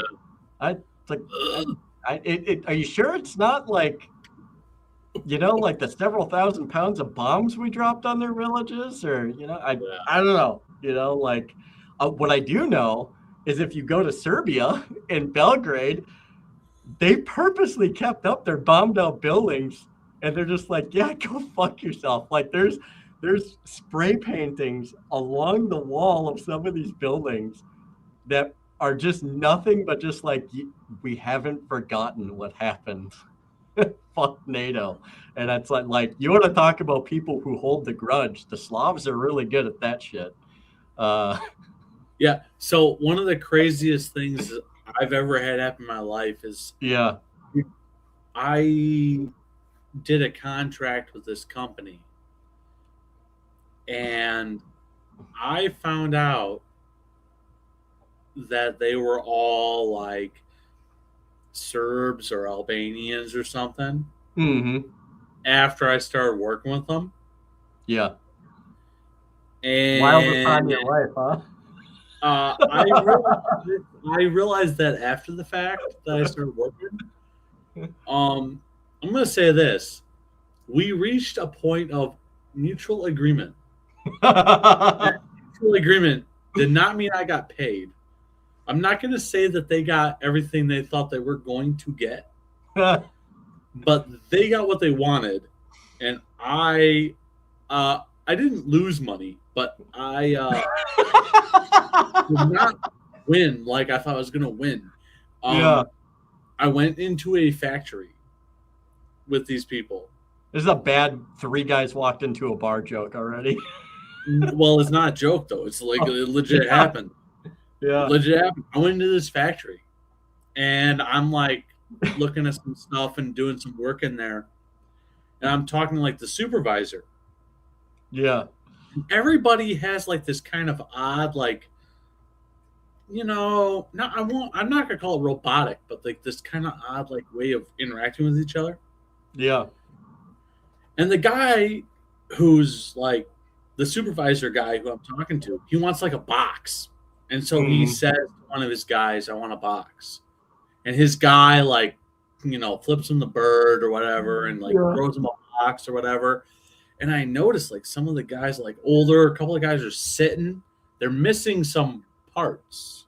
I'm not joking, they're missing pieces. Yeah, no, I believe it. And I'm like, wait a second. By the time I was done with this contract that I did, where I did not get fully paid, but I will admit I like settled for a point where I'm like, okay, I know I said I would do X, Y, and Z. Yeah. But I'm good. Let's leave. We're good. We're done. Bye. You were in the most hostile work environment in the world, and when you first got in there, you probably didn't even. I had no idea. What I found out later, the entire company, the company was owned by an artillery captain. Oh, the artillery captain brought his entire fucking squad or group or whatever it is to the United States, one by one. Bro. And they all worked for him in his freaking company. And they maintained the organization that they had back home in the United States. So when I was talking to the supervisor was like the sergeant, like the non-commissioned officer. Yeah. That's who I was talking to. I was talking to the non-commissioned officer. Yeah. The guy who threw a box at me, who like grumped and was like standing next to a dude missing pieces, was like, I don't know, like some like private specialist or something. Yeah. Yeah. Like they were all ex-military, had been in battle. Hard as shit too. Those guys are hard as fuck. Yeah, dude, they were tight. Tight. There was no like, oh, your boss said something bad. They would like gut you for it. Like they were. Oh yeah. That's why I settled, and I was like, bye guys. I don't have like they never did anything wrong to me. Yeah. But they were tight. And by the way, every single one of them had 1 to 2 to 3 sons. I believe it. Yeah. And every single son, they separated up the work. By the way, the captain, like the leader of the squad or whatever, his sons were like the boss level guys. Like they kept that organization into the next generation. Yeah. But the sons, you could not, like, they were very assimilated. They made sure they sound like Americans. They talked. They were it was clean, man. Clean. Dude, I will say the Slavs they're different people. That's why I find that area of the world just fascinating, because it's just like I don't think you fundamentally understand. Like there was a story that I heard chronicling the rebellion of the Slavs from like the Turks, and there was a group of guys. I think they were like Serbs. I think they were like Serbs before they were like called Serbs, like way, way old times. And these freaking dudes like were starting this rebellion, and they hid underwater for hours. They had these straws waiting for the fucking Turks to come by just to attack them. And they sent a message to the Turk leader, and they're just like, pretty much like, you don't conquer Slavs. And it was just the hardest shit in history. I'm just like, that's so based. I freaking love that for you guys. So That's crazy. no, That that is story crazy. of yours is wild though. Like that doesn't. Did they uh did they ever sit down and drink Serbian vodka? No, so we Really? never got that level of stuff. So I got offered a couple of times. They offered for me to join. Like they said, oh, we'll fund this or that. And what I mean by like we'll fund this or that is Yeah. they were actively like looking for American frontmen. Right. Right. And I'm like, no, I'm not going to be a front man. And once I realized what they were, I was like, yeah, like I didn't have a problem working with them, to be honest. I never had a But problem. Charles, it is not such problem. It is fine. You just take from point A to point Yeah. B. That is it. It's not really such problem, okay? I give you Yeah. Kalashnikov, you go, you bring vodka as parting gift. It's not such problem. It's fine. You know? Yep. That's all you had to do, man. Just learn the language, just learn the Serbian language, use a broken accent. I mean, you fit in just fine.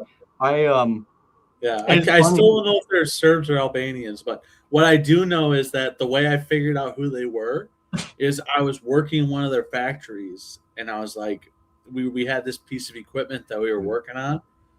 And we were working on this project, and I'm working on it, and there's a guy standing there laughing, and he's like Yeah. reading his phone, or not reading, he's watching his phone, and it was Mhm. in like a different language, and I'm like, I don't know what he's fucking watching, and Yeah. so like I was just messing with the guy. I'm like, man, what show is that? I've never heard of that show. He's like, it's a show from Yeah. like Serbia or Albania. I can't remember which, and I'm like, Dude, it's oh, and then once he told me that, and I went, now I know well, what's happening. I'm here to tell you, it's definitely gonna have to be one or the other. Because Serbs and Albanians, they do be fighting. Like the Balkans, No, they dude. don't mix. No, they do not mix. No, the Balkans are the Balkans are one area in the world. Well, this is a Slav thing, I think, very much so, because like they will fight over the most petty shit in the world. But then it's like if you have somebody from outside that like comes in and they're just like, we're gonna try taking your territory. They're like, no, oh no. See, we might hate each other, but you don't get to hate us. Okay, Yeah, like this activity is only for us. yeah. but Oh the yeah, they yeah, were incredible. it, It was, I mean, it's I will volatile. say that I enjoyed every minute of dealing with those people Yeah, because it was very interesting. I just know that like you right. don't want to end up on the bad side of them. Yeah, yeah. Hey, Mayor, by the way, thank you very much for that comment. That is what I try to do here. I don't look for monetization. I don't look to try and make money off of it. If there's ever a day where I do try to make something off of it, it's going to be one of those things to where I'm going to be completely honest about it, but it's just I've never seen it as something really that I really envision monetizing it. But who knows? I mean, but to me, getting the conversations going and getting the message out about liberty is more important at the end of the day. And if it ends up paying, literally paying off someday, then it is what it is. But I'm also not the type of person to where like I could have had like buy me a coffee set up. I could have had super chat set up. I could have had there's so many things. Matter of fact, Tom Edlum was somebody who he's been on here a number of times, and he told me about buy me a coffee, and I thought about it, and I'm just like I just want to see how long I can run this organic, like I just want to see what I can do with it, and and I appreciate like everybody stopping in tonight. I really appreciate it. You guys and gals are freaking awesome. So we'll do the last couple of chatteronis here. Uh-oh. Let's see the gift of Uh-oh. What does that mean? I'm just having operate. I can't scroll. I'm trying to scroll and it's just not working. Big shout out, Nikola Tesla, one of my favorite people, and he's a Serb. I do kind of schizo post in the ALC Discord every once in a while. I flood the music section with like a bunch of hard bass and Slavic music. If you're in there, I am the guy that's doing that, and I won't apologize at all for it. I rest on the Serbian side of my family, so it is what it is. I refuse to apologize or elaborate any further. Nikola Tesla for the win. They did him dirty. Fuck the U.S. Yes. government for that. And Edison That and JP Morgan and all of the other guys. that and I love what I am a Westinghouse guy. Yeah. I am a Westinghouse guy. Because Westinghouse was the guy who he heard Tesla out and was like, hey, that's the way to go. And and the only reason that Westinghouse had issues, well, two reasons. One was Edison went to all the bankers and had the bankers call all of Westinghouse's loans. Yeah. And back in the day, they were able to call his loans, and it completely ruined Westinghouse. Also, Yeah. Edison got involved with the government and used it to, regulation, blah, blah, blah, blah, blah, to his advantage. Right. Westinghouse was way better than Edison every day of the week. And he was able to recognize the genius of Tesla. Yeah. And Tesla was a freaking when I say Westinghouse was a genius, Tesla was beyond a genius. I saw just the other day, I saw this headline, some country, transfers power through the sky wirelessly. I'm like, Tesla's been doing that. Yeah. Did that 100 years ago. What are you talking about? Right. They're crazy. A little late to the party, might like that. Yeah. That's the thing is like we lost out on so much, and it, like I'm not gonna lie. There's two things. If I could run my house off of a workable Tesla coil or like a small like nuclear reactor, dude, I would be so geeking out, like so freaking hardcore. I love physics. I love physics. I love the realm of physics. I love electricity. Tesla is the guy that got me into science. It has nothing to do with the whole Serbian thing, although that's incredibly based. And but there's just something so freaking cool. And what's sad is when you look back at Tesla's work and you realize what could have been versus what we have now, he was one of the first people to actually, and he gets accredited by a lot of people in the realm of 0 point energy of actually breaching the subject of that and almost bringing that to fruition. He was so far ahead of his time, and it's such a damn shame that he got ruined in the way that he did and ended up dying the way that he did. It is he was one of the best things, and this is saying a lot, but he was one of the best things that ever came across the boat to the United States. Full stop. So and he's an example of why immigration is awesome. Like the United States, absolutely. The United States advertising and being a place where you can innovate, where your mind is literally your only limitation. Yeah. And Tesla having a mind that is just incredible coming to the United States. That is why that kind of immigration is amazing. And we should encourage it and we should push it. It's insane. Like I remember when I was younger, I think I was probably in, I don't know, high school or something. I was reading this book and they said, oh yeah, like Nikola Tesla would do cubed roots. Yeah. I'm like, why would you sit there and do cubed roots? Like, that's fucking weird, man. Yeah. But he's the guy who was like, hey, 3-phase power. And like, Yeah. they're like all industrial electric motors are based on AC power, 3-phase power. Yeah. This is stuff that, like, I'm not saying he's the only person involved in it, but Tesla was He perfected the model, and he knew, yeah. I wish I could go back. If I had a time machine, there's a few things that I would love to go back to see. But that display where he stood in between two of his huge Tesla coils and held up the rods and dude, I could die happy. That would be one of the coolest freaking things ever. So, with that being said, let's wrap it up, brother. All right, sounds good. 4.5 hours, longest podcast I've ever done. I'm gonna have to bully Sean, the ALC chair, into doing one longer. We almost did. The second longest one that I've done was with him and my buddy Blake.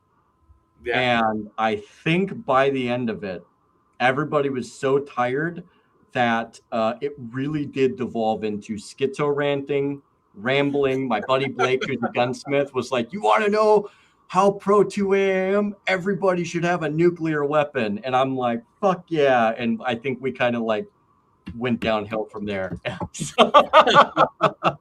But Charles, brother, I appreciate it. This has been awesome.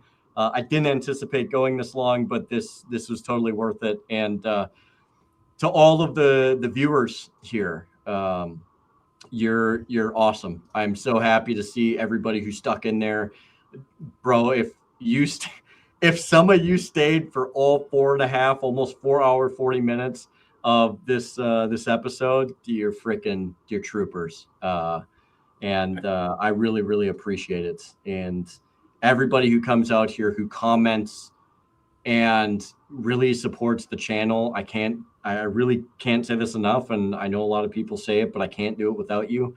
You keep the channel going. You push me into the algorithm. It means a lot more than you realize. I just dropped something into the Discord, the ALC Discord today, actually. And, where my best episode I ever did was with Scott Horton, and that finally hit the 500 view mark. Man, I'm just really thankful to everybody. Thank you for watching that episode, coming by and watching this episode. And Charles, dude, you're so fun to talk to. You're so fun. I could freaking schizo rant all night long. But we got to pop off here. And apparently there's a Discord that I need to check out. So that might monopolize some of my time a little bit longer tonight. But you got any closing comments here, Charles, before I hit the outro music? Yeah, all I have to say is, hey, if you enjoyed any of tonight, follow me on Chuck on Money. I would say, and hey, the reason it's Chuck on Money is I used to be called Chuck Money in college because I worked my ass off to make money. But then I realized the dollar is fake. Money is fake. And also I got broke. So now I'm Chuck on Money. That might have something to do with it, right? So, well, yeah, I mean, I claim that it's fiat currency. Other people claim that I made bad decisions. Yeah. We can debate that later. Yeah. You'll find me. Anyway, so follow me on Chuck on Money. I'm on X. Yeah, you can find me at Charles Essner. I'm on Facebook, all those things. Follow on the ALC Discord. I mean, the ALC is great. You don't have to be an ALC member to be in the Discord. You can be in the general chat. You can be in the general areas where we're talking, doing different things, Liberty stuff. We're not restrictive in those areas. In those areas, if you're in the general areas, you can be. It's up to you, but you can be kind of Republican. You can be kind of Democrat. It doesn't matter to us, But if you want to be hardcore, if you want to be ALC, you gotta join. And I personally think you gotta join. But that's my personal opinion. That's up to you. Also, I am part of the Michigan Libertarian Party. Follow the Michigan Libertarian Party on X. If you follow Libertarian Party on X, I mean, I try and stay pretty chill, but on X, I might say founders liked women of different colors. I'm just saying. I might get a little. Just saying. Hey. And I think I'm in the tradition of a founder personally. You can take that word you want. So anyway, all right. I'm having too much fun at this point. So anyway, follow me at the follow the ALC. Join the ALC. Join Michigan Libertarian Party. Join the Libertarian Party if you're not in Michigan. If you're in Michigan, I'd love to talk to you. Love to meet you. Love to see you. That's about all I have to say there. And hey, I hope to be on another day because this has been a great time. Yeah, man. Yeah. No, we'll definitely have you back on here. I say will. I guess. It's just unless you count my other two personalities, but gonna have you back on for sure. Really enjoyed this, and again, thank you everybody for coming out to watch the episode tonight, to support the channel, to keep the conversations alive. Thank you for all the questions and the comments and everything that we were able to kind of tee off on at the end there. Really enjoyed it, and as always, continue to carry that torch of liberty. Continue to make that difference. Be the difference in your in your communities, in your homes, even in your states. I mean, I know the state is kind of a bigger realm, but be that difference that you want to see. Be the difference you look for, and get out and make just make the most of what you got to. So be somebody that I guess the founders should be proud of. So with that being said, thank you for coming to the Sentinels of Liberty podcast. I am your host, Redbeard. And we will see you next Saturday at 1700 God's time, the proper time and the only way to tell time. Till then, take care.